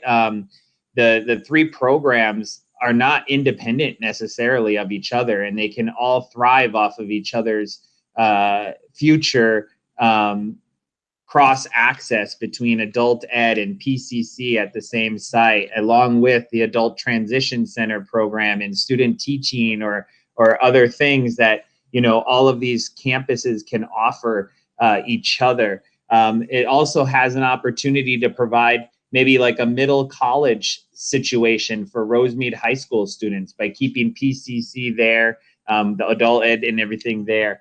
It can combine the investment dollars from both El Monte Union High School District as well as PCC to really, you know, maximize every dollar that's put into this facility, but also keeping the cost significantly lower than any facility on its own, right?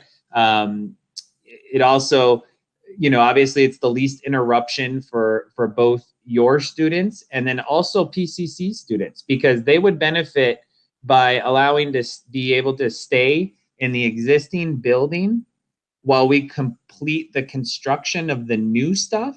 And then we could relocate them to the new stuff while we did the modernization of the existing building for the adult transition center students. So it has logistical purpose advantages of keeping both programs fully operational and no downtime. And then, of course, it's going to activate that existing location all day with educational opportunities for students from all walks of life, right? Adult ed, adult transition, PCC students, Rosemead High School students. So tons of advantages that we could see of this potential option to consider.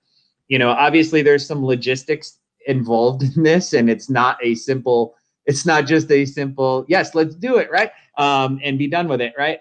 There is the fact that, as Mr. Elatar said, PCC does need about 12 classrooms in this location. We could probably add about 4 to 6 comfortably on the main campus site for their program. You know, when you factor in the additional classrooms needed for the adult transition center, as well as for adult education for you guys, we start to build up on the site. And so we feel comfortable with maybe about 4 to 6 classroom spaces for PCC on the existing site. And then it would require them to, you know, continue the lease on the adjacent property, or in fact, potentially purchase that adjacent property. And either renovate the existing building that's there or provide a new building and additional classrooms on that parcel. So there's potential permanent solutions there, and as well as temporary solutions with the continued lease. And then, of course, the main logistical thing that we would definitely have to work out is that the operations of all 3 programs would have to be separated. Right? Separate entrances, parking stalls separated, because, you know, parking will become a premium. We know that. But more importantly is adult transition center students, that program does need to be very kept isolated, in the sense that, you know, we can't have other folks walking into that program. Okay, tell me what you do. Sorry. And so we would have to look at that operationally, how we create that separation on the site, but nothing that can't be not accomplished. Yeah, if I can add a comment here, especially related to the transportation. So obviously, we're just basically talking about ideas at this point in time, but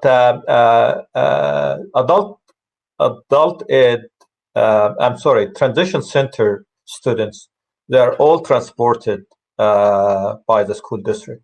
So they do not really generate many parking spaces other than for the staff. And then you have the adult education teachers and students, as well as BCC teachers and students. So the final outcome actually will have to be designed, but it's not very difficult because the transition center students are all transported, and that's where we need to take in consideration, basically making sure that we have bus drop off and pickups and so forth. So those would be the how we can divide those areas at that point in time. The other thing I wanted to mention as well is, and I know Mr. Miller mentioned it, is that this concept here would allow us to build in stages and not interrupt existing services.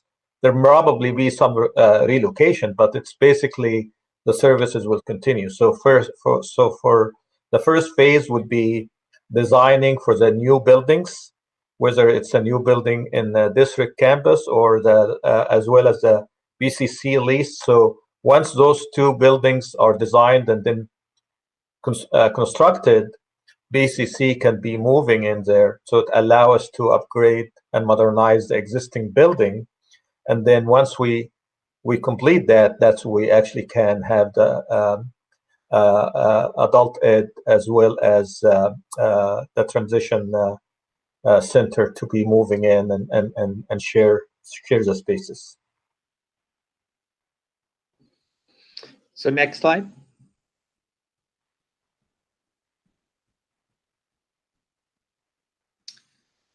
So we're trying to, of course, obviously numbers are always an important aspect of any decision. And so if we remember earlier in the presentation, we shared what it would cost roughly for the Rosemead site with a custom build for only the adult transition center and adult ed campus, which was about just under 24 million, to add the additional 4 classrooms. For PCC, we're looking at about another 3.5 million. So you can see the cost down below. The 3.5 million obviously is, and the reason we show this is because there is significant cost savings here of getting permanent built classrooms by Pasadena City College on this facility, as opposed to going and purchasing a new property and building new buildings. So it is an advantageous option that we would, if the board so elects further on, we can definitely go down that road with them. It would also allow them to continue the lease agreement that they currently have with you and utilize the additional unused classrooms that would be available at this facility in the evenings, right? So if adult ed is used primarily during the day, or how the schedules work, there's also additional opportunities to use some of the existing facilities at the nighttime hours. Yeah, especially on the second floor. I think that basically the plan all along is for adult education, and at this point in time would be BCC to utilize in the evening the second floor of that building and the classrooms in there. So to add more classrooms for these two programs. But the key here is that any construction that takes place in our district-owned campus will be built by the district, and the lease that the BCC will be leasing those 4 or 6 classrooms that we were talking about, as well as leasing or entering into agreement to use some of the classrooms in the evening. So next slide, I think, is you, Mr. Elatar? Yes, I mean, this is actually a summary of what we discussed about this, but the consideration here is to, for the board, if the board wanted to move in that direction, the board will direct staff to begin the planning and design efforts for the West San Gabriel Valley Adult Ed Complex at the existing adult ed site in Rosemead.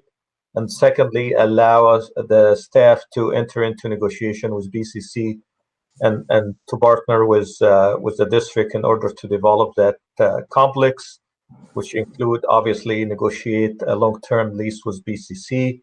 And the long-term lease will probably be based on the level of or the spaces at the time when the lease take place. So we can have to go over that, as well as discussing with BCC if they can consider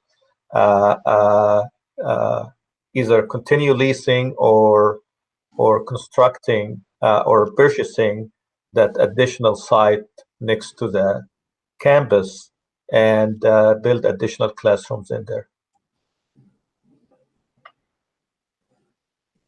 I think that's the I last think slide. that's it. So Thank you both for your presentation to us tonight. At this time, I'll open it up to my colleagues for any questions and discussion, and I'll start tonight with Mrs. Torres de Segrist. Okay. This is very, very interesting.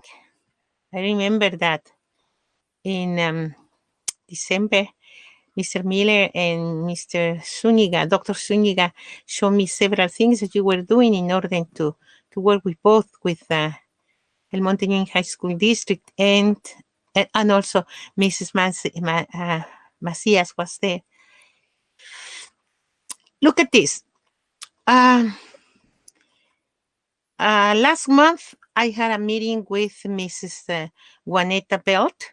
She invited me to walk around the school, the adult education, the adult transition center. It was very interesting. I was so happy because two of the teachers remember me when I used to go a lot to that place because the garden club was donating as much as we couldn't with flowers and also fruit and vegetables that we wanted to help the adult education. It was very interesting to talk to her. She told me that yes, they need extension, but when I was working with her, visiting the rooms, everything was working okay. How many students do they have that they need to put it in the building in Rosemead? How many? 100, 200 students in and the part of Rosemead for PCC. They have 2,000 students that they are coming from our school district. Let me tell you, as important for us, I don't know the rest of my colleagues, but for us, as important, very important for us, the Adult Transition Center, but also our students that they finish high school and they want to go to college, or the dual program that we have with Pasadena City College with the students that are in high school and they go to PCC. This is both kind of students are very important for us. Both are. I got several phone calls and emails asking me to vote in favor of this center to go back to El Monte High School District. But for me, are very important these students, and they know Mrs. Belt. She knows very well how much I donate my time and I help this the Adult Transition Center. I attended to the graduations. I was helping them as much as they wanted. And adult education, forget it. Adult education was so important. Business and Professional Women's Club, I was in charge of giving scholarships to the adults. And in the Women's Club also. See, for me, those students are very important, but are also very important my students, our students who come from high school, that they need to go to college. And if they find the facility to have a college there, and they have a good way that Mr. Miller, Mr. Eliatar, and Dr. Zuniga are trying to put it together in order to help everybody. I really would like to help as much as you want me to do. You really, I've been thinking a lot about this because all the students are the same for us. They have to be the same. At least for me, yes. My wonderful students from adult education and also my students from high school that they go to college. And we can get a better way for them to helping them to get into the college. Mr. President, that's my think. I don't know. That's my thought. Thank you very much. Thank you, Mrs. Torres-Segrist. Next up, Mr. Padilla. Absolutely. Thank you for the platform. When I ran for the school board, okay, my platform began with college and career readiness. I will not go back on my word to the people who elected me initially and who re-elected me the second time. As school board members, there are times where you have to have these compelling conversations. And there are times where you have to put your money where your mouth is. And just because things get heated does not mean that you compromise your values or you forget what your platform was.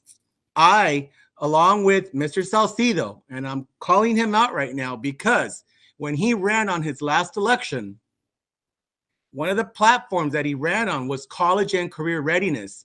And there was a council person from the city of Rosemead that told me that he needed to be reminded of that. And I have no problem reminding Mr. Salcido that he ran on that. But I also ran on that platform.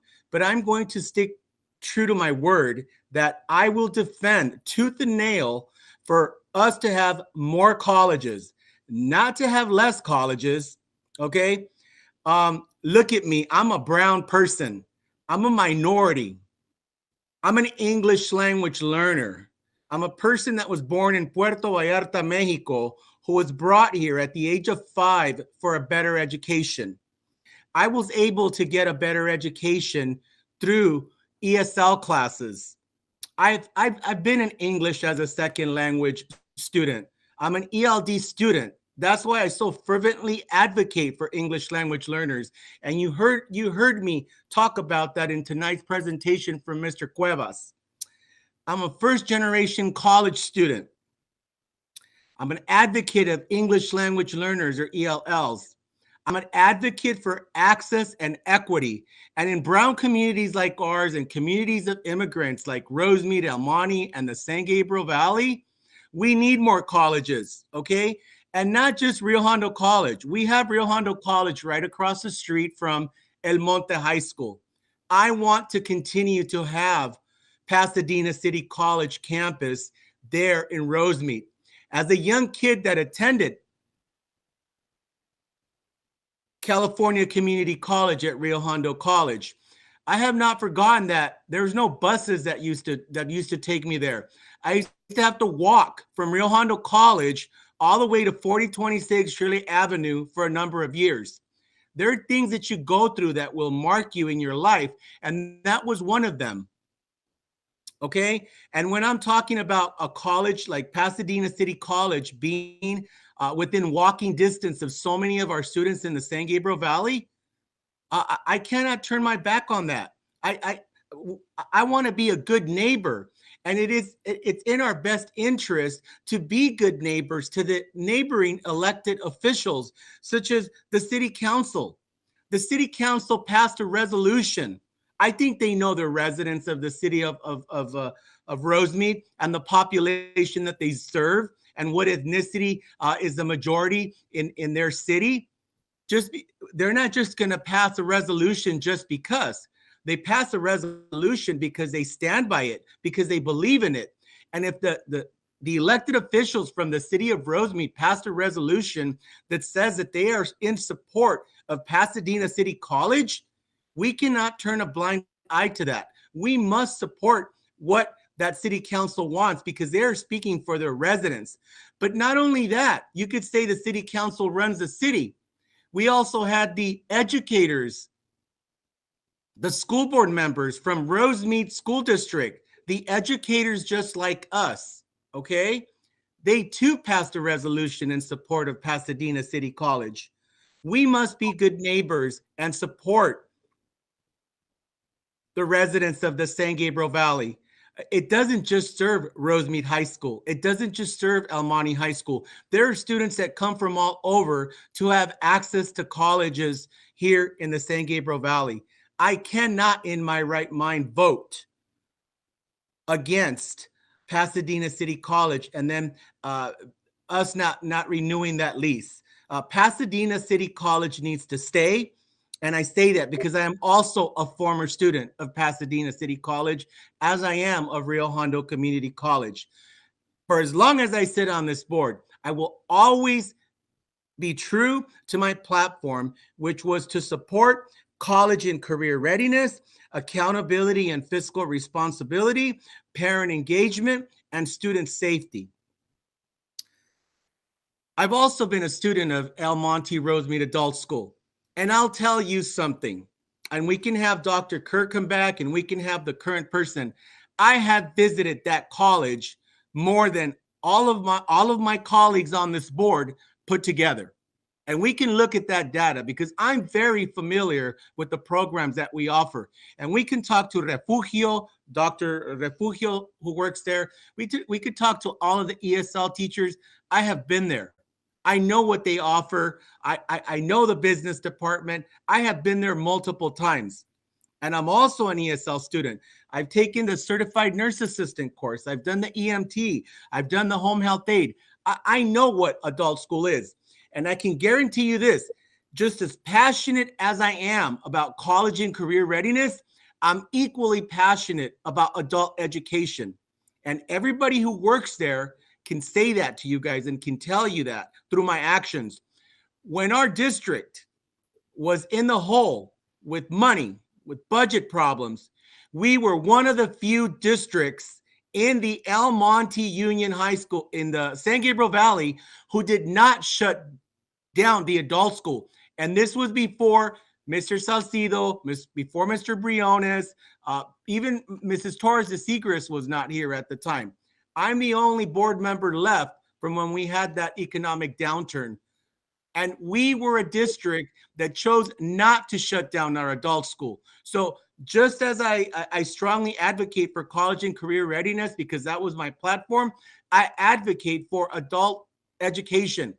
And my actions have shown you through the years that I have always voted for not closing the El Monte Rosemead Adult School. And I've also said, like I'm saying today, for as long as I sit on this board, I will not vote against adult education. Okay, I am very supportive of adult education because my family has benefited from it. I have benefited from it, and I know what it does to a community. And that's how I feel about Pasadena City College campus over there. It does the same thing. And in terms of ESL classes, if we truly want to expand our ESL programs, we can go to the neighboring elementary school districts and possibly teach ESL from some of those classrooms that they have over there. And I know those will be effective because people like to go to their neighborhood elementary school so that they're not intimidated and go to these bigger campuses for ESL. So with all due respect, I'm going to stay true to my word. I'm going to stay true to my platform, and I will support college and career readiness, and I will support Pasadena City College, and it must stay there. It must not go. And I hope that the rest of my colleagues, at least Mr. Salcido, will stay true to his word. Because like I told him, yes, Mr. Salcido, I did take note that you had over 20,000 votes and you were the highest vote getter. And I commended you for that and I gave you credit. But if you told those constituents that you would ask yourself a question, is this right for kids? Well, I think the time has come for you to ask that question to yourself. Is this good for kids? Is college good for kids? You're damn right that it is. It's good for kids, Mr. Salcido. And shame on you if you vote for getting rid of Pasadena City College. That will be on your record, and it will also be on your record. And I don't know how you could have that record on you when you're always talking about more colleges with the Promise Foundation and all the talk that you guys do about, the tamalada and bringing in all those dollars to send more of our kids to college. And kids that go to college and save up for college will be 7 times more likely to graduate. So shame on you. I hope you stay true to your word, Mr. Salcido, and to your constituents and to your platform. So that's where I stand, Mr. Briones. And I'm sorry that I am so passionate about this, but I will not go back on my word of what I ran for. If you run for something and you tell the people you're going to do something, then stick with it. Even when the heat's turned on, you must stay true to your values and to what you promised your constituents. And I will do that. Thank you, Mr. President. Thank you, Mr. Padilla, for your comments. Mr. Diaz. Thank you, Mr. Briones. And thank you, for the presentation that you all shared with us in the 70 plus slides, capturing the transcripts of all the community advisory member feedback and some of the comments respect to this discussion. I'm wondering, with respect to the West San Gabriel Valley Adult Regional Education Complex, I didn't see any notes with respect to the feedback that folks had on this. Is this something that you were able to talk to the community advisory members about? So I can answer this question. No, we actually did not, because, but we did. There were some voices that we did hear about how can we make this a win-win situation for everyone, and from that, from these comments, by coexisting together in the same area, in the same building, and the same campuses, that's where the idea started, and dialoguing with Ms. Macias as well as with Mr. Miller, and also finding out that BCC also is leasing, is continue to lease that property next to the campus. It just kind of came up with this potential win-win situation that would allow all these 3 parts of adult education to exist. We're talking about transition center. We're talking about adult ed program, our adult ed program, which has been severely impacted in the San Gabriel Valley area, as well as BCC existing in that in the same campus with the additional property next to it. So we thought that would be a win-win situation and would allow all the programs to exist in the area. Okay, but none of the community advisory members were able to weigh in on this option, right? No, we concluded the stakeholder report based on the feedback that we got from the stakeholders. Yeah. And so then, Mr. Elatar, do we know if PCC, do we at least know that PCC would be amenable to this idea? Because one of the things that we keep hearing is a competition between classes offered. Do we know that they'll be amenable to not offering competitive classes, to sharing all the other ideas that you're sharing? Do we know PCC's level of interest, or is this just all hypothetical for now? In our list, and maybe Dr. Zuniga can also elaborate on this. So we do have regular meetings with senior management at BCC, with the president and my counterpart. And in the last meeting, I did mention this idea and concept. What we did hear from Pasadena College is how many classrooms they need, especially in the morning, and and they mentioned something like 12 classrooms or so forth.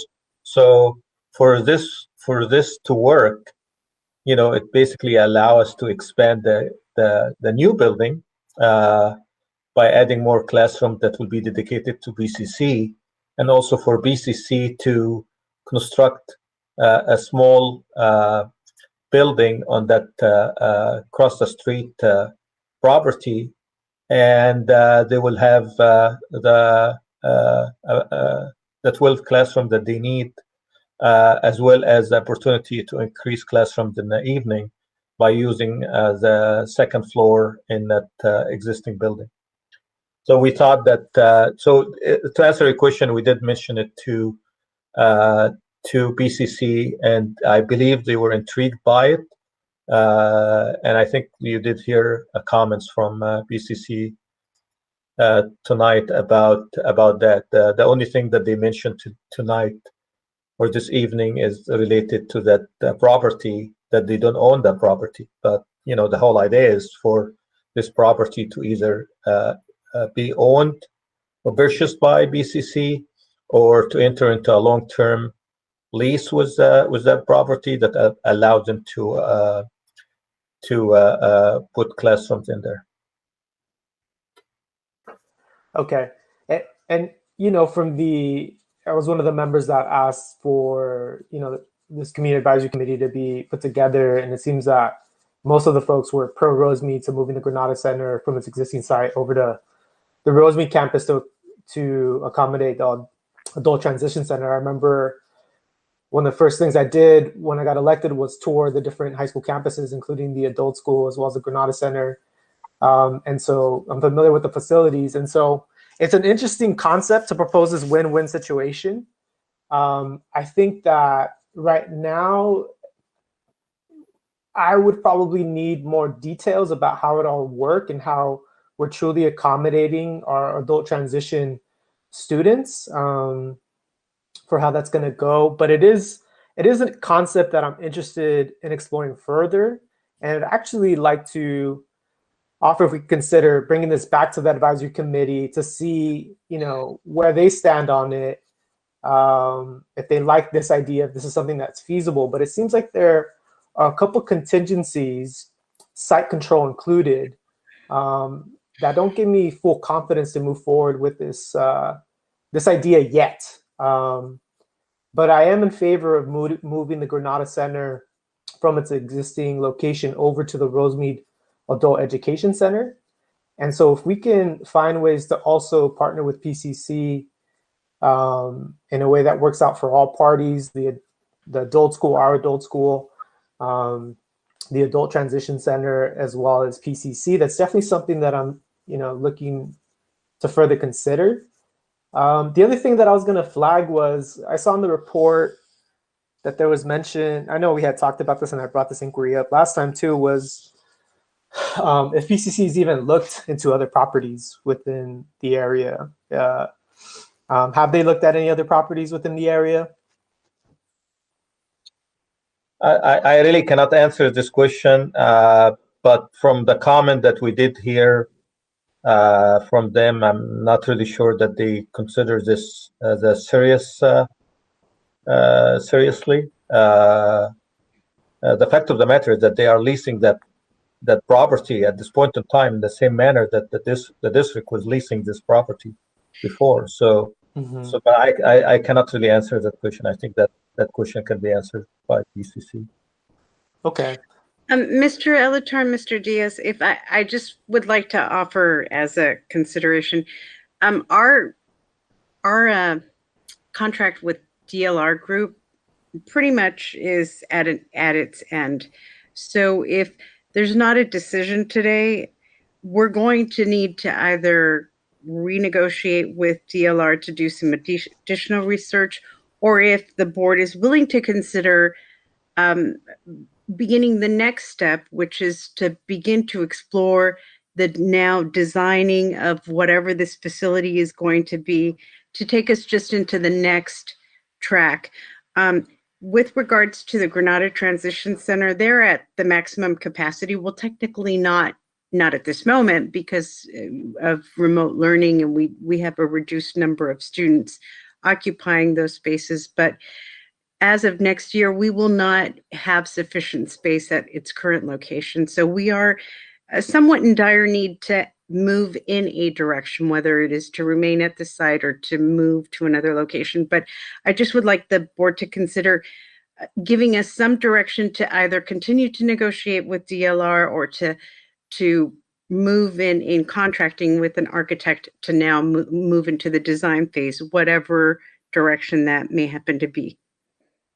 Well, I do wanted to mention that the cost difference between the two options is extensive. I mean, as you can see from the project that we discussed, the other projects. I mean, we're running out of we're running out of money just to even complete this project. So it's important for the district to be efficient in the use of the funds available. So I wanted to make sure that we are all aware that the cost is a major factor in here. Yeah, thank you, and I hear y'all. And I think to restate my position, I'm in favor of moving the Granada Center over to the Rosemead campus, but I'm also interested in seeing if it all can fit together. So maybe it could be a phased approach because I feel like there's a lot of contingencies, Mr. Elatar, that still haven't been worked out, right? Land control, classes being offered, actual space within the facility, right? So if it could be done in a phased approach, right, maybe that's something to direct y'all to do. But I think for the time being, my preference would be to move the students from the Granada Center over to the Rosemead site. And that's it, Mr. Briones. Thank you, Mr. Diaz. Mr. Salcedo? Thank you, Mr. Briones. Kind of piggybacking on Mr. Diaz a little bit, I'm also in favor of moving the Adult Transition Center, but I am a little bit intrigued about the adult, what do they call it, regional educational complex. But it does seem like there are some things that still need to be worked out and maybe agreed upon, and maybe some MOUs. I don't know if there's complete buy-in yet. I also want to make sure that the transition program would have everything they need if we move to a regional educational complex. So I, for one, would like to, like what Ms. Macias was saying, maybe have some extended negotiations and maybe dig into this idea a little bit more.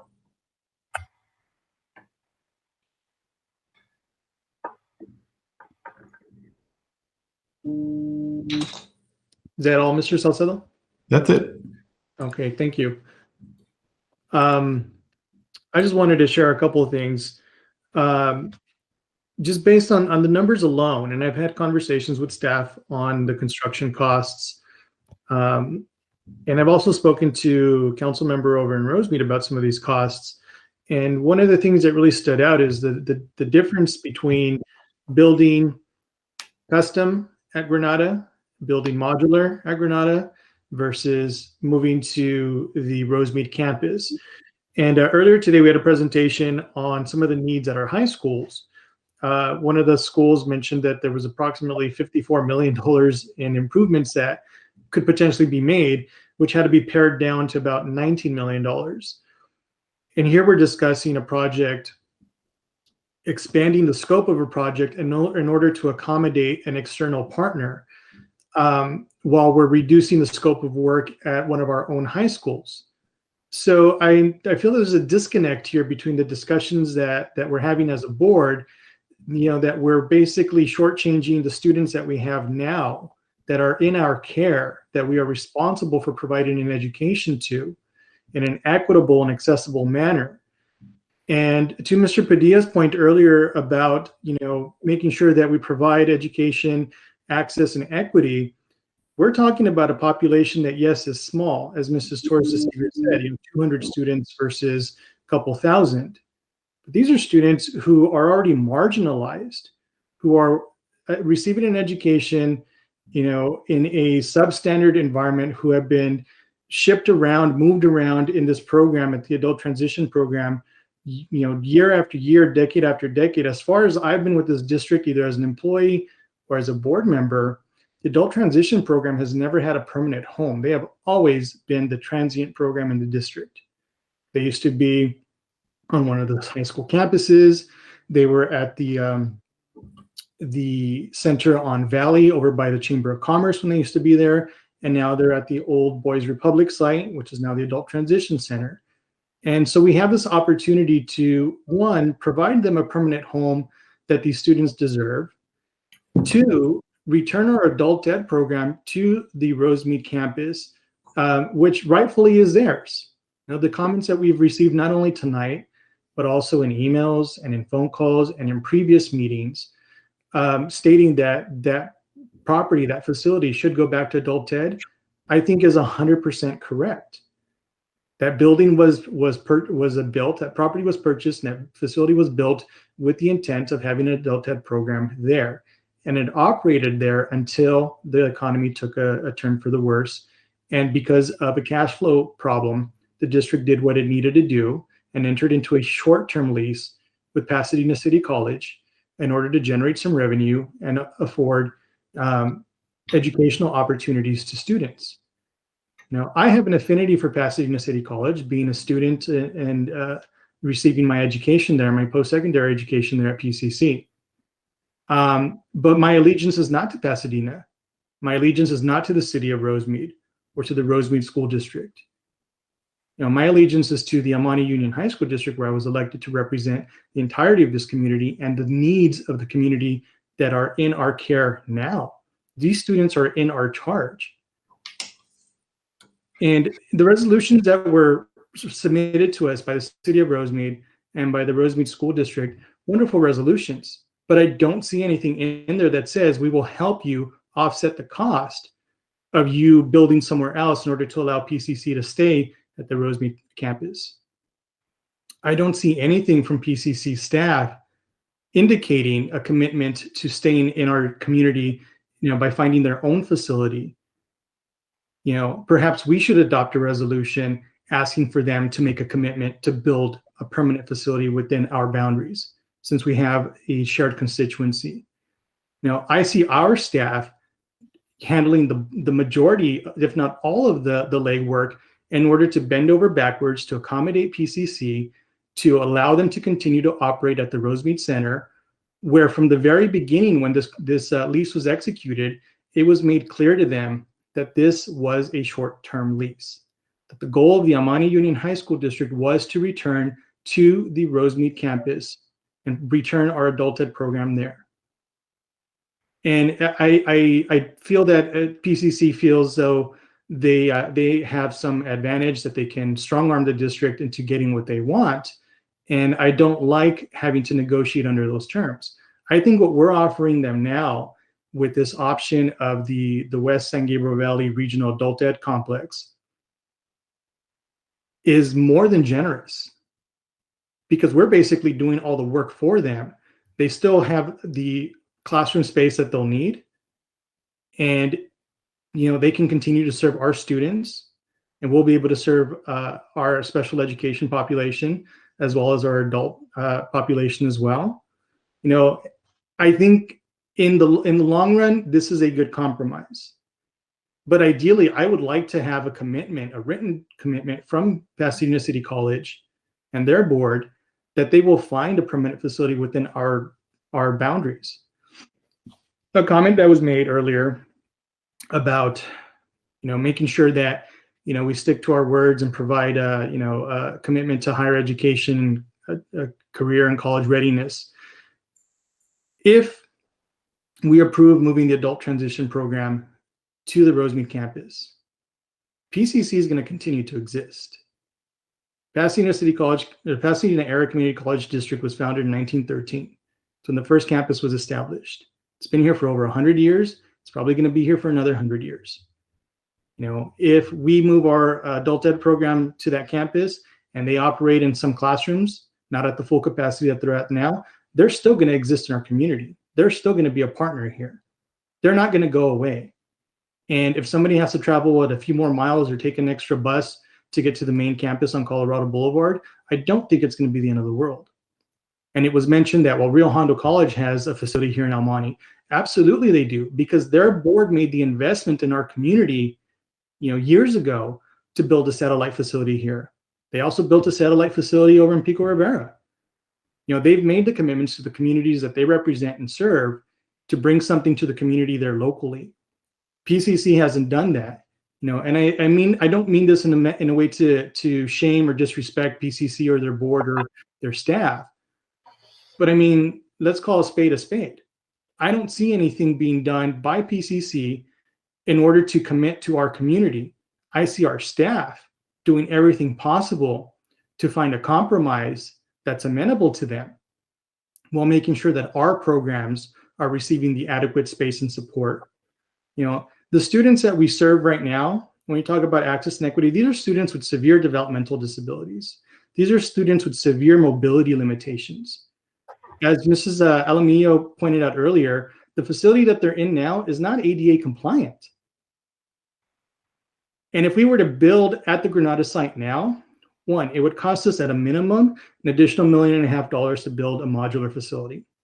If we did a custom build, it would cost us an additional $9 million just to stay there. Never mind the fact that we would continue to impact programming because of the parking limitations at the Ramona campus. By moving the adult transition program to the Rosemead campus, it serves most definitely as a win-win for everybody. Adult Ed program gets additional parking space, gets the return of their facility in Rosemead. The adult transition program gets a permanent home that is deserving for those students. And if the board agrees on giving direction on this adult ed complex at San Gabriel Valley, PCC continues to operate there. And I would hope that PCC, as part of this discussion, that their board would adopt a position, to commit to building something here within our district, within our boundaries. Because I know for them, it would be very easy to say, and they've done it already, this building here, we'd like to buy it from you. But that's not an option, and it's never been an option. And we made that clear from the very beginning. This is a short-term lease. Our needs need to be met now. And, I've heard in the past, one of my colleagues mention, or complain about dollars being saved in reserves, and making a big fuss about why aren't those dollars being spent on the students that are generating those funds today, right now. If we're only required to have a minimum reserve of whatever the percentage is, but we're going above and beyond that, that money needs to be invested in our kids right now, those students generating those dollars. And I think that absolutely applies right now. Those students in our adult ed programs, those students in our adult transition program, they're generating those funds. And those funds should be invested in them. And as it relates to the programming that's offered by PCC versus the programming that's offered at the adult ed program, it can definitely be complementary. But unfortunately, I feel that it's been a little one-sided, simply because PCC has the capacity, by utilizing our facilities, to offer additional classes or courses at their campus there at Rosemead, versus our own adult ed program. We shouldn't have to continue to suffer simply because PCC has the advantage by leasing the facility that we own, and we're not able to utilize it. One of my colleagues made a comment about, well, PCC stays there and we can expand our program by providing ESL classes at the elementary schools. Again, why should we have to bend over backwards to accommodate someone else, and then in turn have to go and lease property from somebody else in order to provide our own programming? And even right now, I have some misgivings about this complex proposal, simply because it adds an additional $3.5 million cost to the Rosemead campus remodeling. How long would it take us to recoup that? If we did continue leasing those classrooms to PCC, if we entered into a long-term lease. And if we entered into a lease, would it be written in a manner where they would have to pay off that difference before they could break the lease? because I'd hate to have to invest additional dollars only to have a tenant turn around and say, here's your 30 days notice, we don't want to come back. And then we end up eating the cost on this. A comment that was made by another one of my my colleagues tonight about how many students there at the adult transition program that they have plenty of space to operate. Well, one of the things to consider, and it's been brought up in previous discussions and presentations, is yes, we're looking at how many students we have now to serve, but we also have a projected growth. The fastest growing population in public schools in California, if not the nation, is special ed population. Schools are continuously being told that you have to offer more and more mainstream instruction to them, and provide more and more services to students who are special ed or classified as special ed. These students are here now, and we're going to continue to see more of them into the future, and we need to be able to accommodate that growth. We're not able to do that at the Granada campus now, and if we were to stay there, we'd have to invest a lot more money, of our own money, of our taxpayers' dollars, in order to build facilities at the Granada campus. And I think the most cost-effective solution, and frankly, if we're going to go this route, the best solution tonight would be for us to give direction to staff to enter into negotiations with PCC to begin planning and design for the adult ed complex at the existing site, and ultimately negotiate a long-term lease with PCC. I don't think staying at the Granada site is a viable solution. I think moving the adult transition program to the Rosemead campus is the best solution. And I think by offering this adult ed complex option, we are being more than generous to Pasadena City College in order to ensure that they are able to continue to offer services and programs to our students. So at this time, with all that being said, I'd like to make the following motion. I'd like to direct staff to begin the planning and design efforts for the West San Gabriel Valley Adult Ed Complex at the existing adult ed site in Rosemead. Allow staff to enter into negotiations with PCC to partner with the El Monte Union High School District in the development of the West San Gabriel Valley Adult Ed Complex, including negotiating a long-term lease with PCC, and PCC is to consider construction of supplemental site for administration and additional classrooms as needed. And if they're not amenable to those options, then the ultimate goal would be to move the adult transition program to the Rosemead campus.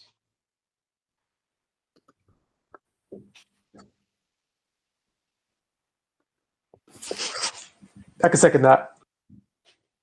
So the item has been moved and seconded by Mr. Diaz. Is there any further discussion?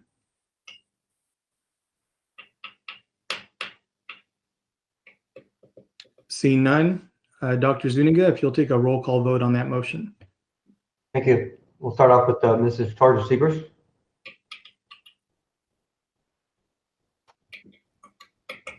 Sorry that I had to. For me, as I said, the most important thing are both group of students. Both are the same level. The students from adult education, ACT, and the students from my high school that they go to the best college right now. PCC is considered now one of the best colleges in all the United States. They just had a special investigation, and this morning we were told that PCC is one of the best colleges. My most important thing is that our students, all our students are the same. And if this center that they said is center that I need to have more explanation about how it's going to be done, is going to help my students, I say aye. Thank you. Padilla? Yeah, I want Mr. Briones to re-explain his motion again. It kind of, he added a whole bunch of stuff into it. It didn't make sense to me, so if he could explain it. Or So repeat it. the motion again is to direct staff to begin the planning and design efforts for the West San Gabriel Valley Adult Ed Complex at the existing Adult Ed site in Rosemead, to allow staff to enter into negotiations with PCC to partner with the El Monte Union High School District in the development of the West San Gabriel Valley Adult Ed Complex, including negotiating a long-term lease with PCC, and for PCC to consider construction of a supplemental site for their administration and additional classrooms as needed. And if that is not amenable to them, then we would continue to move forward with the adult ed program at the Rosemead site. You explain long-term lease. What do you mean by enter into a long-term lease for them to stay where, or a long-term lease for where? Long-term lease for the classrooms at the adult ed campus there at Rosemead. At where they're at now? At the Rosemead Center. So the direction, the motion is to direct staff to begin the planning and design efforts for the adult ed program at the adult ed complex. Sorry, for the adult ed program as part of a West San Gabriel Valley adult ed complex at the existing site in Rosemead. Mm-hmm. So that would move the adult ed program from Granada to the Rosemead site.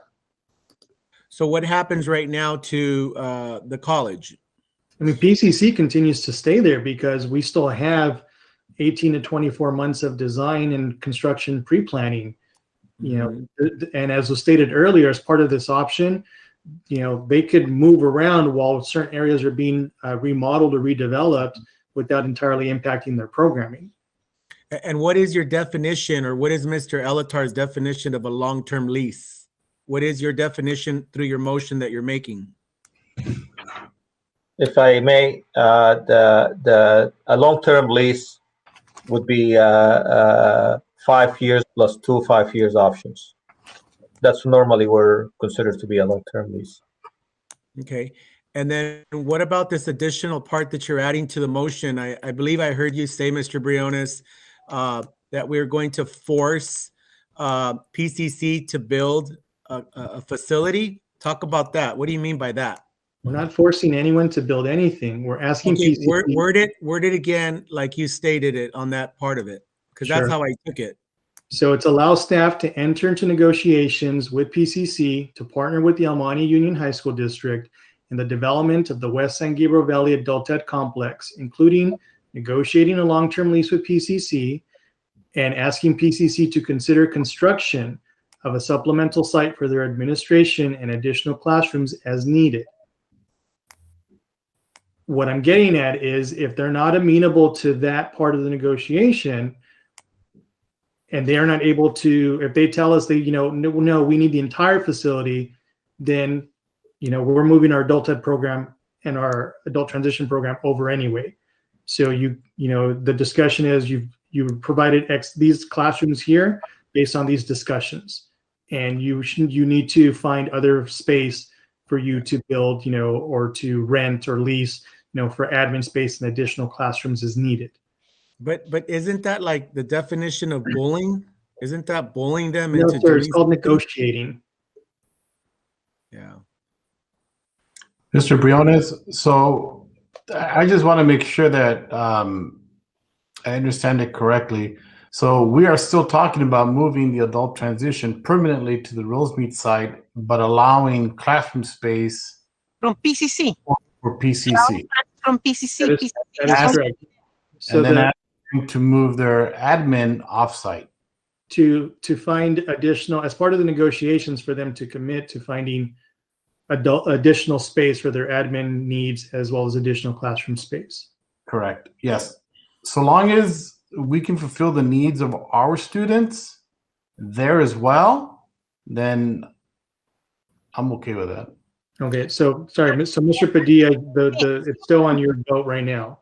Excuse me, President Briones and Mr. Salcedo. Hold on, Mrs. Torres de Seigres. All the students. Hold on.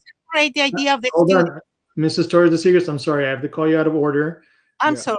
The opportunity for the discussion has already taken place. We're taking a vote right now.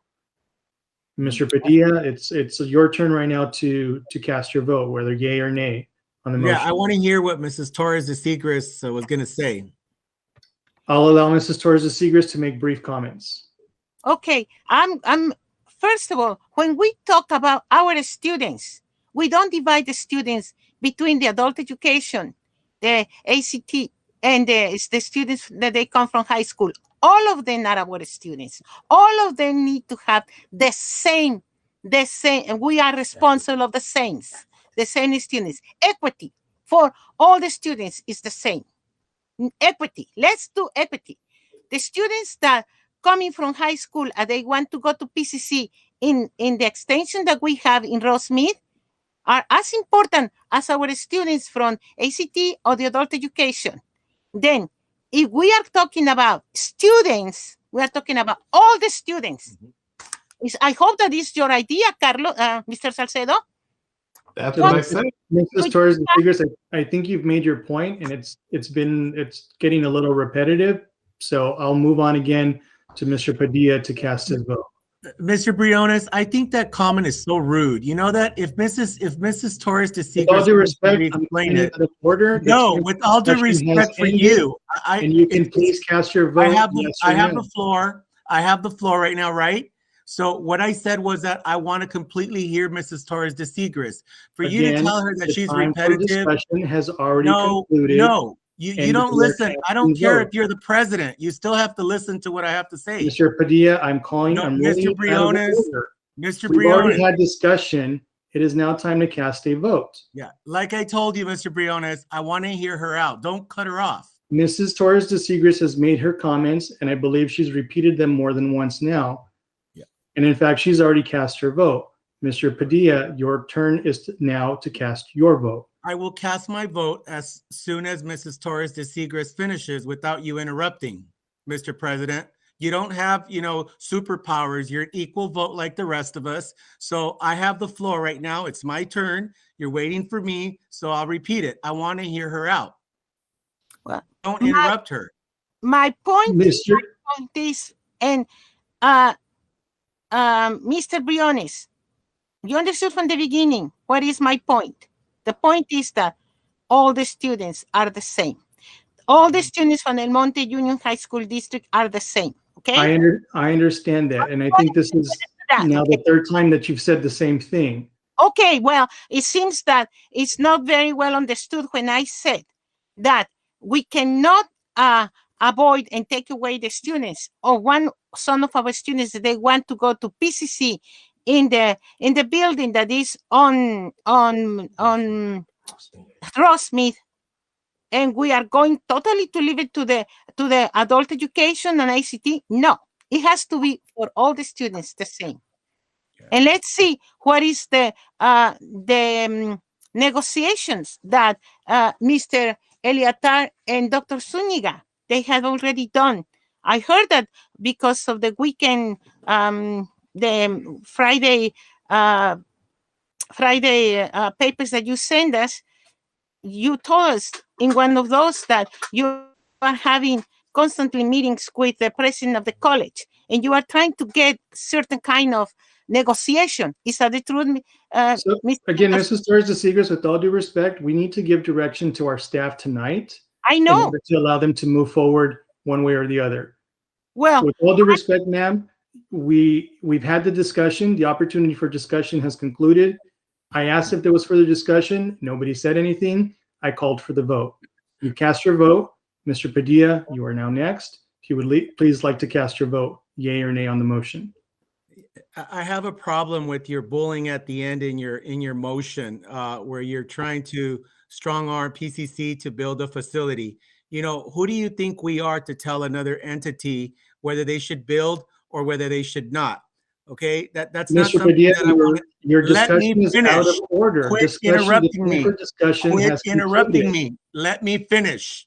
I gave you an opportunity. Let me I finish. asked You're for additional interrupting me. discussion, and I have the nobody said floor. I anything. have the floor right now. You have the floor to vote. Be quiet Cast then. your Let vote, me yes or no. finish.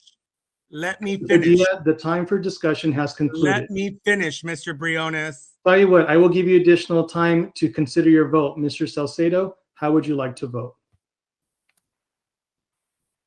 You're muted, sir. Yes. Thank you. Mr. Diaz, Aye. Yes. Mr. Padilla, Okay, now can I finish? you're the last one to cast a vote. I'd like for you to either cast yay or nay. I think I know what to do. I don't need you to explain it to me. I'm the senior board member. Remember that, Mr. Briones? So you would understand then that this is a time to vote, not for further discussion. So please cast your vote, yes or no. Absolutely not. Thank No. you. You're welcome. So the vote carries 4-1 with Mr. Padilla voting no on the motion. Just formalize it, Mr. Briones, that your vote is counted, correct? Yes. Okay, so that is one yay for you as well. Yes. Thank you to DLR for their presentation tonight. Thank you, Mr. Miller, for indulging us. Thank you. My pleasure, everyone. Thank you to staff for answering our questions. Moving on to item number 2, consider approval to enter into an agreement with Converse Consultants to provide geotechnical engineering, materials testing, and special inspection services for the Arroyo High School and Mountain View High School track and field project. Is there a motion to approve this item? Move to approve. Moved by Mr. Diaz. Is there a second? I'll second. Seconded by Mr. Salcedo. Any discussion? Any questions? Seeing none, Dr. Zuniga, if you'll take a roll call vote. Thank you. Mrs. Torres de Seigres? Aye. Mr. Padilla? Aye. Mr. Diaz? Yes. Mr. Salcedo? Yes. Mr. Briones? Aye. Go. 5-0. Okay, the item is adopted unanimously. Item number 3, consider approval to award an agreement to Empowered Solutions LLC in response to RFP number 2020-2021 P11 HVAC Controls Modernization Project Mechanical Engineering Services. Is there a motion to approve this item? Move to approve. Moved by Mr. Padilla. Is there a second? I'll second it, but I have a comment. Okay, seconded by Mr. Diaz. Any discussion? Mr. Diaz, go ahead. Mr. Elter, can you explain why there's such a large discrepancy in the bid amounts between contractors? Like are they going to be able to do the work? You're on mute. You're on mute. Sorry about that. I'm going to try to answer this question, and Ms. Sanchez, the purchasing director, can add some comments since she was involved in the evaluation process. But to answer your question, the scope was very specific and was actually limited to basic services plus 2 add-ons, and some of the and this is actually a professional service. This is not construction. So these they submitted proposals, not bids. So some of those proposals seem to include more scope than what we initially asked for. And then the lowest proposal, which we're asking the board to approve, actually indicated that they are actually giving us a discounted rate based on the fact that they have funding part of the cost from Southern California Regional Energy Network. I'm sure you mentioned you did hear about that. Yeah. And the affiliation of that. So they are actually giving us a discount. Okay. Because Southern California Regional Energy Network is covering some of the cost. So we're actually getting an advantage of that. Okay, got it. Thank you, Ms. Alatar. That's all I needed to know. You're welcome. Thank you, Mr. Diaz. Any further discussion or questions on the item? Seeing none, it's been moved and seconded. Dr. Zuniga, if you'll take a roll call vote. Okay, item number 3, Mrs. Torres de Seigres? Aye. Mr. Padilla? Aye. Mr. Diaz? Aye. Mr. Salcedo? Yes. And Mr. Briones? Aye. And count as 5-0, sir. Okay, the item is approved unanimously. Item number 4, consider approval to enter into agreement with Colby Technologies Incorporated to utilize accountability software and related services to support current and future facilities projects. Is there a motion to approve this item? Move to approve. Moved by Mr. Diaz. Is there a second?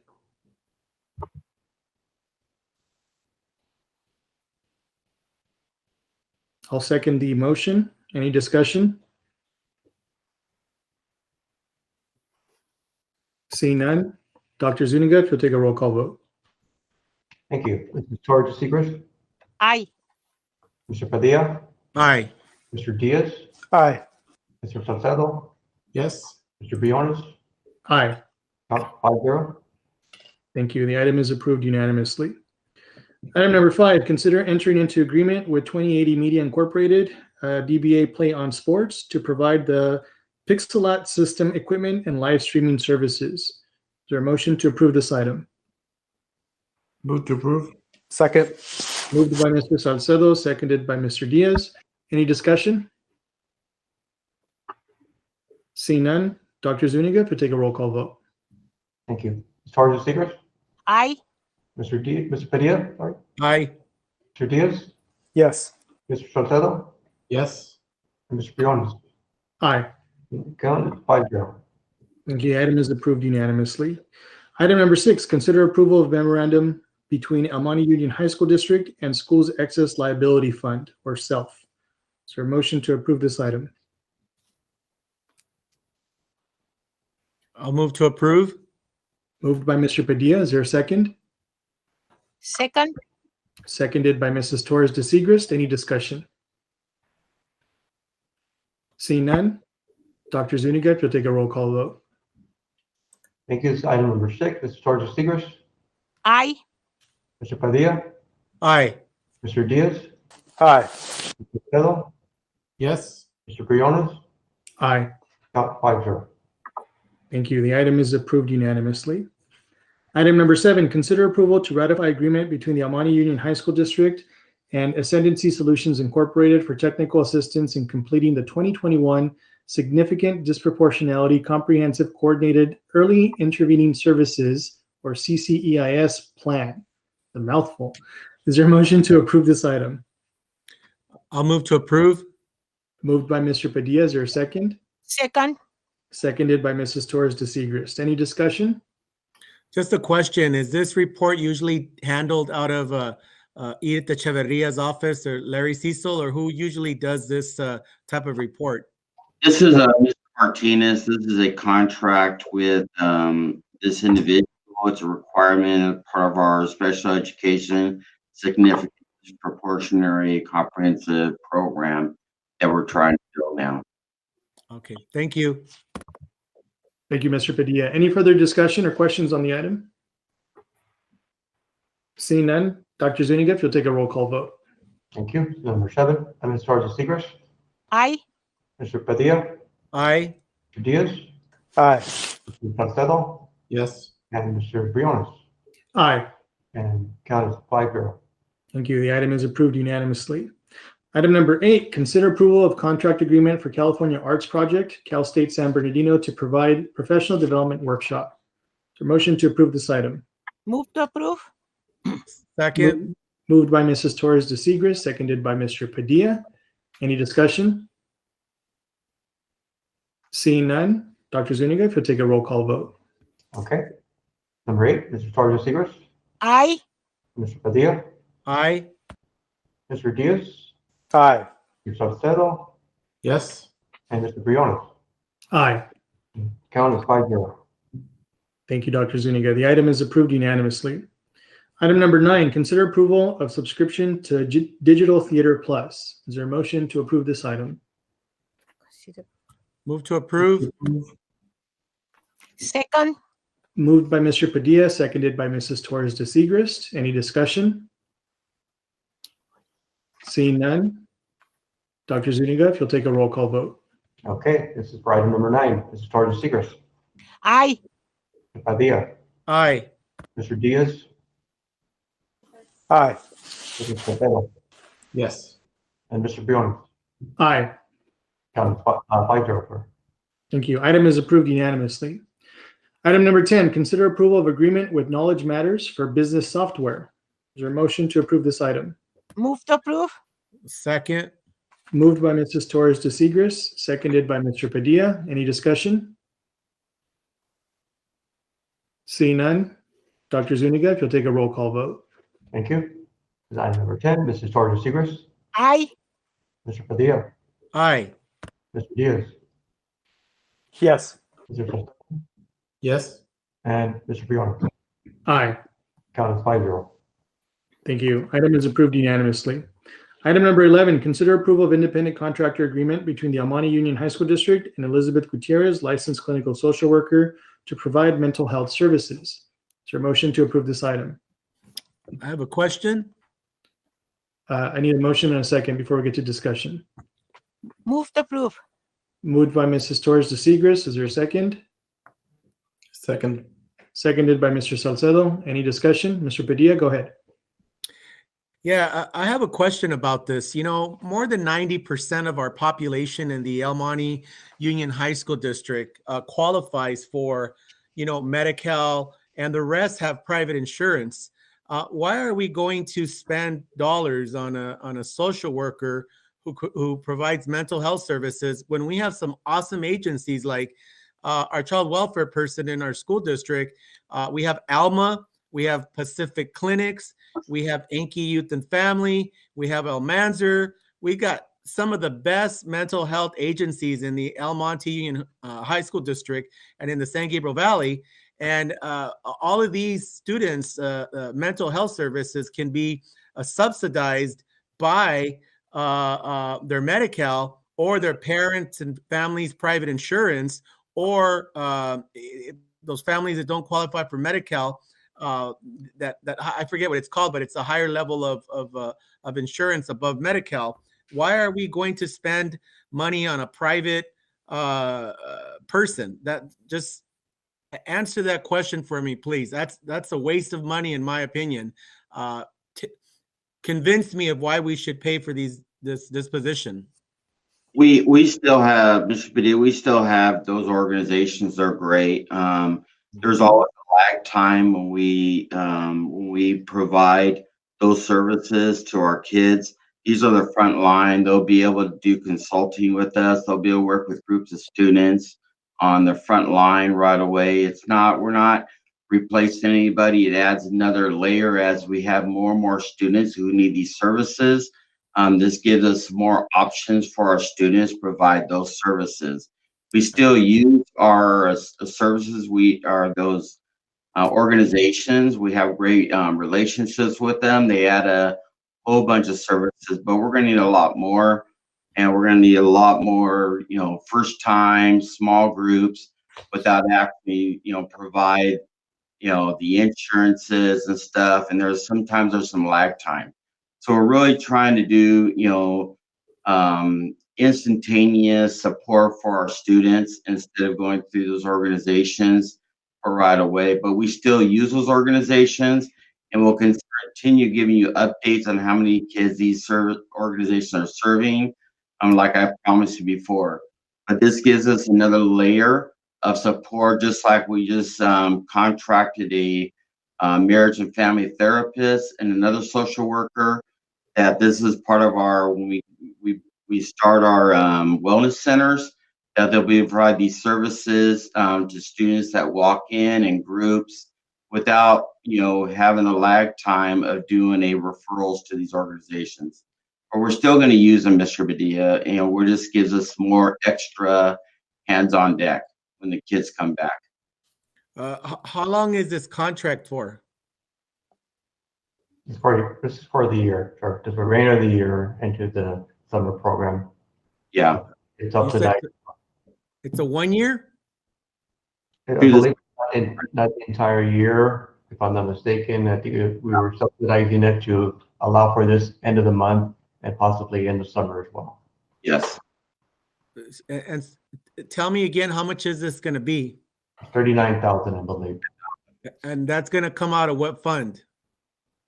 Our learning loss mitigation funds, which actually supports learning loss. Okay, so this is not a permanent position, correct? No, No, they're year, at least for Okay, now. so we get to see if this person works out and how it works out. And all right, are we going to be, who's going to be collecting all the quantitative data of who this person's seen and all that stuff? Who's going to do that? this person would fall under Mr. Leon. All right, thank you. No further questions. Thank you, Mr. Padilla. Any other further discussion on this item? Seeing none, it's been moved and seconded. Dr. Zuniga, if you'll take a roll call vote. Thank you. This is for item number 11 again. This is Ms. Torres-Segrest. Aye. Mr. Padilla. Aye. Mr. Diaz. Yes. Mr. Salcedo. Yes. And Mr. Briones. Aye. It counted 5-0. Thank you. The item is approved unanimously. Item number 12, consider approval of memorandum of understanding between the El Monte Union High School District and Vision to Learn. Is there a motion to approve this item?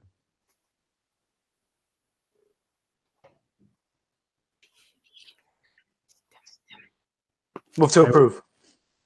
Is that Second. Mr. Diaz? Okay, moved by Mr. Diaz, seconded by Mr. Salcedo.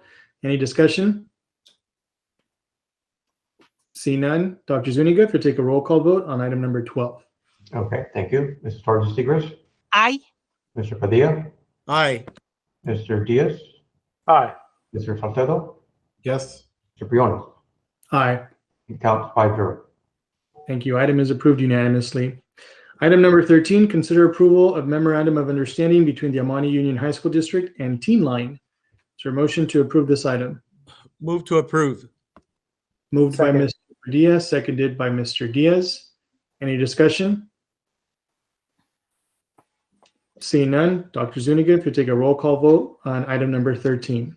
Thank you. Mrs. Torres-Segrest. Aye. Mr. Padilla. Aye. Mr. Diaz. Aye. Mr. Salcedo. Yes. And Mr. Briones. Aye. It counts 5-0. Thank you. Item is approved unanimously. Item number 14, discussion on El Monte Union High School District graduation requirements for the class of 2021. Dr. Zuniga, I'll hand this over to you. Thank you. At the direction of the board, we entertained this item. I know we are in April, so our timeline is very short, and we want to be sure that we provide you with as much information and detail as possible related to our current graduation requirements and also a potential solution to some of the students that suffered due to the pandemic this past school year, specifically for the class of 2021. Mr. Ciso has gathered some data regarding some of the students that are in the bubble for graduation, and we'd like to provide you with just an overview and also some details about that data. I'm going to hand it over to Mr. Ciso. Thank you, Dr. Zuniga. First of all, it was really interesting. I've been working with the counselor task force. The counselor task force is made up of counselors from each one of our schools. And several weeks ago, we were talking about the struggles that some of our seniors were having. Actually, many of our seniors, as they try to do some credit recovery and keep up with their classes and some of the social, emotional, and the mental, draining of the students through the distance learning over the last year. And they just asked what we can do to support these students, to look at graduation requirements. And it's interesting, after I got done with the conversation with the counselors, it's like 3 Thursdays ago or 2 Thursdays before the winter break. And when I went to Dr. Zuniga and I expressed their concerns, he said David Diaz, board member, also kind of mentioned that, and we did a little research. We looked at a couple of local districts that are changing their graduation requirement or just adjusting their graduate requirements for the 2021 graduating class.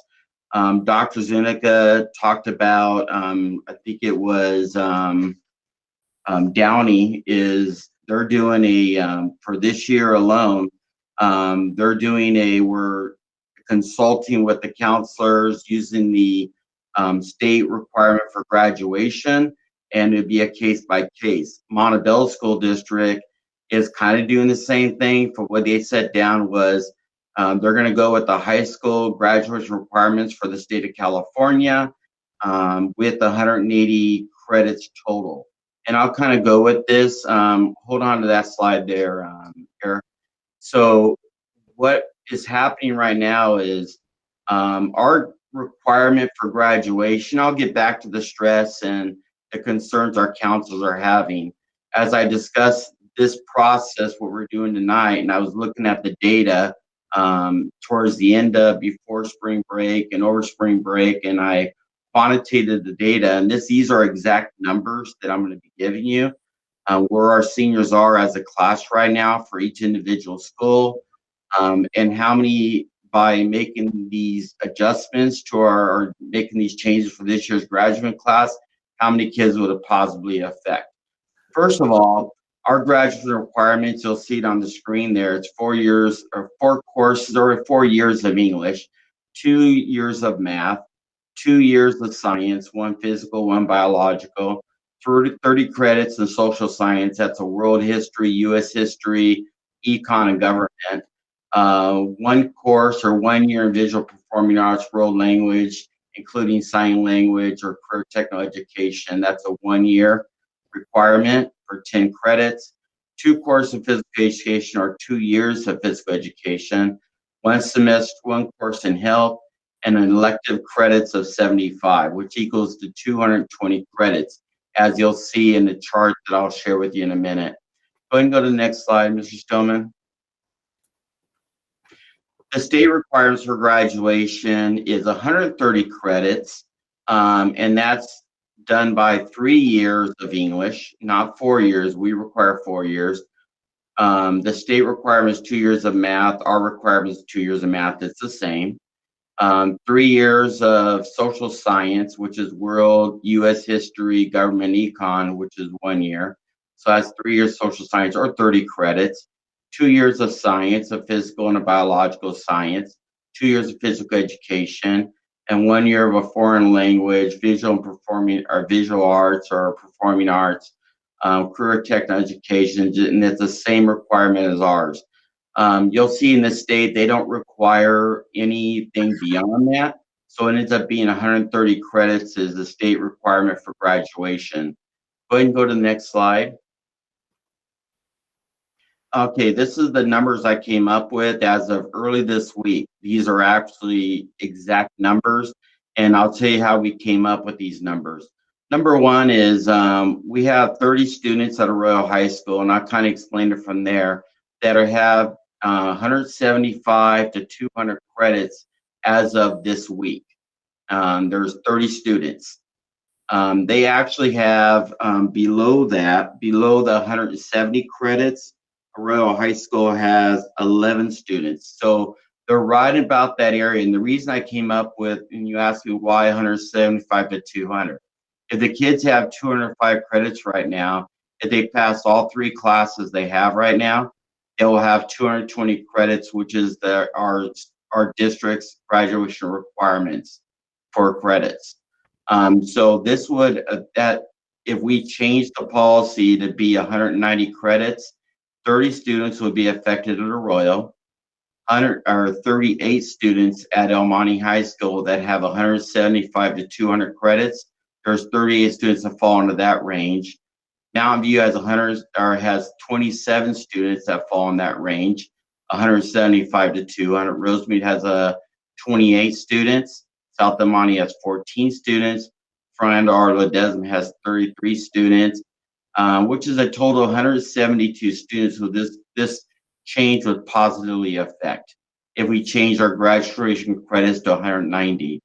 Now, when you look at the core classes, and the only difference in the core classes between the state and El Monte High School District is how many credits required for graduation for language arts. We require 4 years, the state requires 3 years.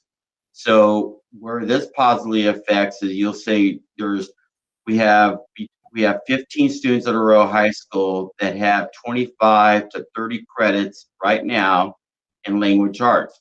The reason I didn't go up to 35 is because a lot of the students right now are taking English. If they have 30 credits, it would get to the 40 credits, which we require. So this would positively affect without a student have to take credit recovery, along with another English class, which is both distance learning right now, that we're looking at 15 students of positively affect. Now, how many of those students are already over that 220 and how many fall within that 175, 200? It's about 20% each site that students are just lacking that one, but they have enough credits to graduate. They're lacking that one class or two classes in English that they would have to make up in credit recovery. But if we went to the state requirement just for the classes alone, that would positively affect 15 students at Arroyo. And you'll see I also put there how about 20 credits? There's 3 students.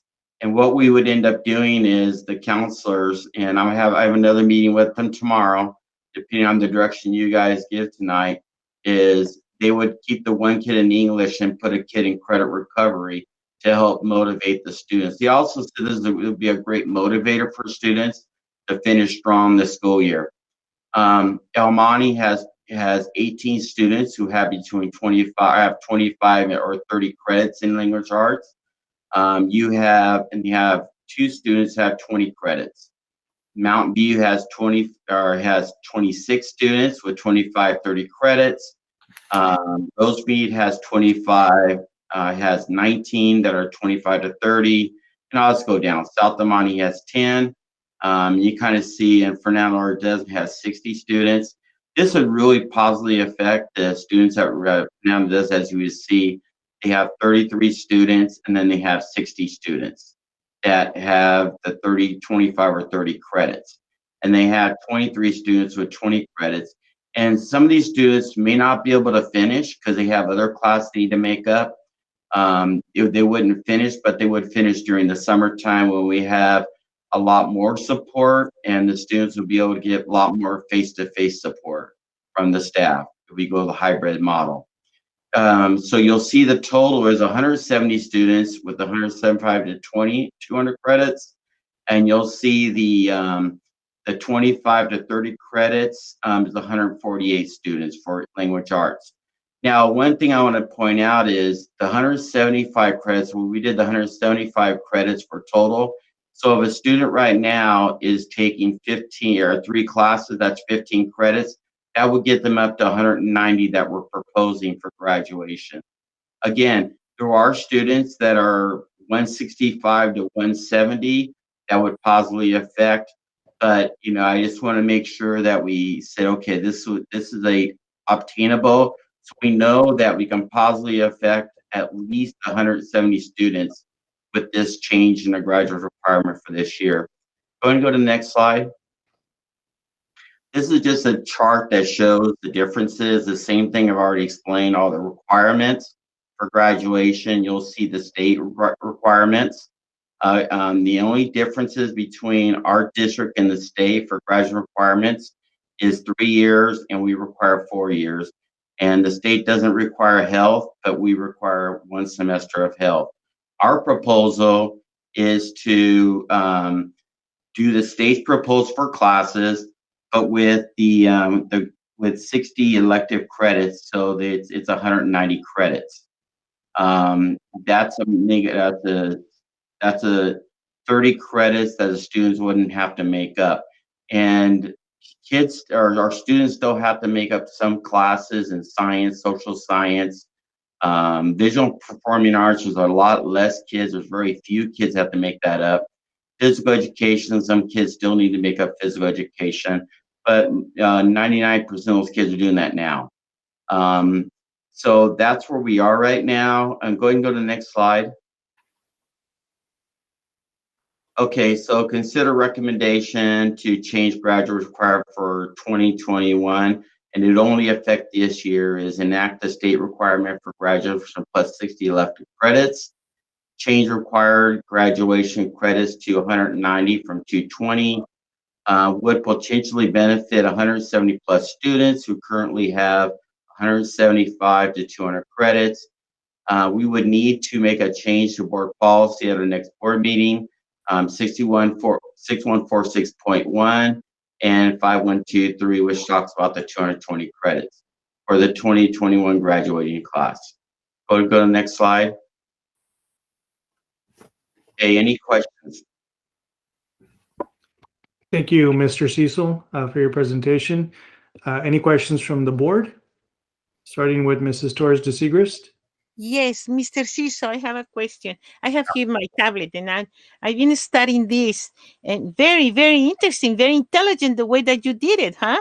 I really like the way that you are helping the students and putting everything in the correct way. But my question is this one. Why do we put only 3 years, 3 years for English when you know that English is one the most important uh, subjects that the students need to have? Of course, in our regular years, it's 4 years. The you say that the state requires only 3 years, but couldn't it be a good idea if we would have put 4 years again for our students for English? No? One of the things is when the state requirements, what we're looking at is, and all the counselors were in agreement with this, or the counselors that are on the task force, which is the counseling school. They felt that, the kids have been through English. It's all about the credit recovery classes. The kids are, they're getting, bombarded. These are the kids that they're online. We're doing everything we can. The counselors are contacting them all the time. They're just on overload over the year. A lot of these kids will be taken in credit recovery. And so that's why we came with that recommendation. It is a state requirement for 3 years. The kids have already been through these classes. They've already had 4 years of English. They may have failed, 2 semesters, so they don't have the 4 years. So they really feel, and this is off their recommendation also, that we go with this. And basically it's the credit recovery that the kids are struggling, because these are kids that are struggling anyways. Yes. There's a lot of issues with their homes right now, and with the just the stress these kids are going through, and the kids, and the council all said this, kids are doing the best they can. They're working hard. And so on a normal year, we would not do this, especially if we're back and we can give the kids support that they need, with the social emotional support, with the mentoring that is, and online, there's a lot of challenges to that. They're doing the best they can. The counselors are working with them. And so I've been working with the counselors closely on these issues, and this is the recommendation we have. But you're right, English language arts is very important. Don't downplay that at all. But we want to be able to make sure these kids and give them some kind of incentive to finish strong for the year and get their diplomas. Yeah, because since 2 weeks ago, you sent us this that we were going to have only 190 credits, and I was very surprised about English because the students need to speak English, at least to express themselves the best they can. And unfortunately, they need to practice a lot. They need to work hard, but if they did it in 3 years, and that's the way that we are helping them to finish and graduate it, I really understand that. But well, the situation is the one that takes us. Thank you for explaining to me this, and especially if the teachers and the counselors, they decided that is correct, they know better than me. Thank you, Mr. Ciso. You're welcome. Thank you, Mrs. Torres de Segrist. Mr. Padilla, any comments or questions? Yes, just a comment. Under normal circumstances, I would say absolutely not, never, because I feel like this is a lowering of standards, and this is a local educational agency. This is an institution of education, and under normal circumstances. But this last year, and as I speak, it's anything but normal. Our kids have gone through very traumatic experiences with this whole COVID-19, the loss of life, loss of jobs for some of their parents, some of their friends. This has been anything but normal. And I'm all about helping students and removing some of those barriers, and just to be hard-nosed on a year where we could, really make a difference and impact this graduating class for years and years to come, and having the ability to do that as a school board member, absolutely. I'm both feet in. I will support the 190 graduation requirement. And again, I'll repeat, just because we're in unprecedented times, There's a lot of trauma in so many aspects of our lives, including us as board members and educators and our day jobs and so forth. So I support you, Mr. Larry Cecil, and I say that because I've always seen you as the person or the instructional leader that keeps his fingers on the pulse of our school district and tells us how we're doing. And so if you feel that that is the recommendation that it's going to best help our students, you have my vote. Thank you. And I agree with you, Mr. Padilla, that in times there's no way I would endorse this. Thank you, Mr. Padilla. Thank you, Mr. Cecil. Mr. Diaz. Thank you, President Briones, and thank you, Mr. Larry Cecil, for your presentation. Yeah, to echo the sentiments of my colleague, Mr. Padilla, all the things he mentioned were the exact reasons why I brought this forward to our school district after reading that other neighboring school districts had done this. In times where food and housing insecurity, job loss, loss of life, loss of jobs, loss of normality, as young people, I can't imagine the incredible amount of stress and trauma that they're going through right now and will continue going through in their young adult lives. And so when I think to myself about what our role is here and how we can be helpful, if we have an opportunity to help 170 plus graduating seniors or seniors that are on the cusp of graduating, we should do it. It's the right decision to make. And so thank you, Mr. Cecil, for bringing this up. Thank you, Dr. Zuniga, and thank you, Mr. Briones, for agendizing this item tonight for discussion. As you know, I hope it's a bit of good news for these students and their families and what's been horrendous year. So thank you. Thank you, Mr. Diaz. Mr. Salcedo. Thank you.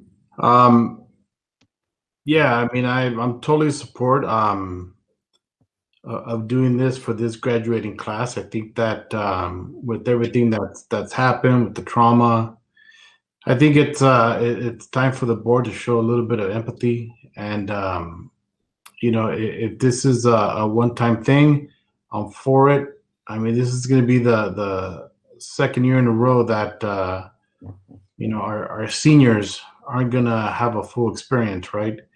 You know, when it comes to being on campus, being the seniors, having full-on ceremonies, that kind of thing. But this included, I mean, it's affected so many families in ways that we couldn't even imagine, you know, a year ago. And so I think it's the right thing to do this year, and it shows a lot of empathy. But again, with the understanding this is for the 2021 graduating class, correct? Yes. Okay. Thank you, Mr. Salcedo. Mr. Cecil, one question for me is if and a student, even with the reduced requirements for graduating this year, isn't able to meet those requirements right now, and they say they missed it by 5 or 10 units, and they normally would go to summer school to make up those classes to then get their diploma, would they still qualify for these requirements now, since they are part of the 2021 graduating class? Absolutely. Okay. Because we really didn't let them finish up in the summertime. Okay. What about an individual who perhaps it takes more than just a summer? That's where I need a little more direction. You know, it's we already plan on giving some kids a 5th year that aren't going to be able to finish. We have very, very few kids. It's just kind of like there's a great divide. And I'll give you more data between the kids that are right at that margin of 170. We have a few of 165, 160, but it really drops from there. We have a lot of English learners, your ELD 1 students that haven't been here very long, so they have a lot of low units. But just give you a little bit of understanding how this is. We only have 11 students at Arroyo High School that are below 175 credits. We have Rosemead High School has 11. South of Monte only has 3 students below 175 credits. So we're really, there's a huge difference between students that have 175, and then it really drops from there. I'll give you a little bit of understanding in my board memo, because I did all the number crunching and data crunching and how many kids this was going to affect. So the numbers I gave you tonight were exact numbers throughout the district. I can give you further details on the students that are going to need a 5th year. Mr. Briones, if I may add to that, the California Department of Education required cohorting for state reporting for graduation classes. So you cannot have another year without identifying that individual as a senior in that cohort. So our reporting timeline is in the fall. So that's why we have the summer to complete this class, to make sure that anyone who didn't complete it, to get the summer done even into late August before we do the final reporting by fall. Once that final reporting is done, they are part of that cohort. The other option, as Mr. Cecil stated, that you do have a 5th year option, that's got to be determined now, because otherwise they're going to be included in this actual cohort, and it's too late by the time we report that student in this cohort rather than next year 5th year cohort. So there is a timeline that we have to meet before we can consider that kid technically a non-grad. So my question to you would be then, for those students who are below the threshold now that you've already shared with us, who would be considered what we would call the super seniors who come back for a 5th year. Is that something that we want to include for that 5th year, where the requirements would be reduced for them to complete, or would they be exempt from these reduced requirements? What is what my recommendation, Mr. Francil, would be that that August 15th is the deadline where by the state of California set for this year's graduating class. They have to finish their classes, their graduate requirements by August 15th. Okay. And then beyond that, they don't count. They count as a dropout for this year. You can pick them up for next year's for class of 2022, but then they would have to meet the requirements for the class of 2022. Understood. So then so if we make a recommendation tonight, it would only be for those who, as Dr. Zuniga said, are part of this year's cohort. Yeah. Understood. And must finish by August 15th. Must finish by August 15th. Okay. Any additional questions from the board or discussion? So is a consensus then that for this year, we want to go with staff's recommendation to reduce the requirements for graduating class of 2021 to 190 units as opposed to 220. Plus the state's requirement for graduation. Plus the state's requirement for graduation. Thank you, Mr. Cecil. Is that amenable to everyone? Yes. Okay. Okay. Thank you. You got your direction. So I'll have the item on for the change of board policy for next board meeting, and I have a meeting tomorrow with the counselor task force. So I'll explain to the counselor's task force, and I'll give them I have the spreadsheet with all their students who falls in that range. They already know it, but I'll just give it to them again. President Briones, I know this is informal because of this discussion, as the direction was given, no action was taken. With board policy revision coming up, it's going to take obviously another month. If the board allows that, we can start providing this as far as subject to final board policy, board policy approval for updates to memorialize that this is pertaining to the class of 2021 under the board policy for many years to come, in case transcripts were questioned. But we feel that's important we get the word out so the motivation is there, and also I'll not have to wait another month before we finally say, okay, this is what we're going to do. Is the board okay with us to at least move forward with that, informing folks that this is the direction of the board and that we see this forthcoming in May to finalize board policy revision? Yes. For me, yeah, absolutely. If you don't get the word out, then there's no motivation. You're not going to change the behavior. Thank you. Thank you. Okay, so direction was given. No further questions, anyone? Discussion? Staff, you're all good? Okay, thank you very much. It is 11:28, it'll be 11:30 shortly, so I just want to take a quick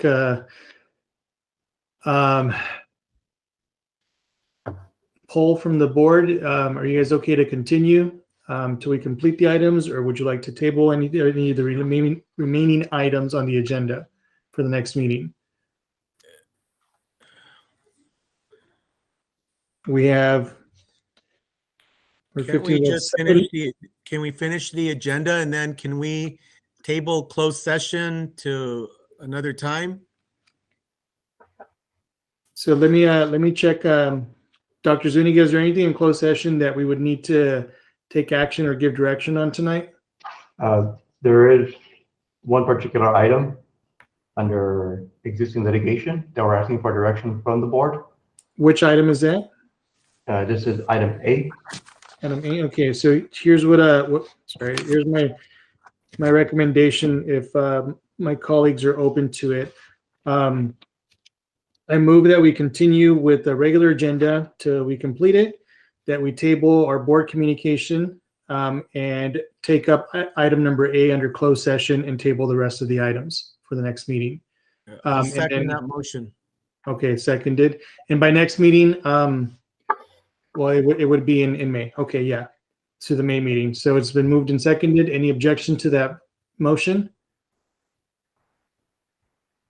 Okay, seeing none, we'll do that then.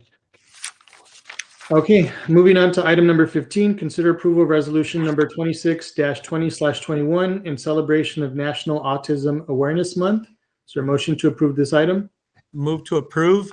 Second. Moved by Mr. Padilla, seconded by Mr. Diaz. Any discussion? Seeing none, Dr. Zuniga, if you'll take a roll call vote on item 15. Okay, item 15, Ms. Segrist. Mrs. Segrist, you're muted.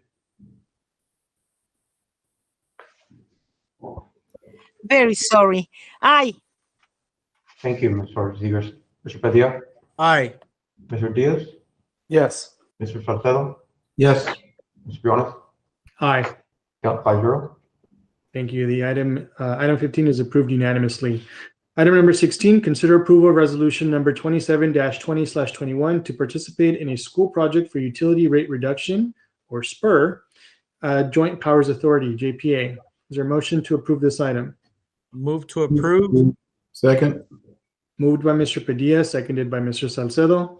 Any discussion? Seeing none, Dr. Zuniga, if you'll take a roll call vote on item 16. Thank you. Mrs. Segrist. Aye. Mr. Padilla? Aye. Mr. Diaz? Yes. Mr. Salcedo? Yes. Mr. Briones? Aye. Count 5. Thank you. Item 16 is approved unanimously. Item number 17, consider approval of resolution number 28-20/21 for El Monte Union High School District support of voter education weeks. I move to approve this item. Is there a second? Second. Second. Seconded by Mr. Salcedo. Any discussion? Seeing none, Dr. Zuniga, if you'll take a roll call vote on item 17. Thank you. Mrs. Segrist. Aye. Mr. Padilla? Aye. Mr. Diaz? Aye. Mr. Salcedo? Aye. Mr. Briones? Aye. Count 5-0. Thank you. Item 17 is approved unanimously. Item 18, consider approval of resolution number 29-20/21, denouncing xenophobia and anti-Asian American and Pacific Islander sentiment due to COVID-19 pandemic and affirming the district's commitment to the well-being and safety of Asian Americans. Move to approve. Second. So moved by Mr. Padilla, seconded by Mr. Salcedo. Any discussion? I would just like to thank all of my colleagues that attended the rally in support of denouncing violence against Asians in our community. I want to thank those of you that attended. I think that it was very appropriate that we asked Dr. Zuniga to make a statement last month. We did not wait till this month to do this, but we had that statement. And it just shows that we stand in support of all of our Asian students that we have in our school district. And I'm glad that we did that, because right after our school board meeting, things got worse. You know, we all saw those, alarming and just crazy videos of, men physically abusing people just because of their ethnicity. I don't know if you guys saw the older lady that got, you know, kicked or hurt, and those gentlemen inside the store just closed the door on them. That was just sad that, you know, that we're living in those times. I would like to think that if my mother was getting beat outside by some crazy person, that somebody would come out to assist her or to give her some aid. So that video made me sick to my stomach. So thank you for the statement, Dr. Zuniga, and thank you to my colleagues that attended the rally, and also to all of the organizers for doing that. It shows that we care about our community, and that, yes, we say that all lives matter, but right now it's Asian lives matter. And we're saying that because it's all of these horrendous things that are happening to our Asian, our friends and families and our community. Just like when we say Black Lives Matter, it doesn't mean that we're minimizing the lives of others or that they're not important. The reason we're saying that is because they're being seriously affected with violent instances or crimes or issues that they're dealing with. And that's why we're saying now that Asian lives matter and that nobody should have to go through that. I mean, I'm 48 years old and I've seen enough things in my lifetime, but that video made me sick to my stomach. And it's just so sad. Reminds me of like Hitler times and the Gestapo coming and just killing people because of how they look or the religion that they practice and so forth. And you know, I came to this country as an immigrant for a better life and to be treated equally and fighting for equity and access. And so thanks for those of you that had the opportunity to go out and rally and show your support. Thank you so much. Thank you, Mr. Padilla. If there's no further discussion, the item has been moved and seconded. Dr. Zuniga, if you'll take a roll call vote on item 18. Thank you, President. Mrs. Torres-Segrest? Aye. Mr. Padilla? Aye. Mr. Diaz? Aye. Mr. Salcedo? Aye.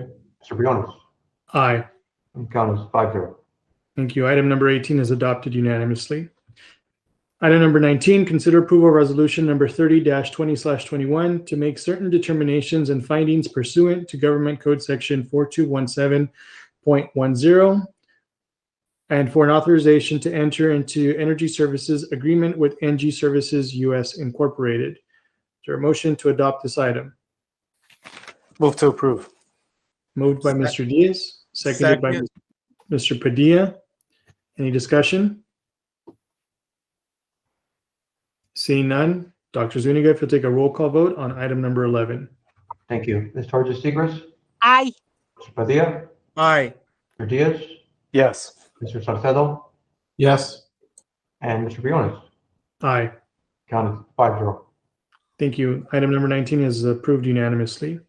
Item number 20, consider approval of memorandum of understanding between the Amani Union Educators Association, EMUHSD, and the Amani Union High School District regarding the remainder of the 2020 through 2021 academic school year. Is there a motion to approve this item?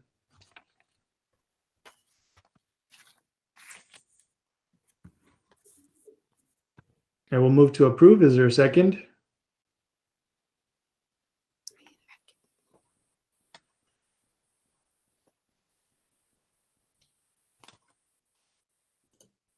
Sorry, I was muted. Second. Seconded by Mr. Salcedo. I was about to kill the motion. Any discussion? With respect to the going back into the classrooms in person, that's still a decision that we need to make, right? Not sometime down the next couple of months, right? I know that they're in the proposal or the MOU, you know, if a hybrid schedule is considered, et cetera, but, you know, we're still discussing what that's going to look like for Amani Union School District, correct? That's correct, Mr. Diaz. Okay, thank you.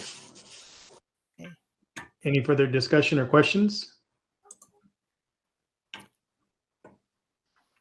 Seeing none, Dr. Zuniga, if you'll take a roll call vote on item 20. Okay. Item 20, Mrs. Torres-Segrest? Aye. Mr. Padilla? Aye. Mr. Diaz? Aye. Mr. Salcedo? Yes. And Mr. Briones? Aye. The count is 5-0. Thank you. Item number 20 is approved unanimously. Item number 21, consider approval of reorganization of maintenance department to include a job title change to facility and technical manager. Is there a motion to approve this item? Move to Move to approve. approve. Second. Moved by Mrs. Torres de Segrist, seconded by Mr. Padilla. Any discussion? Seeing none, Dr. Zuniga, if you'll take a roll call vote on item 21. Thank you. Mrs. Torres de Segrist? Aye. Mr. Padilla? Aye. Mr. Diaz? Aye. Mr. Salcedo? Yes. Mr. Briones? Aye. The count is 5-0. Thank you, Dr. Zuniga. Item number 21 is approved unanimously. Item number 22, consider approval of reorganization of business department to include a new position of account technician 3 under CSEA job classification titles. Is there a motion to approve this item? Move to approve. Moved by Mr. Padilla. Is there a second? Second. Seconded by Mrs. Torres de Segrist. Any discussion? See none. Dr. Zuniga, if you'll take a roll call vote on item 22. Thank you. Mrs. Torres de Segrist? Aye. Mr. Padilla? Aye. Mr. Diaz? Aye. Mr. Salcedo? Yes. And Mr. Briones? Aye. Count is 5-0. Thank you. Item 22 is approved unanimously. Item 23, consider approval of reclassification of a classified staff member. Is there a motion to approve this item? Move to approve. Moved by Mr. Padilla. Is there a second? Second. Seconded by Mrs. Torres de Segrist. Any discussion? Seeing none, Dr. Zuniga, if you'll take a roll call vote. Thank you. Mrs. Torres de Segrist? Aye. Mr. Padilla? Aye. Mr. Diaz? Aye. Mr. Salcedo? Yes. Mr. Briones? Aye. Count is 5-0. Thank you. Item 23 is approved unanimously. Item 24, review, discuss, and revise the district's board policy 6142.3, civic education. First reading tonight, April 14, 2021. Any discussion from the board?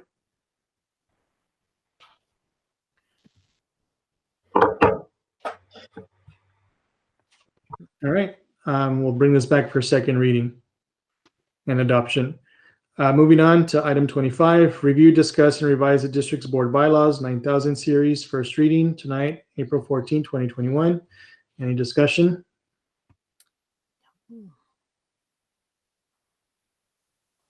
Seeing none, then we'll bring this back for the next meeting for second reading and adoption. All right, so section F we have tabled for tonight. So legal counsel, moving on to closed session, if you'll read us in to closed session. Thank you, Board President Briones. Closed session item for tonight is pursuant to item A, Government Code Section 54956.9 D1, existing litigation, case number 20STCV01987. I don't know if there are any public comments submitted for any of the closed session items. There are no public comments at this time. Thank you, legal counsel. So at this time, we will recess into closed session. And we'll see everybody back out here in a few minutes. And Mr. Steelman, if you'll let us know when we're good.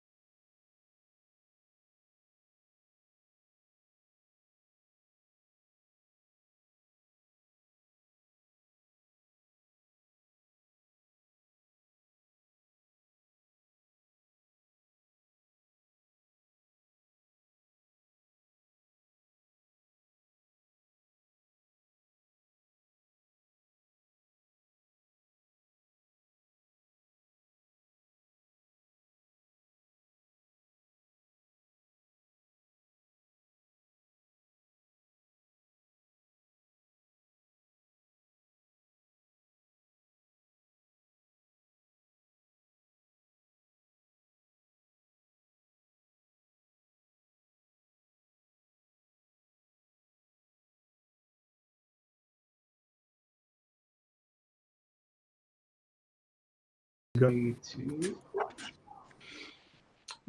back. We are reconvening from closed session. Legal counsel, if you'll please report out. Thank you. For closed session item A, direction was given, no action was taken. Thank you so much. So at this time, we will adjourn tonight's meeting in memory of Mr. Michael Allen. Mr. Allen was born in North Carolina and attended North Carolina Central University. Moved to Southern California as a young adult in 1984. Mr. Allen started in the Almani Union High School District in 2005 as a campus supervisor at Fernando R. Ledesma High School. Soon after, Mr. Allen became an after-school ROP fitness teacher. Eventually, Mr. Allen moved into his final position as Custodian 1, serving Fernando Ledesma High School. Mr. Allen's second family was the staff and students at Fernando R. Ledesma High School. He made time to get to know everyone. He made it a point to welcome and greet you with a big smile and a quick conversation about something important to you. Mr. Allen passed away quietly with his family by his side on March 31st, 2021. Mr. Allen is survived by his father, Edmund Tyrants, residing in San Antonio, Texas, his wife of 25 years, Lisa, and two young adult sons, Michael and Jason. Services are pending at this time. We'll also be adjourning tonight's meeting in the memory of Juana Sequeira Solis, mother of LA County Supervisor and Chair of the Board of Trustees, Hilda Solis, who passed away on April 7th, 2021. Without objection, it is 11:54 p.m. We are now adjourned. Good night, everyone. Please stay safe, and we'll see you soon. Good night, folks.